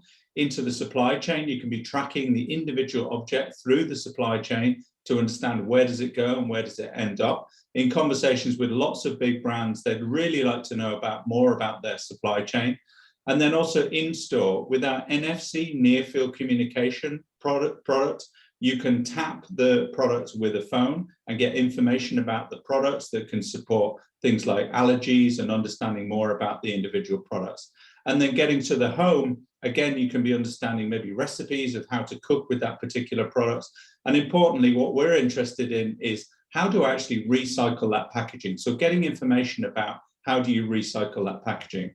And if we look at circular economy models, there's a few different areas that we're working in. So the first of which was a project that we did where we were tracking digital waste. We're actually tracking used car tires that were moving around the country. So we did this in partnership with a software company called Topolytics. We were actually tagging used car tires, which was in partnership with the Tyre Recovery Association in the UK. And in the UK alone, there's about 40 million used car tires that are removed from cars and reprocessed every year. And so what we were doing is we're tagging those tires and then able to map where that material goes from the point where it's taken off the car right through to recycling or repurposing of that material.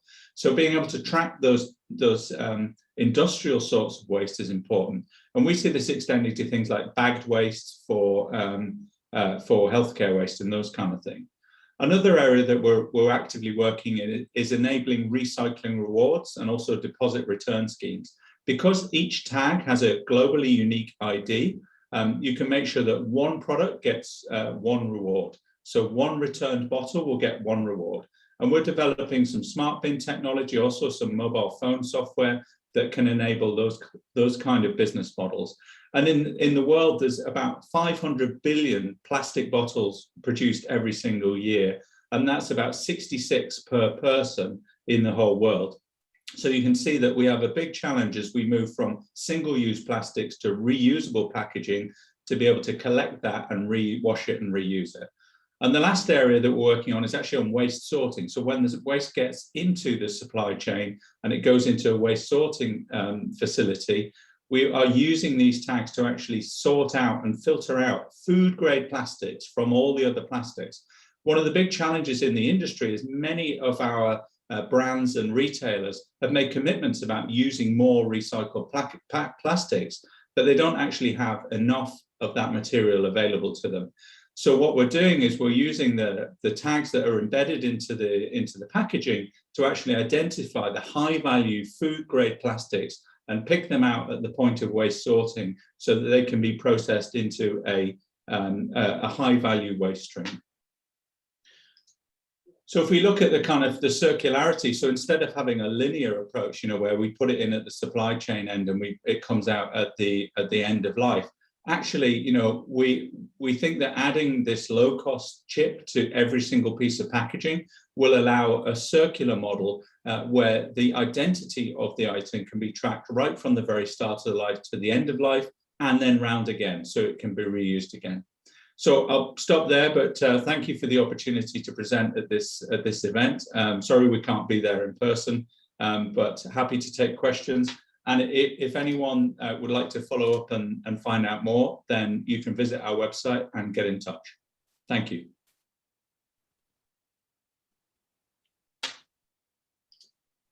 Yeah, thank you, Alistair, for the nice presentation. Unfortunately, I'm not sure it didn't work with the slides here, but I think people could follow your presentation. Chris, is that right? Has there been?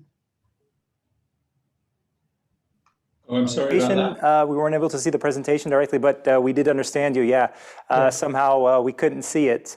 Just to give you that for the next part of for the next part of the session. Now, just make sure you have your screen shared with the rest of us. All right. Yeah, it was practiced before, but okay. No problem. We understood you perfectly. Yeah, if anyone would like to see the slides, then do get in touch via our website, and we're happy to share them to the group. There we go. All right. Just send your question. Also, if you have questions, there's a chat window. Please use it. It will be forwarded to me so I can collect and we can discuss this at the end of the session. Okay. So next thin thing and next try to see the presentation. Carolina, it's my pleasure to have you here. Carolina Giosco is marketing manager at Evonik Operations, which is based close to Düsseldorf, but here, of course, only online. Carolina, looking forward to your presentation, and stage is yours. Good, thank you very much, and good afternoon, everyone. Let's give it a try. Hopefully, I am lucky this time. I can share my screen. And can somebody confirm that it is being shown properly? Oh, excellent. Well, then thin and flexible. This is what Mark referred to, and this is also the case for us. So we develop thin and flexible battery technology, and this is what I am going then to tell you about this next thing for the IoT.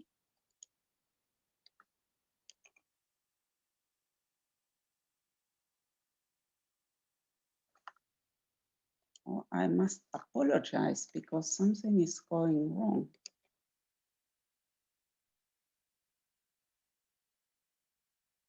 Do you see a right presentation or does it look bad? Because my screen looks very bad.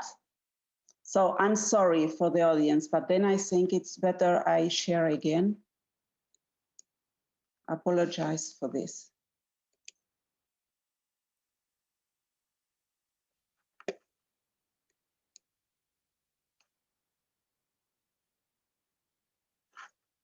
I don't know what happened.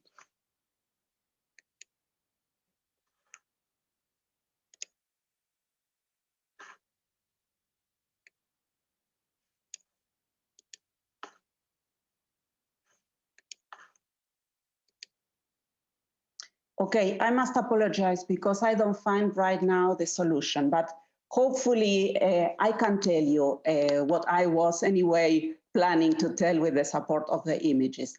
So then as I was introduced, then Evonik is a global chemical company. We are based in Germany, and our research, development, and innovation center is centrally located in Marl, close to Düsseldorf, but we are acting globally. So our company is active in more than 100 countries globally, and our employees have over 100 nationalities, and 80% of our sales are coming from leading positions, market leading positions. And we are organized in 4 different segments.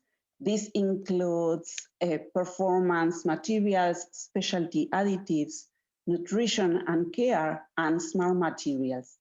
But today I want to focus on the innovation about the battery technology.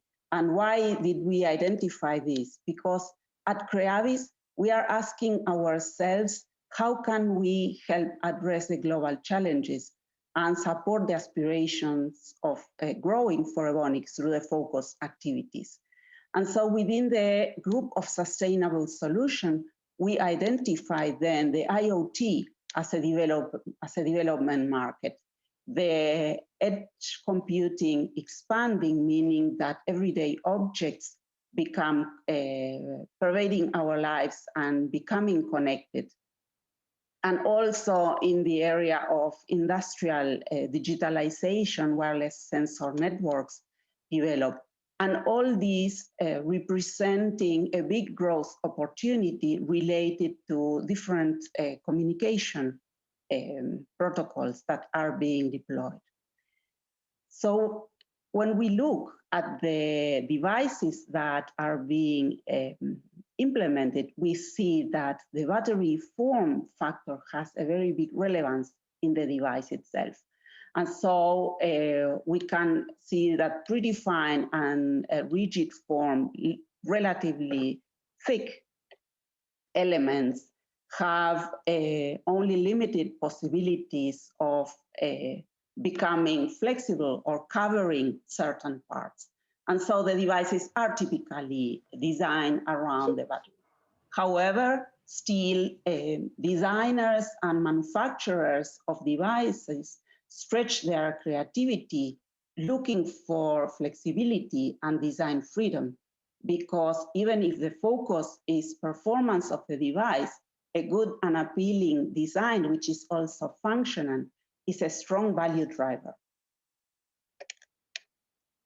And so we developed Tattoos, which is a technology for printable batteries, which is a combination and materials and technology.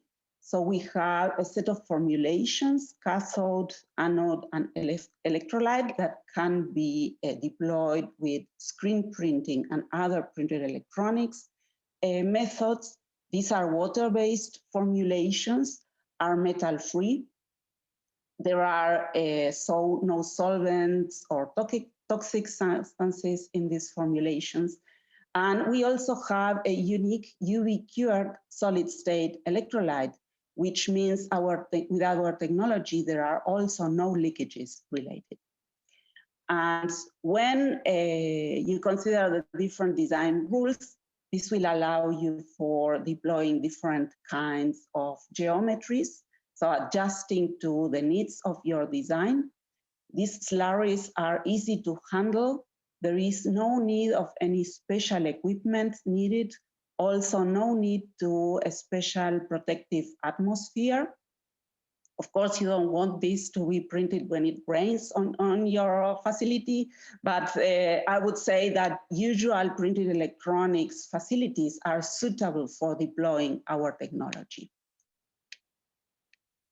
Oh, I am so sorry that it looks that bad, but okay, let's focus on what I have to tell.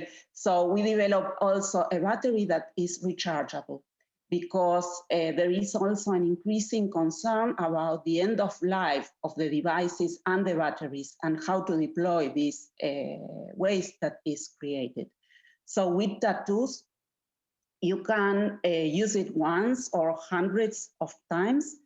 It's rechargeable with any type of energy harvesting, photovoltaics, radio frequency, and several others. Later on, I will tell you, and Tommy will show our joint technology demonstrator where we integrated the electrochromic displays of Invisible together with the energy harvesting from Epishine. So you can make an energy autonomous device also. And this rechargeability then enables a long cycle life, which ends up in low operating costs, besides saving the hurdles of replacing batteries. And then our technology is printed without charge. This means that this allows for safe storage and transportation after printing. And I am not sure if you were able to see the picture, but with this technology, we really offer a thin and flexible solution. Typically, we print on PET, which is a transparent substrate, but there is a broad range of substrates that are workable. And essentially, from the thickness perspective, we go below the millimeter scale. So 200 to 300 micrometers is a typical thickness for our battery. And with this technology, we also leverage on sustainability because, as I said, it's an energy storage without metals. It's all solid state, so without solvents, no leakages, no special disposal process needed. And then this allows for more efficient supply chain, so optimizing the resource utilization and reducing food waste, for instance. When we think at the sensor networks deployed in smart buildings or smart factories, so increasing the safety and security of people and improving the comfort of living and working, not only, but also reducing energy consumption. And finally, innovative wearable devices where health and well-being is improved. And so for the scope of Drupa, I think smart packaging today is our main topic. So deploying in the logistics and supply chain is the most interesting application where, as I said, this technology enables more efficient and dynamic supply chain, tracking of packages, for instance, on single item level with a thin label is made possible. It also helps enhancing the point of sale experience. You will see later on our wobbler, how consumers can interact with this device. And so, for instance, in the case of a smart blister in pharmaceuticals, then also minimizing the effects of accidental misuse is also another benefit. So for deploying this technology, we believe that partnering with companies that have other expertise is really essential for our success. And later on, as I said, I refer to Tommy often because we work closely together. And so, but not only with Invisible, but also with Innovation Labs, which is also a startup from Heidelberg. We are running trials and developing different forms of batteries, taking, say, advantage or making synergy out of their high-speed printing capabilities.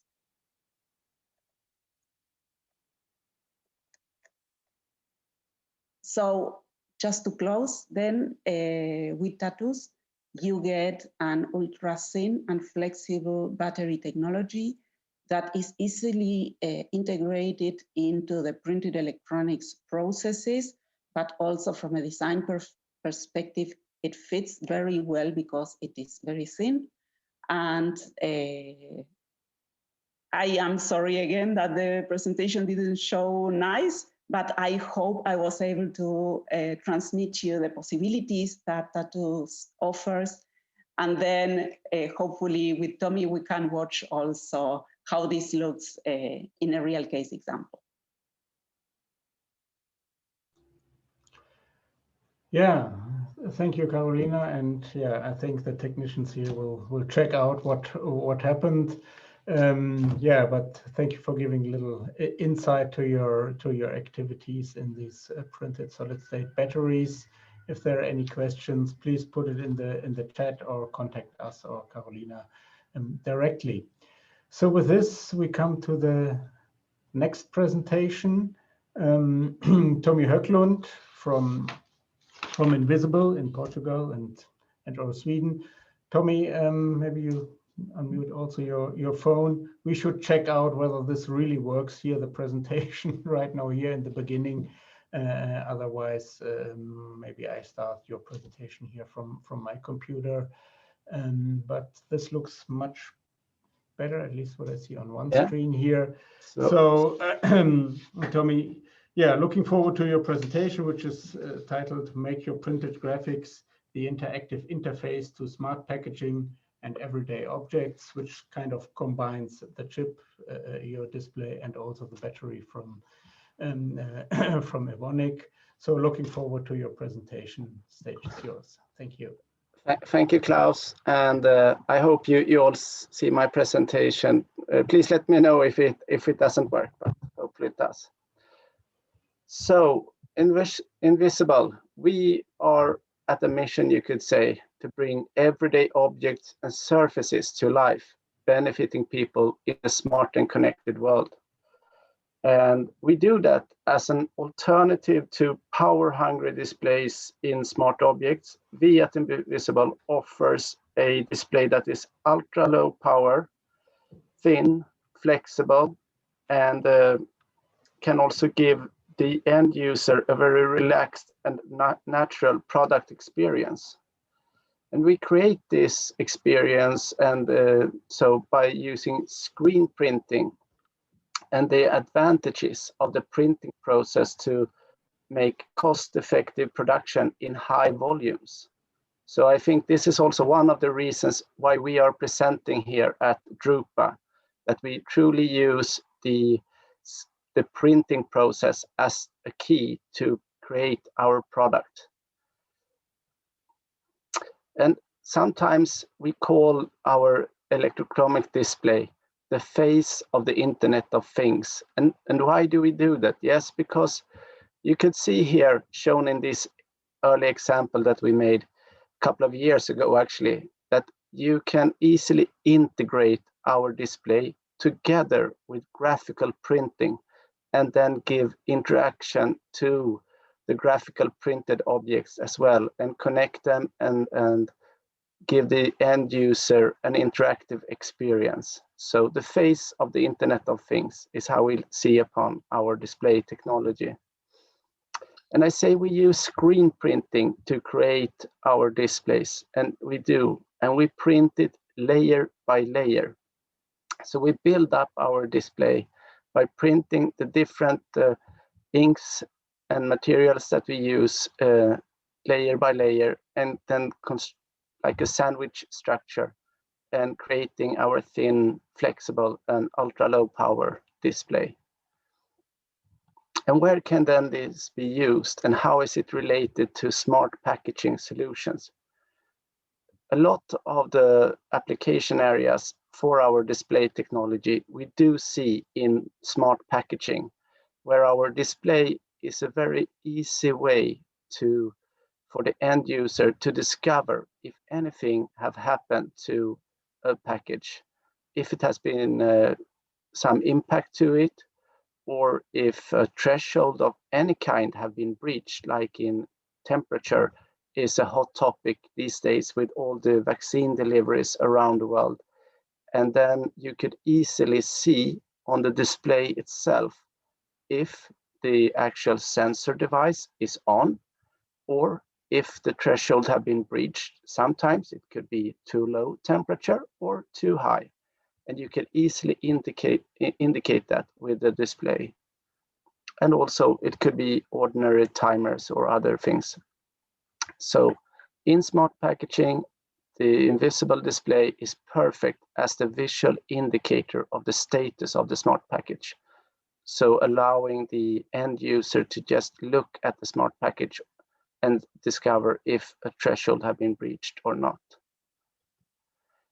Here's an example that we have done together with Innocentia, a Swedish company that have created a smart sensor for detecting when meat has expired. So it's a gas sensor, and then they wanted an electrochromic display to work together with their sensor to reveal if the meat is on its way to be expired, so you should consume it soon, and avoid food waste, for example. And also what we have done together with Evonik and Carolina, and together with Epishine, is that we have created a solution for retail and standalone shelf wobbler that has harvest energy through the printed organic solar cells, and then can store the energy in Evonik's rechargeable battery, and then show some messaging to the consumer with invisible electrochromic displays. And this is how it can look like. And I think Carolina have wanted to show it. And while Carolina was doing her presentation, I quickly found a picture also of the Evonik battery. So here you can see how thin this Evonik battery can be, and it's also then rechargeable battery. So it can be used multiple times and could be a perfect solution for smart packaging solutions. So this is to showcase Evonik's battery. So, but to move on with invisible, except from offering electrochromic displays, we also have a very good production line for printed electronics. And we also offer that capabilities to other companies working with printed and organic electronics. So we offer them contract manufacturing actually. And we harvest the fruits of many, many years of investments and knowledge built up to have a complete line where we have printing, we have quality control, and we have also conversion to create fully printed electronic products. And we also have a very strong supply chain for hybrid products, and hybrid products then I relate to also integrate with conventional electronics. So at Invisible, you can get a full service. If you want to discover the displays at early phases, we can help you in R&D projects, but we can also do more close to market prototype production, and we offer market production and volume production in our production line. And this is also then available for all types of printed electronics manufacturing. And I think we should showcase this by showing you a short video. I am Tommy Höglund, and I'm the Vice President of Sales and Marketing for Invisible and the Managing Director for Invisible Production AB. At Invisible Production, we are helping other companies scaling up their business and bringing their products into high volume. The electrochromic display is thin, lightweight, flexible, and has a really low power consumption, allowing you to have a visual interface on almost any product. And really important, it can be produced in high volumes in roll-to-roll production. Roll-to-roll production is basically high volume production, where you can print continuously, for example, electrochromic displays, but also other printed electronics components and systems. We also offer roll-to-roll tester, where we can test each and every component. Whatever we print in our printing line, we test it here first before we deliver to our customer. And we mark the ones that has not passed the test so that we can avoid using those 5% bad ones or less than 5% bad ones at our customer. And it's very, very useful for our quality control. After we have printed it, we can also convert it, which means we can laminate on adhesives or barrier films. We can die and kiss cut to singulate the products, and we can slit it into single track rolls. We have the capabilities in our equipment, but most of all in our very competent personnel. And their competence also allows them to provide the tech transfer sometimes needed to other companies and production sites. Using our roll-to-roll capabilities with both printing and testing, we are today delivering commercial products to our customers. And we are now scaling up, and we can help you through every stage of the process to bring your product to the market. Yes, so if you're interested in having printed displays in your smart packaging or maybe other Internet of Things objects, you can easily try it out, and you can go on our website and order an evaluation kit, or you could also order a custom display with your design as a prototype. So it's very easy to get started with our electrochromic displays. And if you're interested to discuss contract manufacturing of printed electronics or organic electronics, just reach out to me and I will help you and we'll discuss. So I think that was Invisible's presentations on Drupa 2021. Thank you.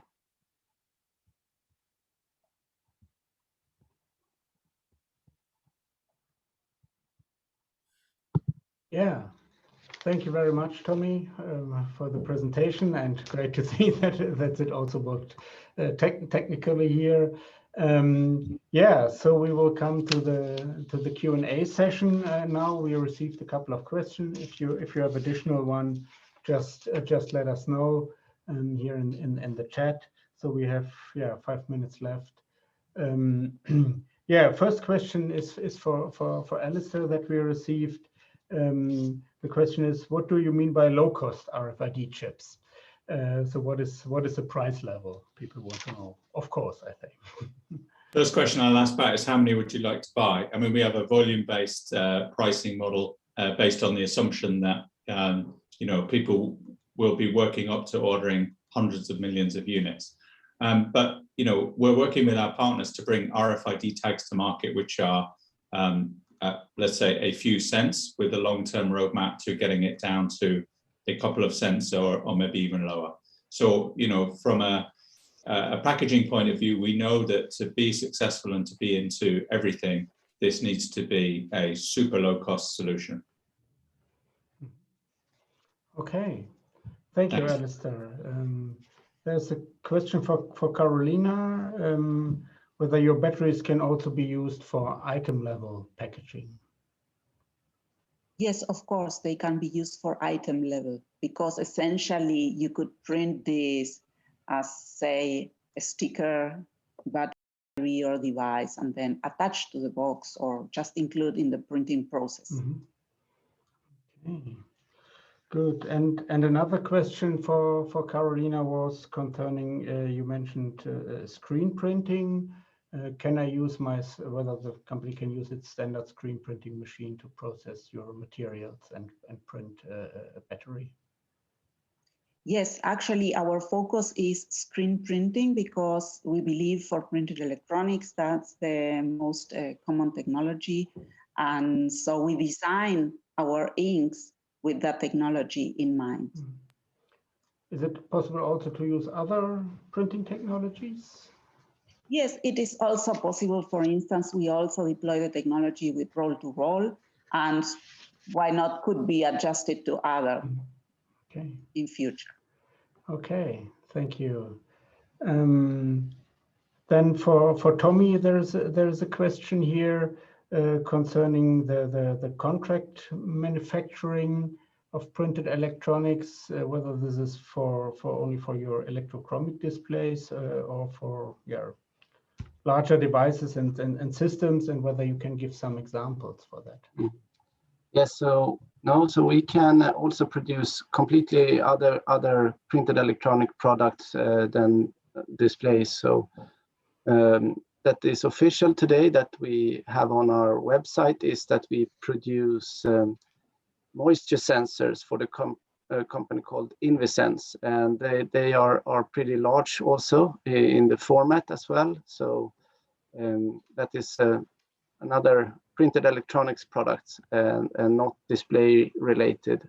So that's just a contract manufacturing that we do for them. And we also have another company working in energy storage called Ligna Energy that uses our capabilities of slot die coating that we can do in roll-to-roll to scale up their solutions as well. So that's two official customers that I can share as examples of other printed electronics, organic electronics, contract manufacturing. Okay. Yeah, so it's 1.5 minutes left. Thank you all. Thank you for the audience. Please excuse the technical problems. We will check with Messe Düsseldorf and with Drupa on that.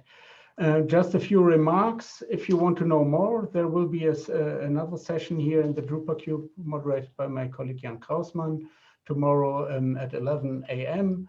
On materials and processes, and also from OEA side, our web seminar series will host a session on June 1st on material and processes, so you can learn more there. Yeah, with that, thank you to all of you. Visit our virtual booth here at Virtual Drupa to learn more. We can also connect you then to our members or here to the speakers. And yeah, with this, I would like to end the session. Thanks to all of you. Thank you to the speakers, and thank you to Drupa for giving us the opportunity. Thank you. Bye-bye. Thank you all. Bye. Thank you. Bye. Bye, everybody, and thank you for that interesting topic. And once again, hey, sometimes in presentations, it's just like in daily business. It's always about overcoming adversaries, and I think you did that very, very well. So thank you very much. So let's move on to our next topic, talking about sustainable inks and coatings for sophisticated print products in the circular economy. And the demand for ecologically optimized print products is growing internationally. And honestly, who wouldn't worry when he checks out the news and, when we think about the current state of environmental pollution and global warming? I mean, I think this is on everybody's mind. Now, taking print media and packaging as examples, this presentation will show the contribution the printing ink industry is making today towards sustainability, technical and biological recyclability of printed products, and the challenges the printing industry faces in the future. So to give us the full scope, please welcome from the German Paint and Printing Inks Association, Dr. Jörg Peter Langhammer. Can you hear us? Yes, thank you very much, Chris. I hope everybody can hear me and moreover see my presentation. I hope so I do not get an adverse sign. Yeah, welcome to my presentation. Recycling sustainable inks and coatings for sophisticated print products. Indeed, I'm talking on behalf of the German Paint and Printing Ink Association. And let's right away jump into this presentation. And it all starts with the raw materials for the inks. And here there's an important commitment to be mentioned by members of our association, and here I'm talking even the wider scope, the European scope. Here it's the EUPIA exclusion policy. EUPIA is European Printing Association, and this is the basis for safe inks. And when I say safe inks, it is worker safety, it is consumer safety, it's safe for the environment. And basically this self-commitment, amongst other topics, also involves the exclusion of the so-called CMRs, carcinogenic, mutagenic reprotoxics. And that's of course a daily challenge. Ink manufacturers perform also analytical spot checks. It's all about also the impurities. There will be supplier audits. So it's really taken serious, and the motto is, because we are talking about recycling, what is prevented from entering the supply chain cannot cause problems end of life. Now, talking on a further and different aspect, and that's the origin of the raw materials to be used in inks. You see here, renewable sources are part of the game, always have been, and were not exhausted so far, will be part of the game. Evidently this will follow the defossilization trend. There's a huge variety of naturally occurring substances which are available for inks. Trees are evidently an important raw material source.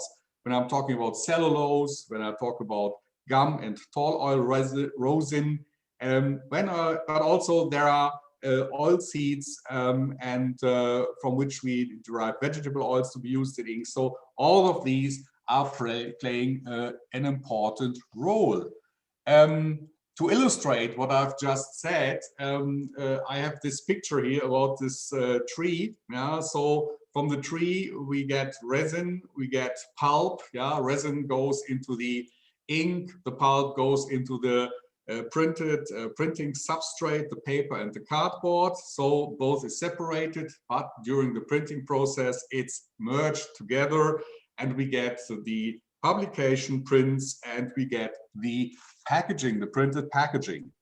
So having a look, a closer look on the more detailed look on the renewable raw materials, where they are used in different ink technologies.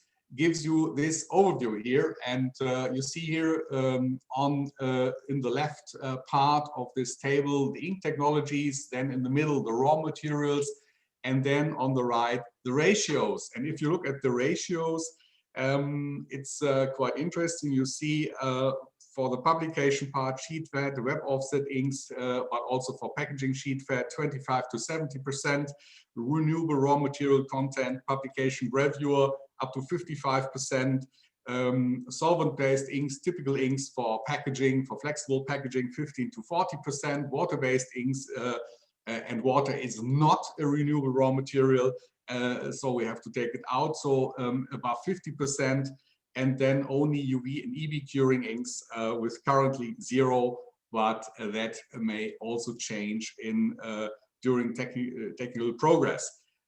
So that is, I think, quite a nice overview.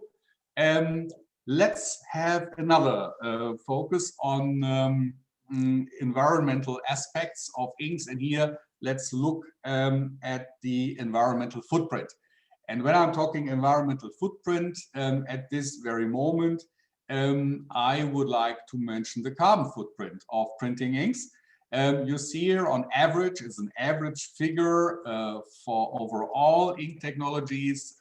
It's about 2.2 kilograms of carbon dioxide per kilogram of ink. And it's important to know that 90% of this is from the raw material impact. Yeah? About 9% is on part of the ink manufacturing, and only 1% due to transport issues, because this figure is a cradle to gate figure, cradle to customer gate figure. 2.2 kilograms, as you see, equal the emission of a compact car, the diesel engine, driving distance of 15 kilometers, 15.7 kilometers. But I think much more illustrative is this statement that usually the share of an ink on the carbon footprint of a final printed product is below 1%. So, having said that, let us now switch to some more overarching and generic considerations as regards printed products and their life cycle or end-of-life scenarios like waste. And here, I think we have to talk about circular economy. It's a hot topic. It's a hot topic globally. It's a hot topic also in the EU.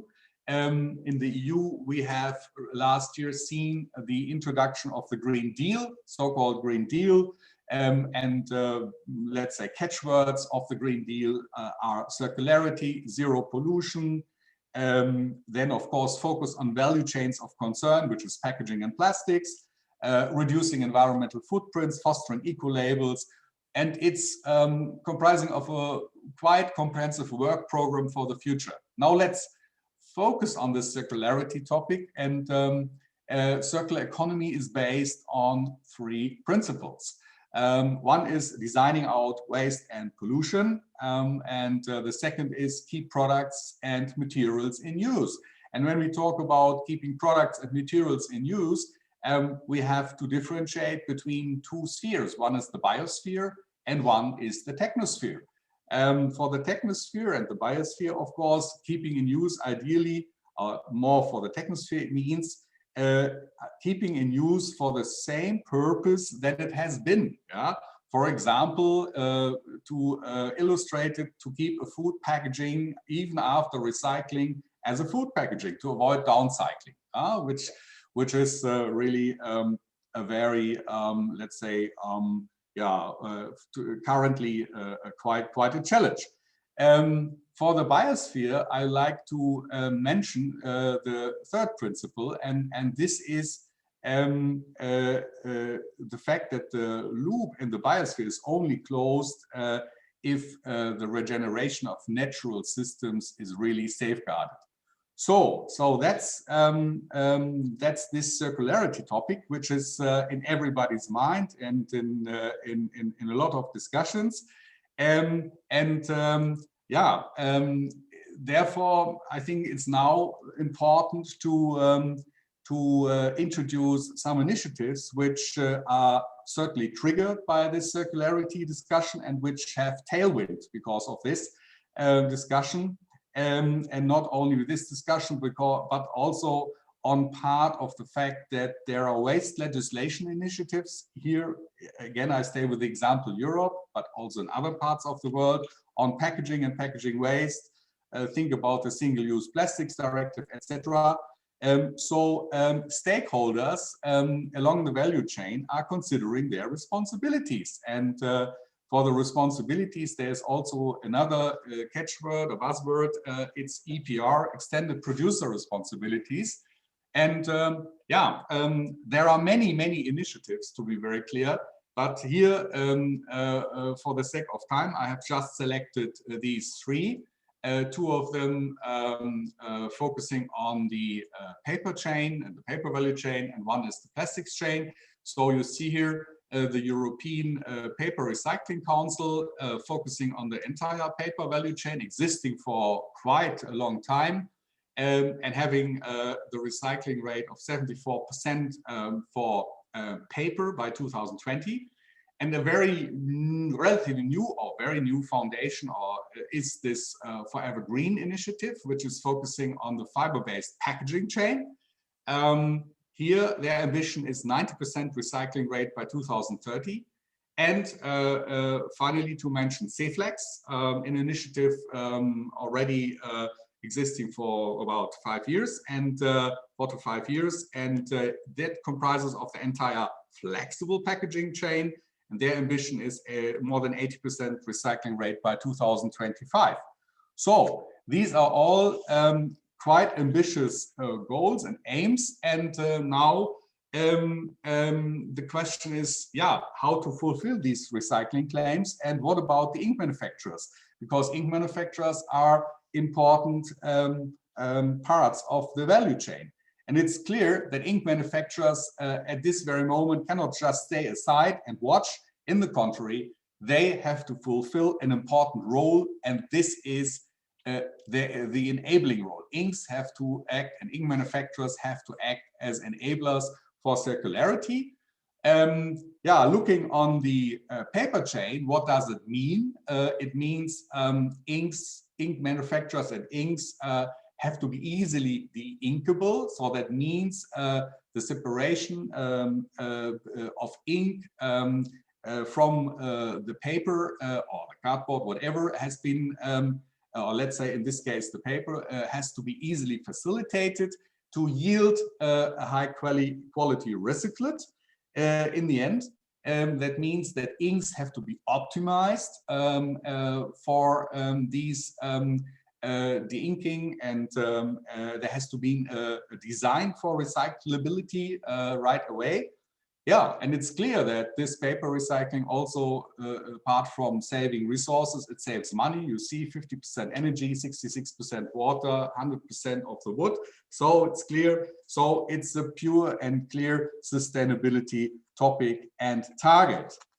Now, next, I think in the logic chain is let's have a look on the plastic value chain. Also here, inks have to act, and ink manufacturers as enablers.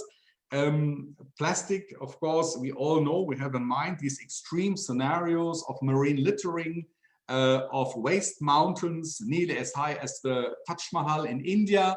So everybody knows there is an urgency, a sense of urgency, what needs to be done. As I already mentioned, the initiatives of the legislator, Single-Use Plastics Directive, etc. So what can ink manufacturers do in order to foster recyclability of printed plastics and plastic packaging? Well, there are three topics on which we have to focus. One is the sortability. So sorting must not be hampered, in this case near-infrared sorting. And due to that, some restrictions might exist if we talk about probably infrared absorbing or reflecting printed surfaces. So that needs to be thought about. Design for recycling, again, is the keyword for that. Then, of course, redesign. The inks and varnishes shall support the paperization trend via introducing barrier properties similar then to the plastic materials, where we had let's say where we can save certain plastic layers and come to mono plastics. And and on the other hand, there is this technology compatibility. Inks shall not impair the recycled quality when mechanical recycled. And why is it so important? Because mechanical recycling involves also an extrusion process at high temperature. So certain precautions need to be taken, but there's further aspects. Wash-off inks, delamination, primers could facilitate the separation and improve recycled qualities. And also here, not to forget, similar to the paper chain, the inking solutions would come into play and could in future play a very important role.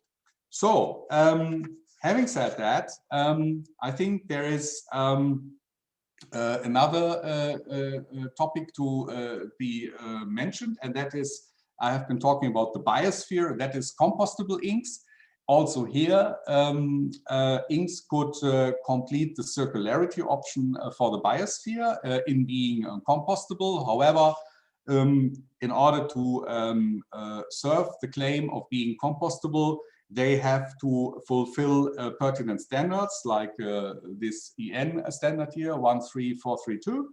And of course, there has also to be compatibility with local, regional, and national waste regulations.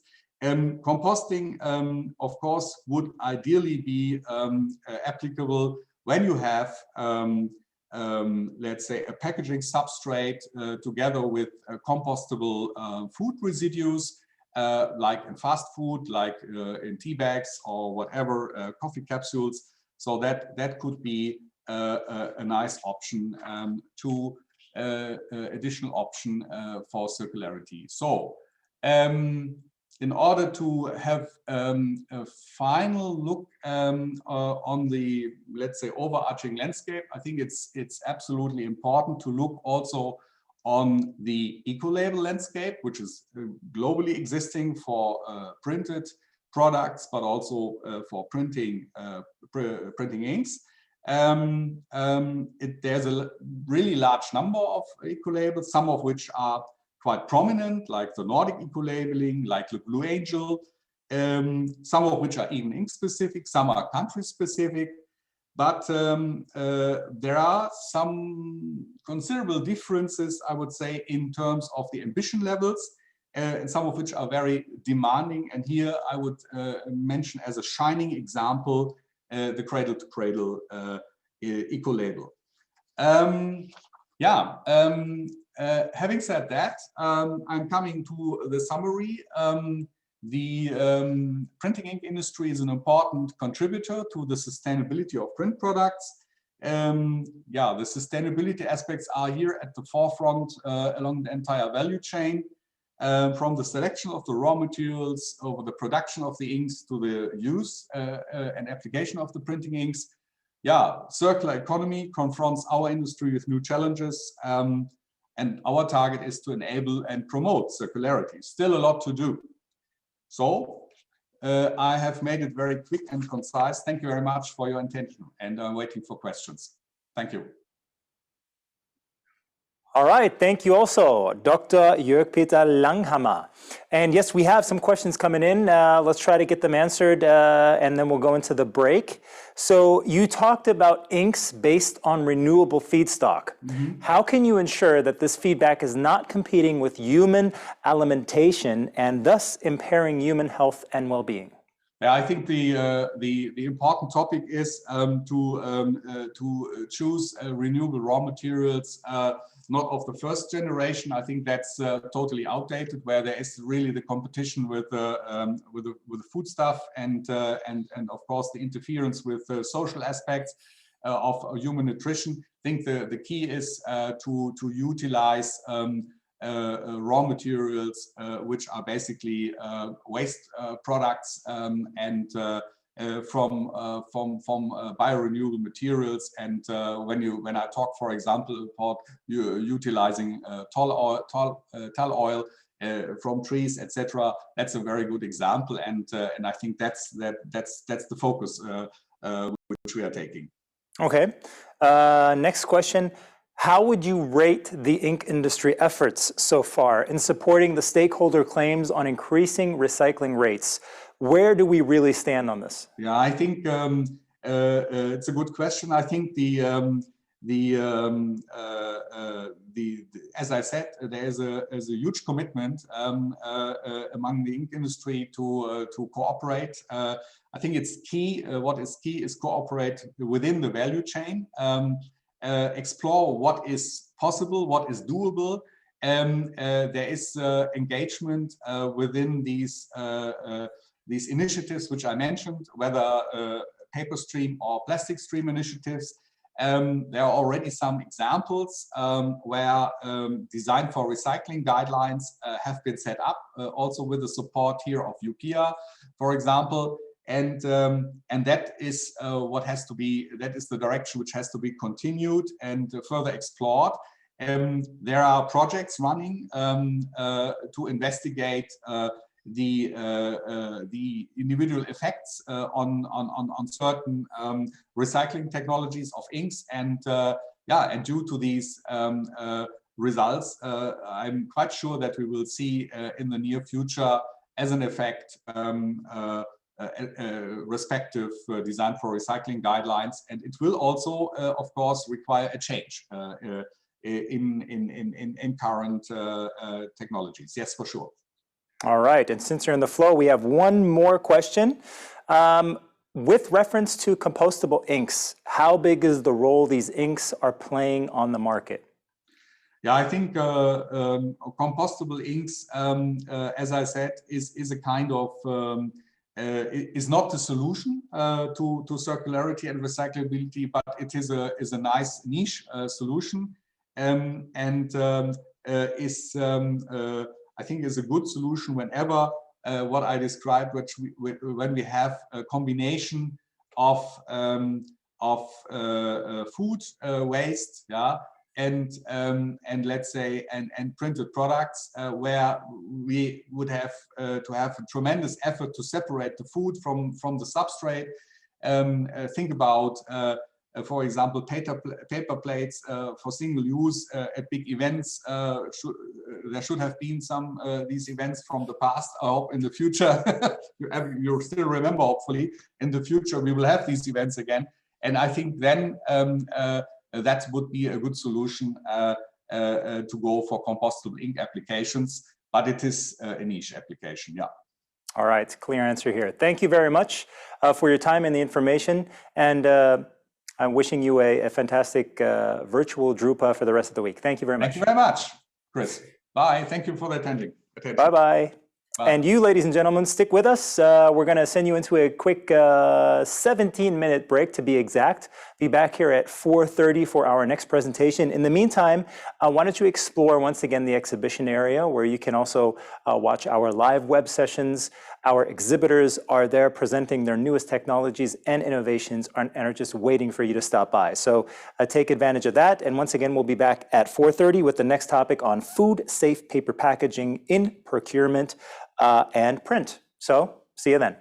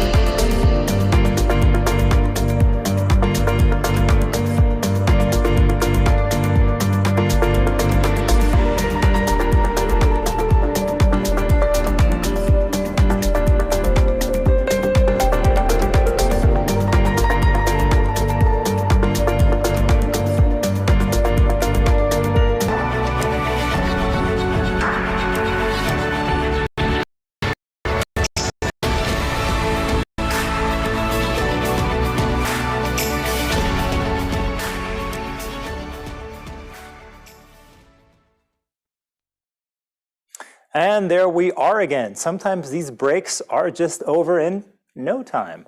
Well, welcome, ladies and gentlemen, back to Stream 2 here at Virtual Drupa.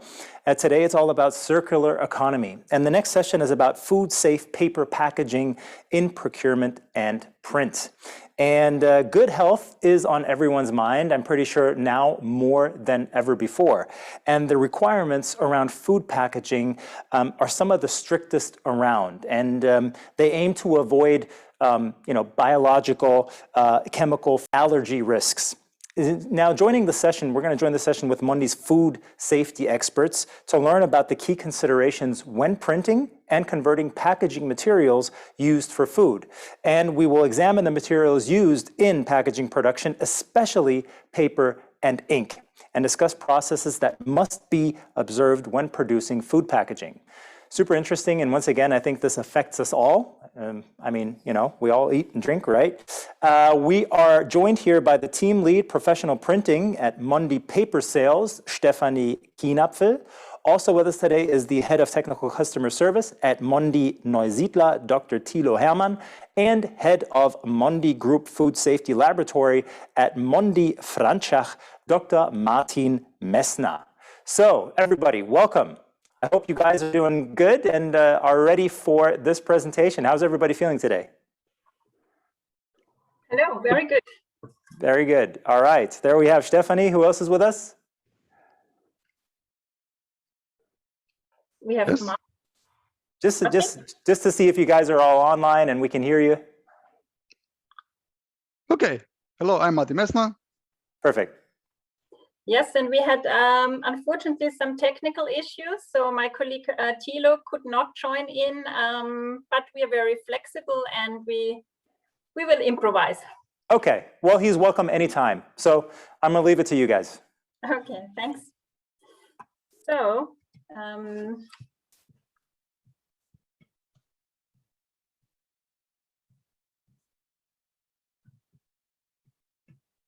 sorry, I cannot move my slides.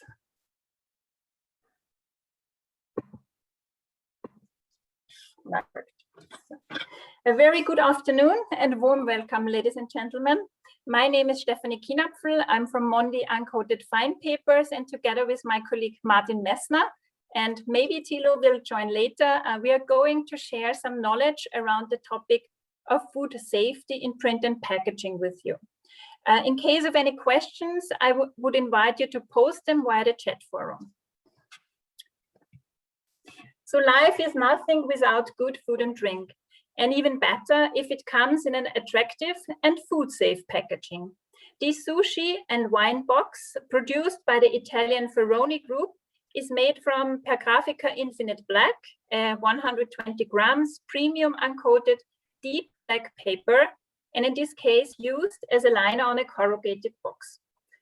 In order to comply with the very strict health regulation, we have to make sure that the materials or barriers in use are compliant for direct food contact.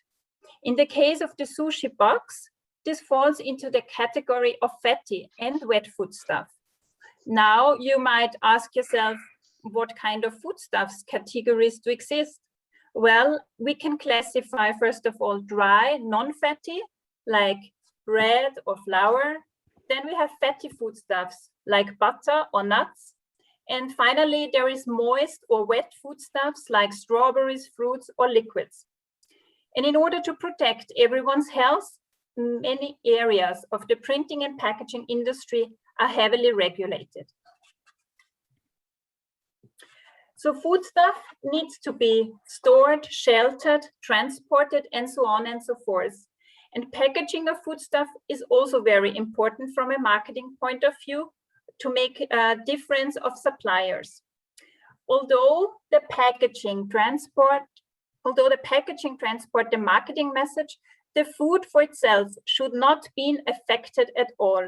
So most important for all packaging materials is it should not contain any ingredients which transfer to the food and might have impact on final consumers' health. So this is also the most important message of the EU regulation 1935/2004. And apart from this, the packed food should neither be affected by changes in taste, odor, nor composition, like the color. So nobody wants a blue tomato tasting like wood. The production of materials foreseen for food contact is subject of certain legal systems. First of all, it must be produced in compliance to the national law of the producer. Furthermore, by selling these materials abroad, you must be in compliance with those legal requirements laws where they get finally converted and introduced to the market. Like, for example, paper is made in Austria, where we come from, and then we have to fulfill the compliance of the local regulations, including the EU. And selling these products and materials to Switzerland, we have to must in compliance with the law there.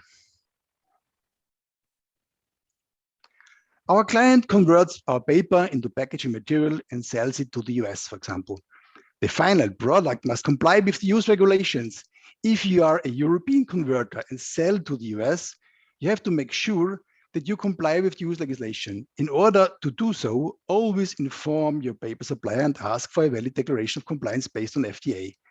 In Europe, we have European legislation, but also national legislations in place. But the recommendation 36 of the German BFR is the most popular and widely used. This BFR recommendation provides a positive list of materials and substances which can be used for the production of food contact materials, because both evaluate scientific reports about substances and materials which have the potential to endanger human health.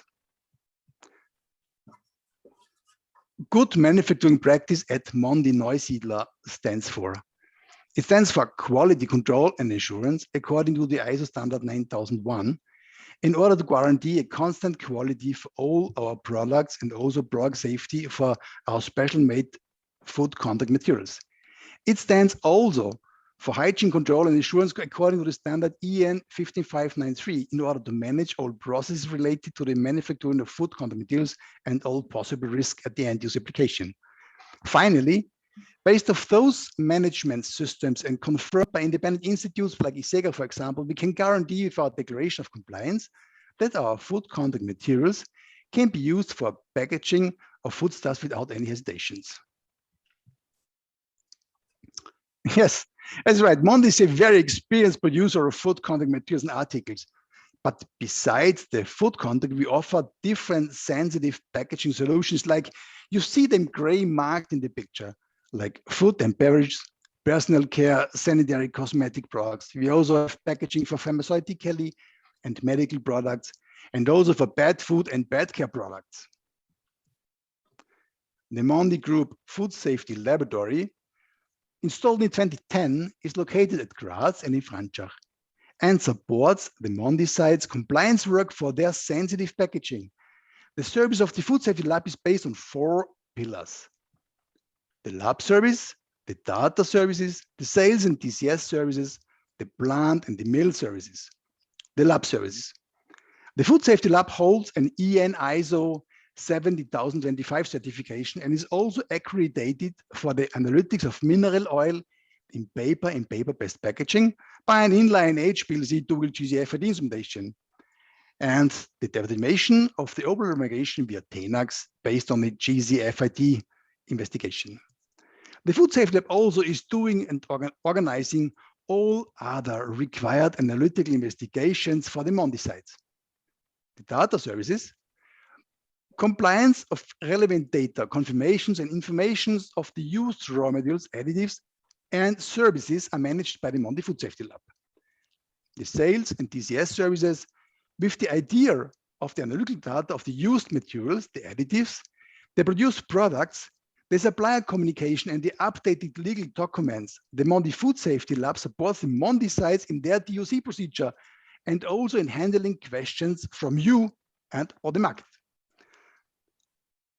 Plant and mill services. These are all services which are in the competence of the Mondi Food Safety Laboratory, like hygiene audits or supporting the hygiene management system activities or any other technological and chemical projects where we can support. This is an overview to get an impression how the compliance work is organized at Mondi. That means you see first the supplier communication and raw material testing. This is very important for the incoming process. Then the production at Mondi follows the GMP rules. At the end, the documented compliance for the food contact materials and articles of Mondi is shared to our customers. One example of a typical food contact application. There you see a paper-based converted food contact article. You have the paper layers or a composite. You have the required adhesives, different print layers, finally a varnish surface. This is the classical food contact application. You see, click, aroma and moisture losses, and there can also be a transport phenomena seen from the substance outside, the varnish, the printing layers, the used adhesives or glue, and the main paper structure via the headspace gas phase over the packed foodstuff to the foodstuff itself. It is very important to mention that these mass transport phenomena belongs to evaporated volatile substances only. The transfer of the substances from the packaging to the packed food based on the given application, like the foodstuff, the contact time, or the temperature, has to fulfill the stringent legal limits. This shows you reducing the losses and the mass transport phenomena can realize by using a barrier, which can also be done by Mondi, or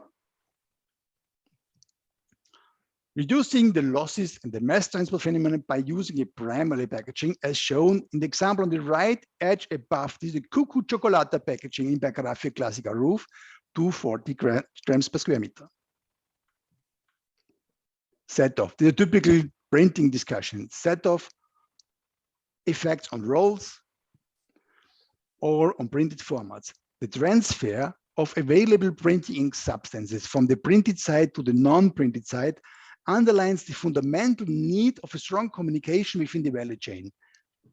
That means we all, it means the paper producer, the printing ink, adhesive, varnishing producers, together with the converters and our customers, being responsible for the correct definition of the expected food contact application, have to share the relevant information in order to market sustainable and compliant premium food contact articles, such as? Yes, packaging designers and brand owners are increasingly looking for more natural materials, supporting the brand message and the brand values with an authentic look and feel. In the case of L'Amour du Pain, the decision for Berggrafia Classic Smooth was based on the open and highly tactile surface that supports the nature of the brand. So the ingredients for the patisserie are handpicked in France, and hence the need to use packaging material of the highest quality. With our Berggrafia portfolio, we offer a full spectrum of premium papers in rough and smooth surfaces in 35 shades, from pure whites to soft pastels and dark and deep shades, in a huge diversity of substances and formats. Well, another outstanding natural look and feel you can get with our IQ Grass Plus packaging, a blend made from 30% grass fiber plus 70% fresh fibers, ideally suited for shopping bags and liners. And coming to the end, or towards the end of our slot, we're also happy to answer some questions from the chat.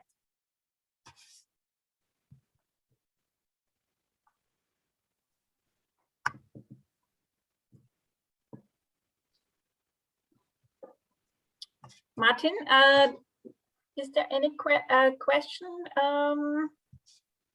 available? Definitely, I'm here. Yes. Okay. Well, Martin, maybe you could share with us, is there any best practice in food safe packaging? Absolutely. That means any activity ensuring the application is part of the best. That means I think it is important to keep in mind that there's only a together, which means that within the supply chain or the value chain, an intensive, sustainable, and efficient information management can guarantee the high specification of our products we are standing for. That means knowledge sharing on like the printing behavior, the application of the adhesive, the expected logistics like the storing, the transportation, the packaging design, the information on the primary, secondary, tertiary food contact articles and layers or barrier layers. Also the thermodynamic details like the food type, the contact time, temperature, moisture, for example. This will be very important information and can bring us to a successful communication within the compliance line for the produced food contact materials and articles. Okay, thanks. And one frequently asked question is as well, are food contact compliant offset inks available, or what can we recommend in this regard? This is really a good question, because nearly all paper grades produced at Mondi Neusiedl are specified for offset printing, so that we really have a long tradition in this printing technique. Yes, for sure, there are plenty of food contact offset printing systems available in the market. Most time they're named like low migration qualities or something else. When it's every time the same procedure, that means, first of all, you need the communication to the ink supplier to have that he agree on your expected application. If you have this valid TUC in your hand, you can use the ink system in the production of the food contact material articles, but please strictly follow the given rules and information shared via the Declaration of Compliance. Although a printing on the food contact side is not accepted by the GMP Regulation 2023/2006, there are offset printing systems available consisting of listed food additives, which can be used for the direct food contact application also. That means, as you've seen, there are so much development and possibilities available in the market to really realize an excellent offset printing result also for the food contact applications. Okay, very interesting. Thanks a lot. And coming to the end of our slot is to quickly summarize once more. So we not only offer a full spectrum of certified papers, GMP managed production processes, but we also have profound food safety expertise to consult and support with your inquiries. So if you're interested, please drop us a line, get in touch with us, and visit mymondi.net to learn more about our papers. Thanks a lot for joining, and stay safe. For this presentation, I do have two more questions here on my screen. I'm not even sure if you asked these just now. Can I please ask if all graphic papers are suitable for food packaging? Was that a question you asked already? No. Yes, I can answer this question, Chris. No problem. So in the spectrum of our Graphica portfolio, we have different kind of papers, and it's not all of them are compliant for food for direct food contact. We have to distinguish here very much. So it's Infinite Black, of course, is, and as we have seen also several white shades, but we cannot offer a direct food safety, for instance, for the colors. Yeah, so this would not be correct. Okay. But we always encourage our customers, if they have any inquiries or questions, they should always get in touch with us.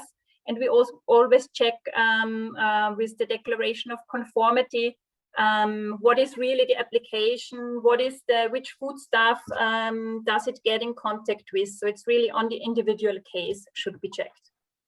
All right, thank you very much for that answer. And we have one more question here. What safety level is required for food packaging? This is a tricky question. It means the question is where it stands for, but normal understanding is that the interaction of the packaging and the packed food could not endanger human health, change sensory or change the composition of the foodstuff itself. That means this could discuss on the national level of the European Commission or the US, whatever. But at the end of the day, the target is every time the same. And that means the food contact have to be ensured that the product is well packed, is secure, and there's no interaction in an amount which really can endanger human health by the foreseen able application. Yeah, this is very important. This is the reason why we say that the contact of the converters and the producers of the paper, like we are, or the ink or the adhesives, is very, very important. Yeah, to agree on the final application. Anybody can bring in his ideas, his rules. Yeah, that the final packaging will fulfill all different specification and you are compliant, because this is the only target. All right, thank you very much for that. And once again, you guys are the experts. You deal with this on a daily basis. For me, let's say as an end user, it's always very impressive to see. I mean, you guys have such a responsibility. When I go to the supermarket, you know what I mean? I grab my food and I just assume everything is fine. Everything is going to be safe. I don't even think about that. And this is thanks to people like you who do put thought into that. So thank you very much once again for this very interesting topic. And enjoy the rest of virtual Drupa. Okay. Thank you. Thanks for the meeting and goodbye, Chris. All right. See you soon. So, ladies and gentlemen, let's move on to the next topic. Once again, everything here today in our stream is about circular economy, and we're going to stick with this next. We're going to stick with this topic also with the next presentation: efficient thermal management, the key to greater sustainability. And sustainability has always been a top priority for Technotrans. And Technotrans will present new and enhanced products that stand out, on the one side, due to their high level of process reliability and operational efficiency. And this includes, on the one side, a new cooling system, a combination unit, and also a new service app, all aiming to enhance environmentally friendly production. And to tell us more about this, we are joined by the sales director at Technotrans SE, Peter Böcker. It's all yours.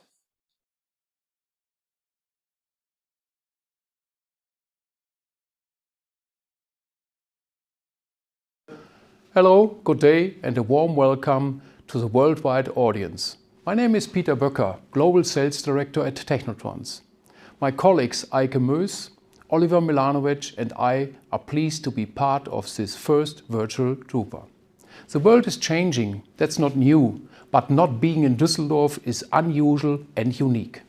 We use this presentation platform to be in contact, and I'm sure we will see each other, if you like, at latest in 2024. What can you expect over the next 15 minutes? In this presentation, we want to further your awareness regarding three specific aspects: the brand Technotrans, our energy-efficient technology for offset, digital and flexo printing, and our service competence and its sustainability. Why these three topics? Quite simple. As far as we are concerned, they are connected and constitute an entity with innovative solutions. We have a holistic approach to the subject of sustainability, as well as energy and resource efficiency. This starts with our corporate philosophy and extends across all areas right up to the service. This is why we are constantly improving and why we set ourselves ambitious goals, both in regard to business and technology. Let's start with a short introduction of our company. Our origins reach back over 50 years when we started out in the print industry. That's a good foundation to build on. Today, Technotrans is an international provider of solutions in thermal and fluid management. With 17 locations and around 1,400 employees, we have a presence in all key markets worldwide. Technotrans has production sites in Germany, the United States and China, as well as sales and service locations in Europe, America and Asia. A part of our strategy is Future Ready 2025. The printing industry is one of our target markets for the coming years. If there is a challenge in your requirements for thermal or fluid management, we have or can develop and build a solution for you.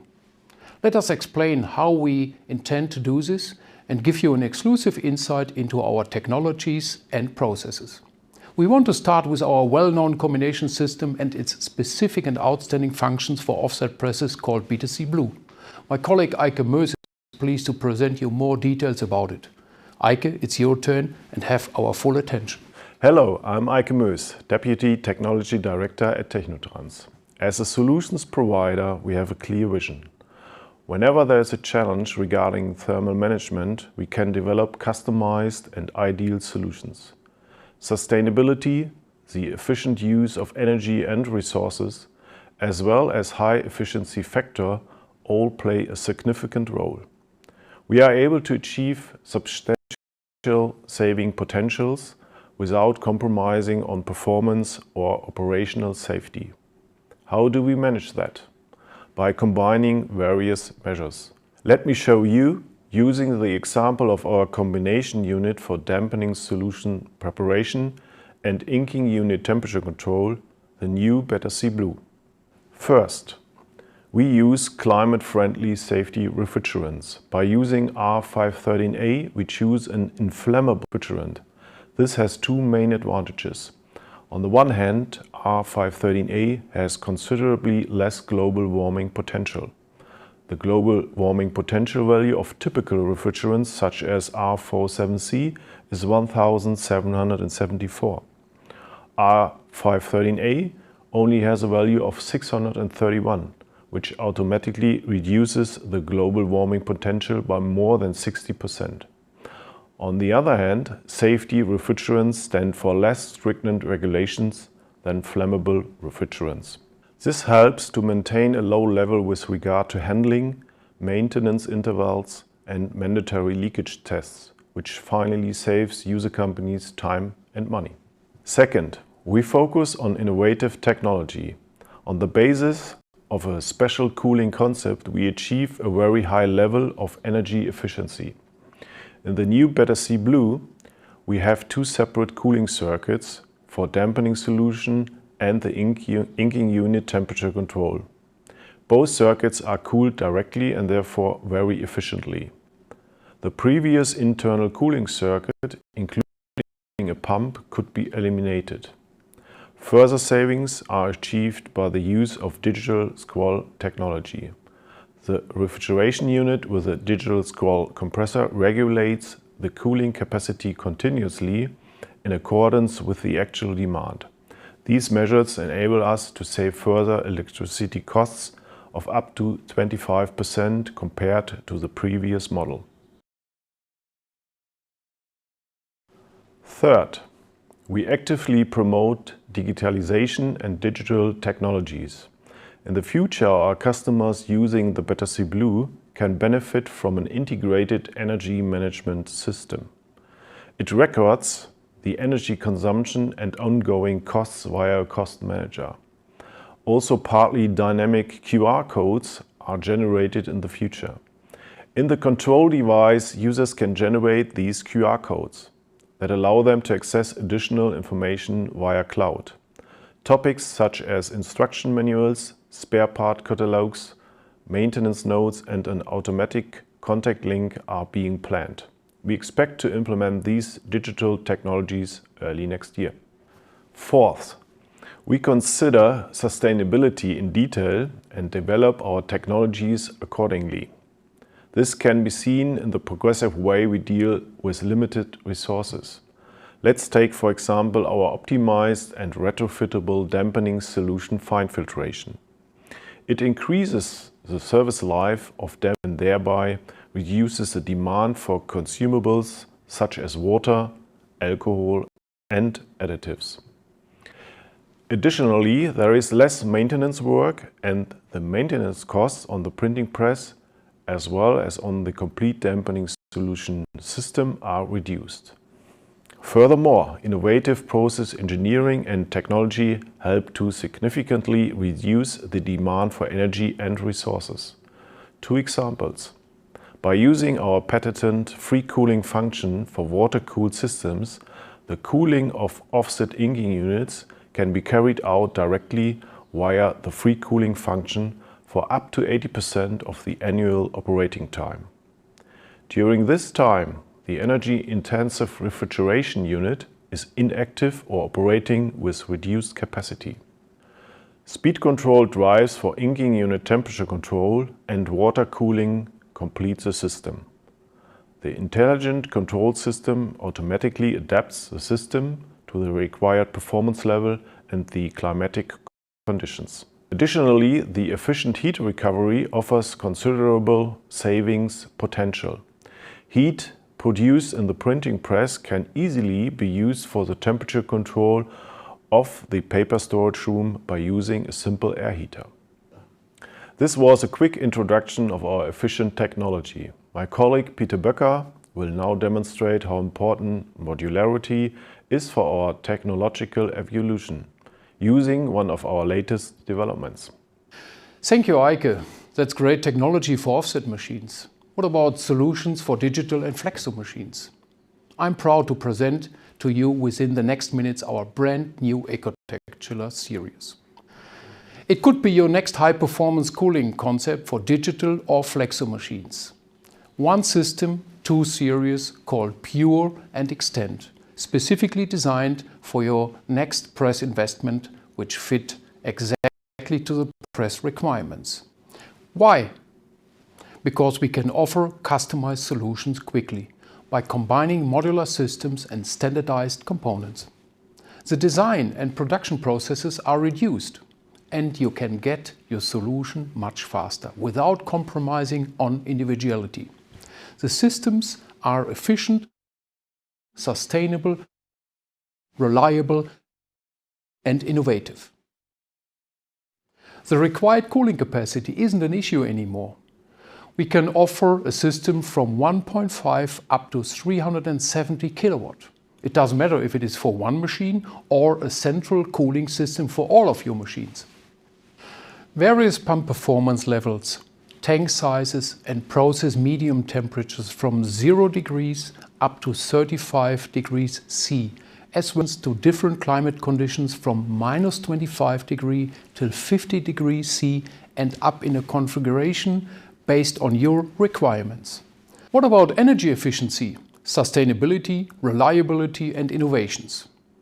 Compared to conventional technologies, we can achieve energy savings of up to 30% by using inverter technology for pumps, compressors and fans, all specifically designed for your applications. An integrated refrigeration system with a highly efficient plate heat exchanger combined with proven microchannel technology reduce the use of refrigerants by up to 60%. This saves resources, reduce the carbon footprint and protect our environment. Let's continue with reliability, possibly the most important aspect for printers. Unplanned downtime is a nightmare for any customer. And a fluctuating quality of print products is also unacceptable. Maximum process and operational reliability and consistent repeatability are paramount. We fulfill these requirements by means of various measures. For example, a very precise temperature control accuracy ensures a stable process. Not only that, we also rely on high-quality components. We protect the whole process cycle, partially the circulation pump with easily accessible and easy-to-clean fluid filters. The pipework is carried out in durable plastic, copper or stainless steel, depending on which process water is used. This also enables the use of DI water. We also consider the ambient temperature of the unit. Whether the unit is located inside or outside, we ensure safe operations even in extreme climate condition of -25 degrees of 50 degrees Celsius. Last but not least, innovations at a glance. At Technotrans we consider innovations to be a real additional benefit for you. Minimal footprint, maximum cooling performance was one goal we reached with a high power density design. The modular and user-friendly control systems enables ideal monitoring and handling with an intuitive screen surface as well as large multi-touch displays. Various interfaces are of course part of the control concept such as Ethernet, Profibus, Modbus, RS485, etc., which is just a short list of interfaces. With the EcoTectular series, we easily fulfill the requirements of the European Eco-Design Directive, which is a framework of ecological requirements for energy using and energy-related products. For example, we use refrigerant with a low global warming potential and our systems are ERP ready. The interaction between energy efficiency, reliability and innovations at Technotrans results in unrivaled and sustainable solutions that are unique to the market. As described earlier, this does not just apply to the technology. Any company seeking to be a sustainable solution supplier must think holistically and consider all areas. Now my colleague Oliver Milanovic will show you that service at Technotrans is not just a duty, but plays a central role within our cooperation.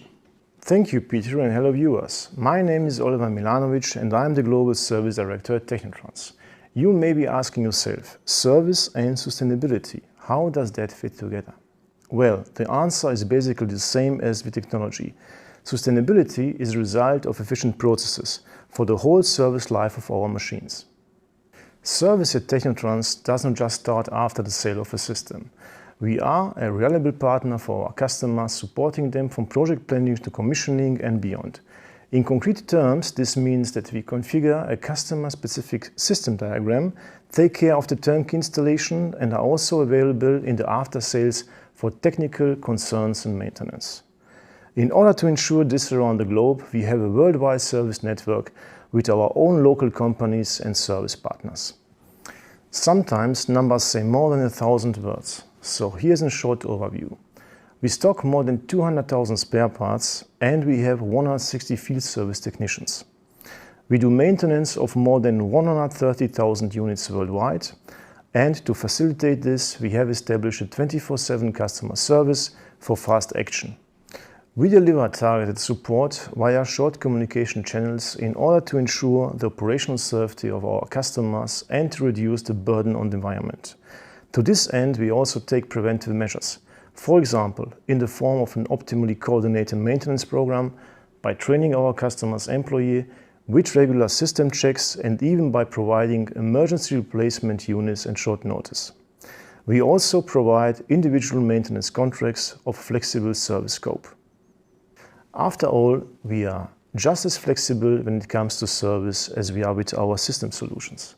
In order to further increase our efficiency and speed, we have been working on the extensive digitalization of our service portfolio for several years now. Today, we have an efficient remote support app that we are continuously improving and extending. Whether simple system checks, installations, repairs or commissioning, this all is basically possible via remote support.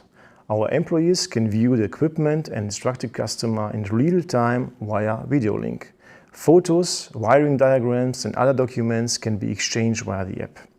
And language barriers are not a problem. Users can communicate in their respective native language in the chat room.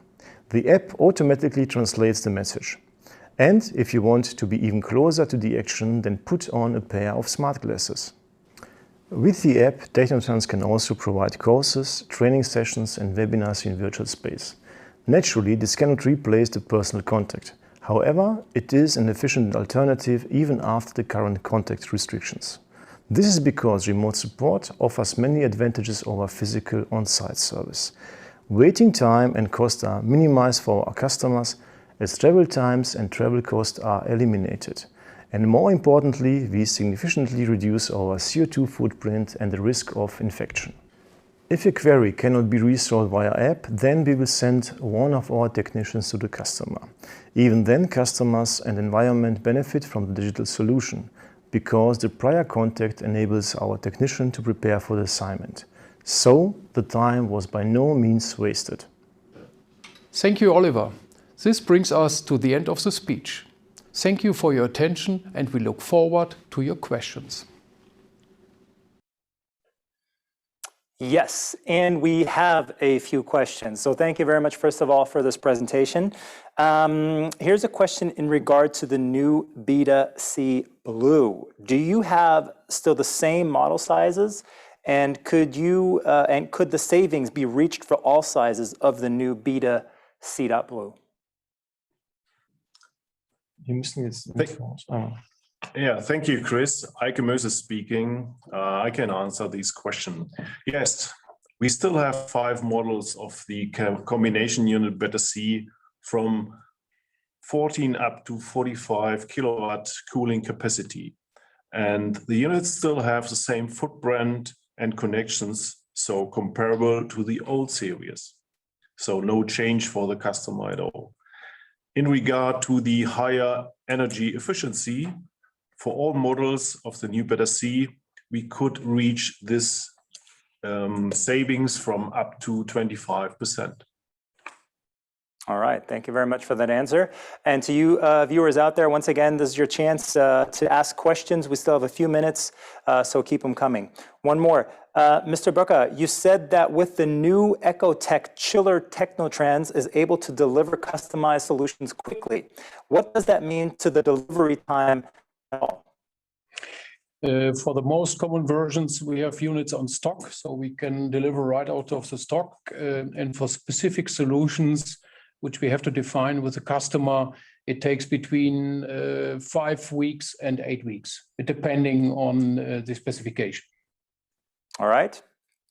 And Oliva, is your service and support app for free and available for iOS and Android operating systems also?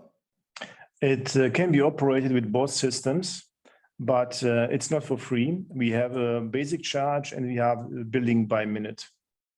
Okay. All right. Clear answer to that. Well, thank you very much. That was it from our questions, and our time is up also anyway. Gentlemen, continued success. Very interesting topic once again, and thank you for your time and your insights. See you soon. Thank you very much. Bye-bye. Bye-bye. So, ladies and gentlemen, moving on to the next topic. The question is, how can we replace plastic? What other materials are out there? And while preparing for the virtual Drupa, of course, I did my own research, and we came across nanocellulose. And this is what our next presentation is also going to be about: replacement of plastic in packaging materials with circular materials like nanocellulose films. And nanocellulose is basically made up of small plant material fibers or crystals in the plant cell walls.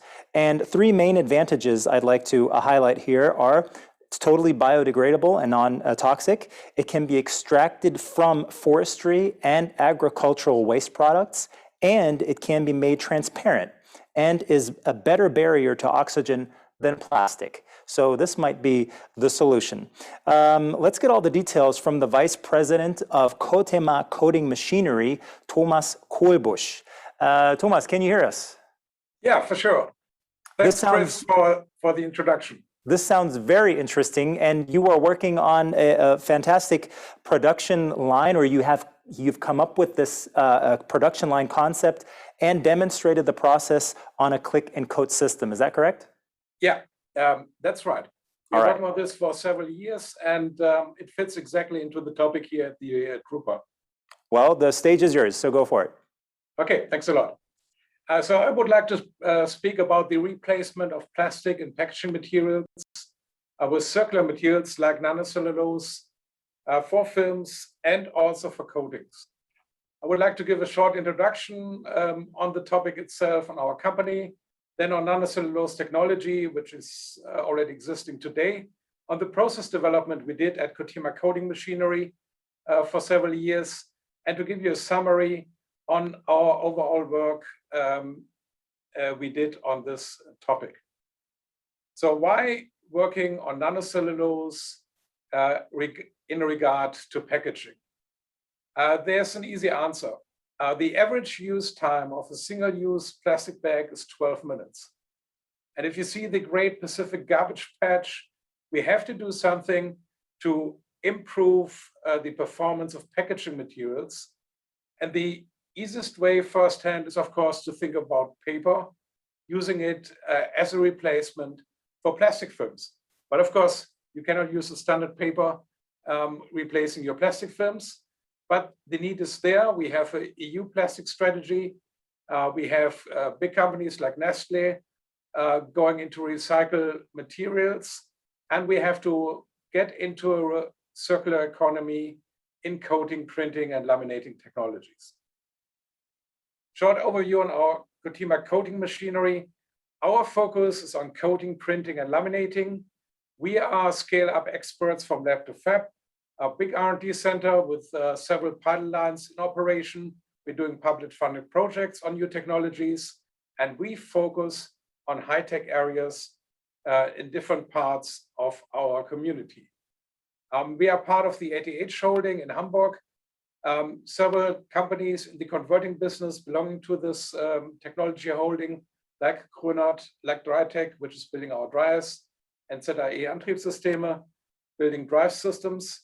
And all together in the whole group, we work on sustainable projects in different fields. And also my colleagues will have talks here at the Drupa. The markets at Cotima, we are very strong in the renewable energies, pharmaceutical, medical applications, membranes, print electronics, but also the standard converting packaging business, where we all have these different products in. And what is our principle?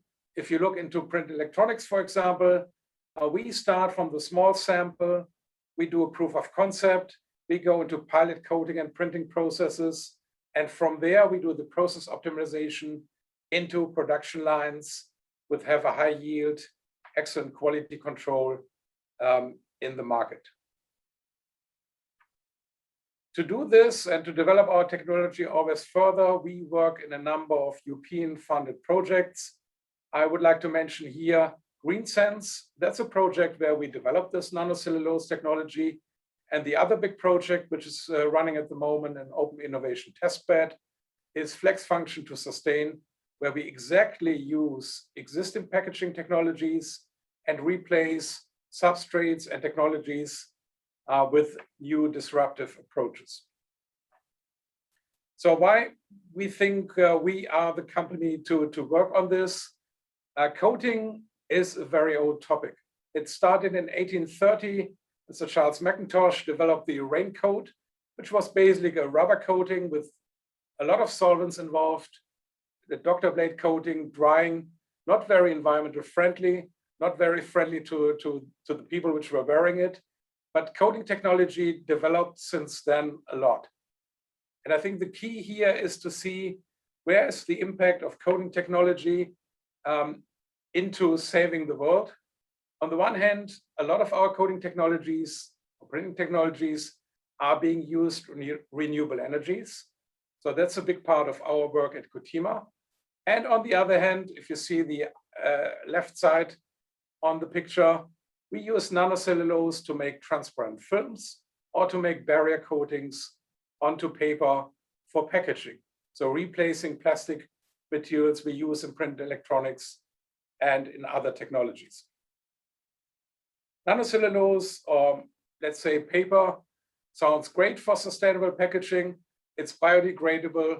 It's, of course, it's paper, so it has mechanical stability and barrier properties. And the nanocellulose itself has a big mechanical strength. It has very good barrier properties. It's smoothing surfaces like paper.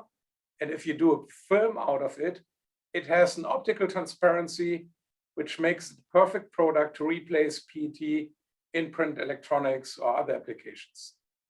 And of course, it's a nature-derived renewable nanomaterial made out of wood, out of other materials. And it's a totally circular approach. No solvents being used. We use water as the solvent in the process. So that's the important point to keep in mind. Of course, where can you use this? Therefore, we started to work in the GreenSense project, European project funded by the European Union. And here the idea was to print wireless autonomous biosensors onto a nanocellulose-based platform. When we started this project, there was nothing about COVID and other topics. But here you see we can do billions of them on a paper-based system, easy to recycle. We don't waste everything with plastic materials. And that's one big advantage we learned in the project. Of course, if you want to print such a sensor on a natural material, there are different topics you have to look into. So cellulose is either cellulose fibers or cellulose nanocrystals or a mix out of them. And they have pros and cons in the handling of the materials. The cons you see here on the upper right, it's a very uncoatable material in the beginning. So on the top, you see here the basically the the nanocellulose material. And on the left side, you see the transparent film made out of this material. On the right side, you see the coated result on paper. So these are the two functionalities of nanocellulose. And we developed this with different scale of equipment in our R&D center. So on the one hand, small scale tabletop systems, and then on the other hand, bigger scale pilot coaters we use for roll-to-roll operation. The process development itself, of course, is always related to the topic of looking into the coating chemistry, into coating processes, process control, drying the materials, pre-treatment and environment control. So a lot of parameters which are important to control and to have a high yield in the overall process. And this is where Cotima is specialized with chemical experts, 10 researchers in the company, to find the best solution for the operation. This is the process itself. So we are mixing the nanocellulose in water. We are pumping it into a coating system, the so-called slot die coating. We have the substrate, which can be a release liner or paper. We are coating the nanocellulose as a closed film on top of the material. We are drying the nanocellulose, and then we have either paper with a barrier function or barrier coating, or we delaminate the nanocellulose film from the release liner, and we have a transparent, thermal stable nanocellulose film. Big topic, of course, in the research was this topic here. So we had the topic that we had to mix the nanocellulose, which is very solid. If you see it here, with water in a very unique mixing process to be able to transport this mixed substrate or this mixed solution into our coating system. So it's a shear thinning behavior of the material. So the faster you mix it, the more fluid the material gets, as a short descriptions of this. And with this trick and some other fine-tuning of processes, we were able to do very nice closed films in different working width. Point here is, of course, you have a big amount of water in the process. So we're speaking here about up to 99% of water as the solvent, and just a very small solid content of nanocellulose fibers, which of course have the tendency, if you take the solvent out, that they are sticking together, that they have a lot of force on the surface, which also makes it a little bit of a problem to have very flat, even coatings and films out of it. With the coating systems we're using, and this is an in-house developed coating system called slot die at Cotima, we can run very slow speed, but also very high speed. We can do higher viscosities in the operation, and we can do a layer thickness up to 200 micrometers in the operation with a very high coating accuracy, which is important for the nanocellulose films, which is more accurate than 1%. We can build these systems up to 3-meter working width. So also for the big scale industrial application, system is ready. The system is a pre-metered controlled system. So the layer thickness is pre-metered by the dosing pump speed. And this is a very precise, accurate application system. It's controlled by the meniscus. The meniscus itself is controlled by different pressure relations in the coating area. I'm not going to detail here, but if it's stable, it's a complete stable for hours, system for hours. It can be very precisely calculated theoretically. So we have simulation in our company to see here the exact coating thicknesses we get out of the process. And you see here an example of such a slot die. Also the opening of the slot die itself. And we do these systems in-house. You can test these systems in our R&D center. And we use this a lot for these type of fluids because they are much easier to control, to handle in the operation. Of course, drying so much water is a topic which is challenging. And this means you need either long dryers or specific drying technologies. Because you're getting 99% water out, you have to put in a lot of energy to get the water out of the finished product, of course. This we do in breaking up the laminar flow, which is forming on the drying material. So there's either a trade-off, you do a fast heat transfer, then you run into problems with pinholes, or you do a slow drying. This means you cannot run very fast. And for this, we developed specifically NIR, nearly infrared drying systems, which solve this topic, which gives us a very reasonable speed, which is shortening the normal dry length, where we use hot air. And this, of course, is the advantage in the overall process. So this was all developed in GreenSense in this project. And this is already running since 2 years. And we are now scaling up the process from pilot, tabletop, into bigger scale working with. And you see here also the working with is going up, the speed is going up, layouts are increasing. And here you see first examples from the overall development in GreenSense. We now can say that we either have a barrier-coated paper or we have a transparent nanocellulose film. So what is this showing? We start with a very low TI level, 3. We now reach 7. We're further developing the process, but it's a complete sustainable packaging material.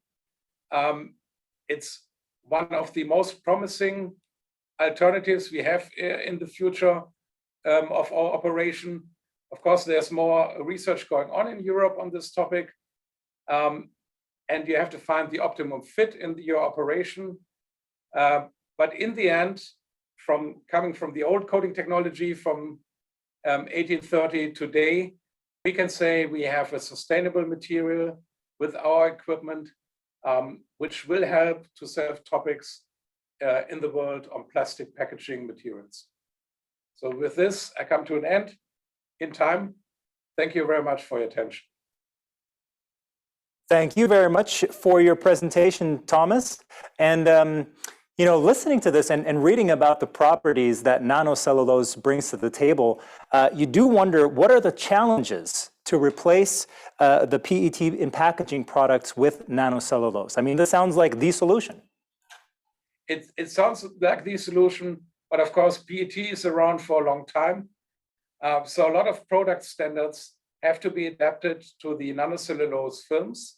And this we are doing at the moment, specifically in print electronics, because what we have seen, it's not only replacing PET, it's more thermal stable in the overall process. And this is now going step by step into the industry. All right, thank you very much for that. And are there alternatives to nanocellulose with circular materials to be used in the near future? What do you say? There are tons of these options with sustainable materials for circular economy. They all, of course, have the problem. These are natural materials, so you have to dilute them with a lot of water as a solvent. And not all of them, of course, are transparent in the approach. That's the disadvantage of systems like alginate and like others. All right. Thank you very much, ladies and gentlemen. If you have any questions, we have 1 more minute of time. Send them in now. Let's see. Okay, but nevertheless, if you do want to know more, I think you guys are around anyway. Also, you're also exhibiting here, right, at Virtual Drupa? We are exhibiting at Drupa. We have a virtual booth with more information also on the different topics. So everybody, feel free to stop by. And Thomas Kolbusch, thank you once again for joining us. Okay, thanks, Chris. Bye. Oh, wait a minute. Are you still there? Yeah. We'd have one question that just popped up. Okay, How resistant is nanocellulose towards organic solvents and inks? It's very resistant. We're doing, for example, silver ink printings on top of nanocellulose films. Okay. All right. Hope that answers your question. And once again, thank you very much. If you want more information, go visit Thomas and his team once again here at the virtual Drupa. Thank you. Okay, thank you. So, ladies and gentlemen, let's move on. And I'm going to start with this statement. Recycling can be reduced or avoided. Now that sounds like a contradiction to what we've heard so far, but listen, avoidance of recycling is the topic through intelligent sensor technology and its monitoring. And we want to say is that this session describes how the use of sensors and their intelligent monitoring prevents products from being produced that do not meet the supplier's quality requirements. And examples are used to explain how sensors and their software-based monitoring ensure that production plants become more operator independent and at the same time safer in order to avoid or at least reduce scrap. And that's why, once again, recycling can be avoided or at least reduced. Let's hear more about this from the area sales manager or director at MA Metering Systems GmbH, Edgar Hochwart. Edgar, are you with us? Can you hear me? Yes, he's there.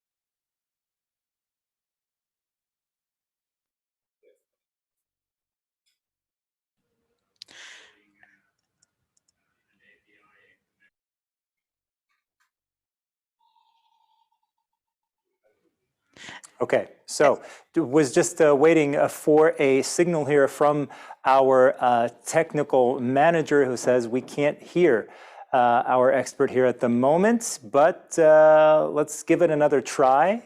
We'll see if we can get you in again. Edgar, maybe we can try it again. Edgar, can you hear me? Maybe you can wave just to see if we can. Oh, now we hear you. Okay, Edgar. Okay. So start it off again. Okay, thank you very much. All right. Appreciate brief information about the MA Group. The MA Group has been founded in 1861, so which means we are celebrating 160 years of anniversary this year, which is, I personally believe, we can very proud of to work for the company this age. The MA company actually belongs or is having three divisions. The MA Metrology. MA Metrology is producing from the hand measuring tool up to very high sophisticated multi-coordinate measuring machines. Then we have a second division, which is MA Motion. MA Motion is producing linear and rotary stick slip-free elements for rotary and linear motion. For example, the SOHO satellite has been equipped with this. And the third division, this is where I'm personally working for, is MA Metering Systems. And we do have two subdivisions. One subdivision is gear metering pumps, so very high precision gear metering pumps, mainly supplied to the man-made fiber industries for polyester, polyamide, and so on. And the second division is MA Meter Mix Dispense Technology. So here we are producing meter mix machines for all kinds of applications. I myself working as a hybrid for both divisions. So I'm working for the pumps and meter mix technology, and I'm responsible globally for the converting industry worldwide. So everybody is well aware of the Green Deal. Our joint primary goal is to have the climate neutrality. And what you just mentioned before with the introduction, Chris, I fully agree that is contradictory of what we are actually saying, avoidance of recycling through intelligent sensor technology and its monitoring. It sounds like that we are saying with equipment we are producing, we are able to avoid recycling.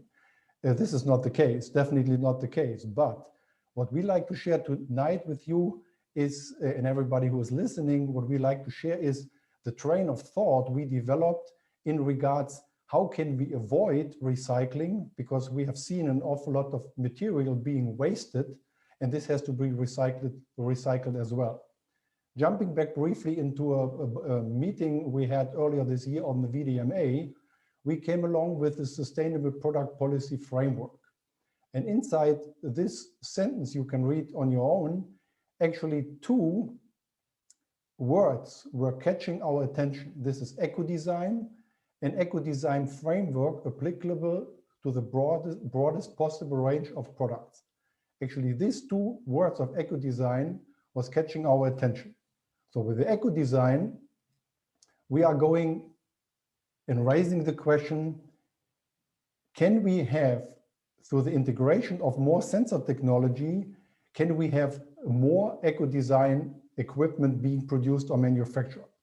I think everybody who is listening and working in the technical world, you will know the keywords like performance level or the keyword safety integrity level known under SEAL.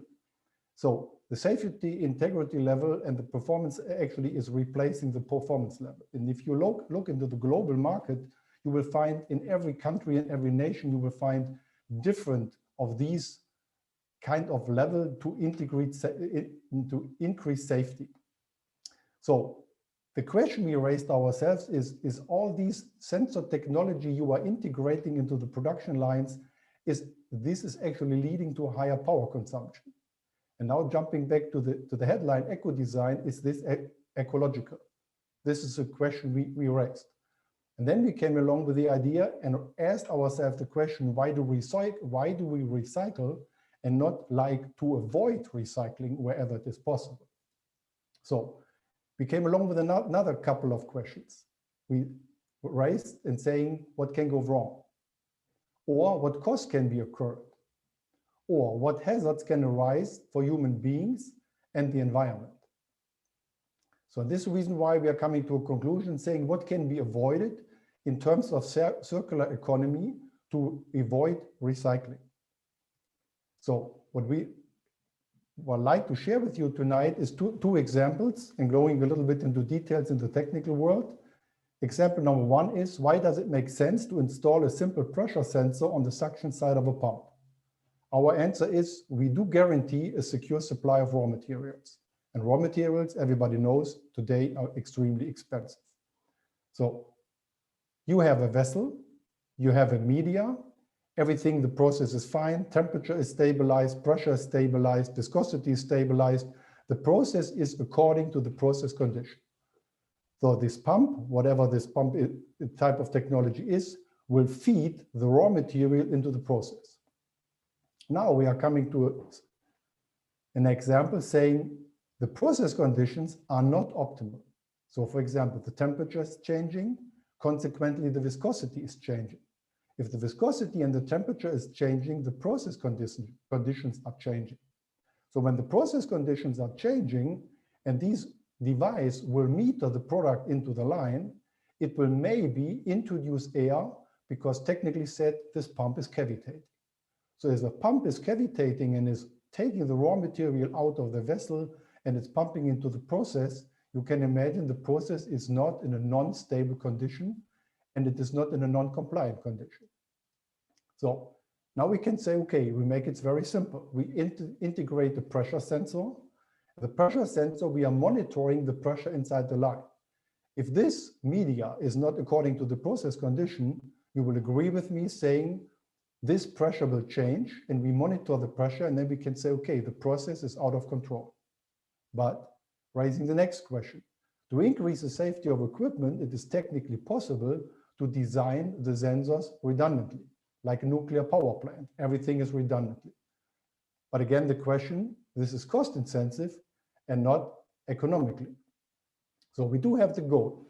The goal we're having in our company is to develop a suitable monitoring system to detect the non-conform process before it actually happens. So coming back to the example number 2, you will see the same vessel as you have seen before. Now we are adding a couple of things. Inside the vessel, you have a refilling station, you have a discharge line, and we have a level sensor. Sounds very simple. All these items are known, well known. What we are doing now, and this is what we are saying with software logic, we are combining all these information. So we are taking the refill information and feed it into the PLC. We are feeding the level indicator in the information into the PLC. And we are feeding the discharge, whatever device you are having integrated, we are feeding the discharge information into the PLC. Now allow me to take you with me to go to a simple example again. If the discharge is as high as the refill, the level sensor is not indicating any motion, any movement. If the refill is higher than the discharge, you will agree with me saying this level will rise. Everything what I'm saying sounds pretty simple and well known from everybody. What we are saying is if the discharge is higher than the refill, the level will drop and vice versa. Now making an example, you can imagine this process condition is not according to the process you like to have. For example, you have this equipment has been on a waiting position for quite a while. You have the pot life actually is taken care of, and all of a sudden you will find a film on top of this vessel. So the refilling, the discharge will take the media and feed it into the process. The refilling station is not going to be activated because this level sensor is not indicating any motion, any movement. So which means when the discharge, which we are controlling from the PLC, and the refilling, which we are controlling from the PLC, is not in balance, we do know something is wrong with the level sensor. So which means from the software we are having in the PLC, we are monitoring the behavior of this technology. So we are saying if this discharge and the refill is out of balance and the levels indicator is not giving and sharing with us this information, something is wrong.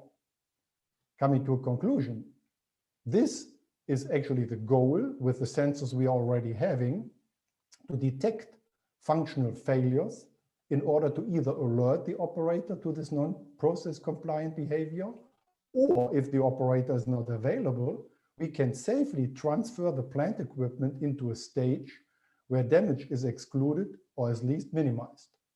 So the idea we are having, saying, coming back to the headline of the presentation here tonight, is what we are saying is our goal is recycling can be avoided. And now I'm coming back, Chris, to your introduction. Yes, it is contradictory of what we are saying, but the presentation, and this reason why I'm the last one speaker for tonight, was to encourage you to think about why do you produce waste and then recycle instead of avoiding waste and not to recycle to reduce the carbon footprint. This is actually the idea we are having, you saying recycling can be avoided, in our opinion, in brackets where possible, or at least reduced based on a software monitoring to ensure that the production plants become more operator independent. So it's more software controlled and not operator is watching TV screens and looking at what kind of numbers are out of control, and thus safer in order to avoid, and now I'm reducing my statement, or at least reduce scrap. And if you know from Mr. Kobusch, who was a speaker before, everybody knows in the production plant, you have containers of wasted material and you are throwing this away and you recycle. And our idea is to increase technology and to monitor to actually reduce recycling and reduce scrap. So this is what we wanted to share with you, to take you to our train of thought we are having in our company to think about of this technology we are developing. All right, thank you very much. And of course, we have some questions also for you. So let's get right into it. We have another 5 minutes to go here. So maybe you could tell us, Doesn't the additional sensor technology make the system more expensive? It's a clear answer, Chris. Yes, it does. But allow me to explain the but. If you're looking at the total cost of ownership, in the first glance, it looks like that you are investing more money into this technology, which is true. It's a fact.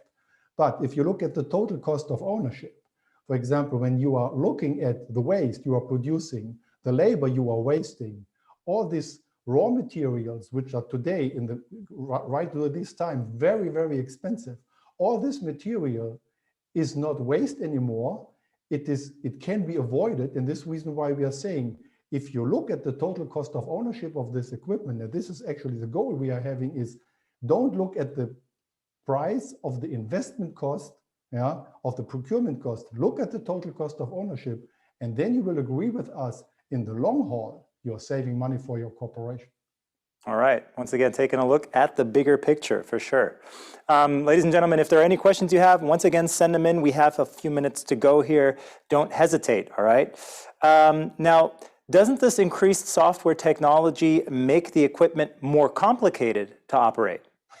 This is, I'm sorry to laugh, not laughing about you, because this is a question I'm getting when I'm consulting customers. They're saying, oh yeah, listening to you, Mr. Hochwart, everything, it's so complicated. Exactly the opposite is the case. Because the customers today and the former days, they are used to look at equipment, to look at monitor screens, to watch and observe and everything what is going on, to see is a process is fine, it is in balance. But if you look into today's production plants, it is the same as MAR. Every operator is not only operating machines running from one operator, and these people have to split. They have to split personally look into different technologies. And this is the reason why our train of thought is the software, the machine is taking over the control and is giving the operator green light. And up to the time the light is green, the operator does not need to touch our equipment. If the machine is showing you a signal, giving you a flashing light or a red light or whatever, some alert, then he can go to the process or go to the equipment and then look what is going wrong. But up to the time this process is under the process condition, everything is fine and you don't need to control this. So like so often, it's not really the machine, it's usually the human thinking that sometimes make things more complicated than it seems, right? Actually, we do have a customer, and I'd like to share this briefly with you. A customer who was one of the speakers today, and he shared with me some years ago, I do have 28 operators and I have 27 nations. So when you have as a head of a department, 28 operators in 27 nations, you can imagine that everybody is having a different mindset, a different language, and so on and so forth. And this is the reason why we are thinking in our company with our R&D department saying, give us the control of the equipment and reduce the operator influence into this equipment. So we are thinking reverse and saying, okay, when the machine is fine, the process is fine, don't touch it. Good point there. So why do you believe, in the end, why do you believe recycling can be avoided or should be avoided? I just jumping to your introduction, what you just mentioned in the first beginning, it is contradictory, but this was made on purpose to really look at the people's, or take the people's attention, look at this a little bit, I say it in quotes, crazy headline of the presentation here. I think it was a little bit made on purpose to make you alert, to make you awake and saying, why is this person thinking with technology you can reduce or you can avoid recycling? We are not able to avoid recycling. We do know you have to recycle. If, for example, looking at food packaging, you have to produce it and you have to recycle. So is everything which is going to be waste just before it comes into the global world. This is what we like to avoid and to make it more safe. This is actually our train of thought. All right. Well, thank you very much. Our time is up. It's been a pleasure having you here with us. I think you're going to be also available. Are you guys are exhibiting here also, right? Oh, we're not exhibiting. You're just here for today? Yes, here for today. But you're going to watch probably tomorrow and the next day. Yeah, of course. And okay. I'm happy I'm allowed to speak because I've been born in Düsseldorf. So it's Home run. Well, welcome home. Thank you very much once again for joining us. And once again, be sure to check out the rest of the program during the next couple of days. Thank you very much. Okay, everybody, nice evening. Okay, all right. Bye-bye. So, ladies and gentlemen, a day evolving around the topic of circular economy comes to an end. And even though the first day of Drupa 2021 may be over, I'm sure that our sessions have inspired us to continue thinking about what circular economy actually means, not only for our business, but for life in general. And the scope of knowledge, I think the level of enthusiasm we experienced here today, the ingenuity of innovations here on display is just simply mind-boggling. And I'm very looking forward to what the next couple of days have to offer. So don't forget, all sessions will be available on demand, just in case you're thinking, oh, I missed this and I missed that. Don't worry, you can watch it anytime. Simply go to our virtual Drupa homepage and you'll find your way there. And our exhibitors also welcome anybody with open arms for any questions you have. Once again, the live web sessions will start again tomorrow morning at 8. All right, so they'll be there already at 8. And we'll continue here once again with the overarching topic of platform economy. Then starting again at 10:15 tomorrow. So I'm looking forward to seeing you then. It's been a pleasure having you as our guests. I hope you enjoyed it just as much as we did. Thank you to all speakers who are with us here today. And once again, feel free to share anything. Maybe you took a screenshot or a photo of you sitting in front of your screen, wherever you are. If you'd like to share this with your community, don't forget to use the hashtag #VirtualDrupa. So that's it from us. Once again, have a great evening or great day or morning, wherever you are in the world. And once again, see you again tomorrow. Auf Wiedersehen. Tschüss. Das war's aus Düsseldorf. Bye-bye.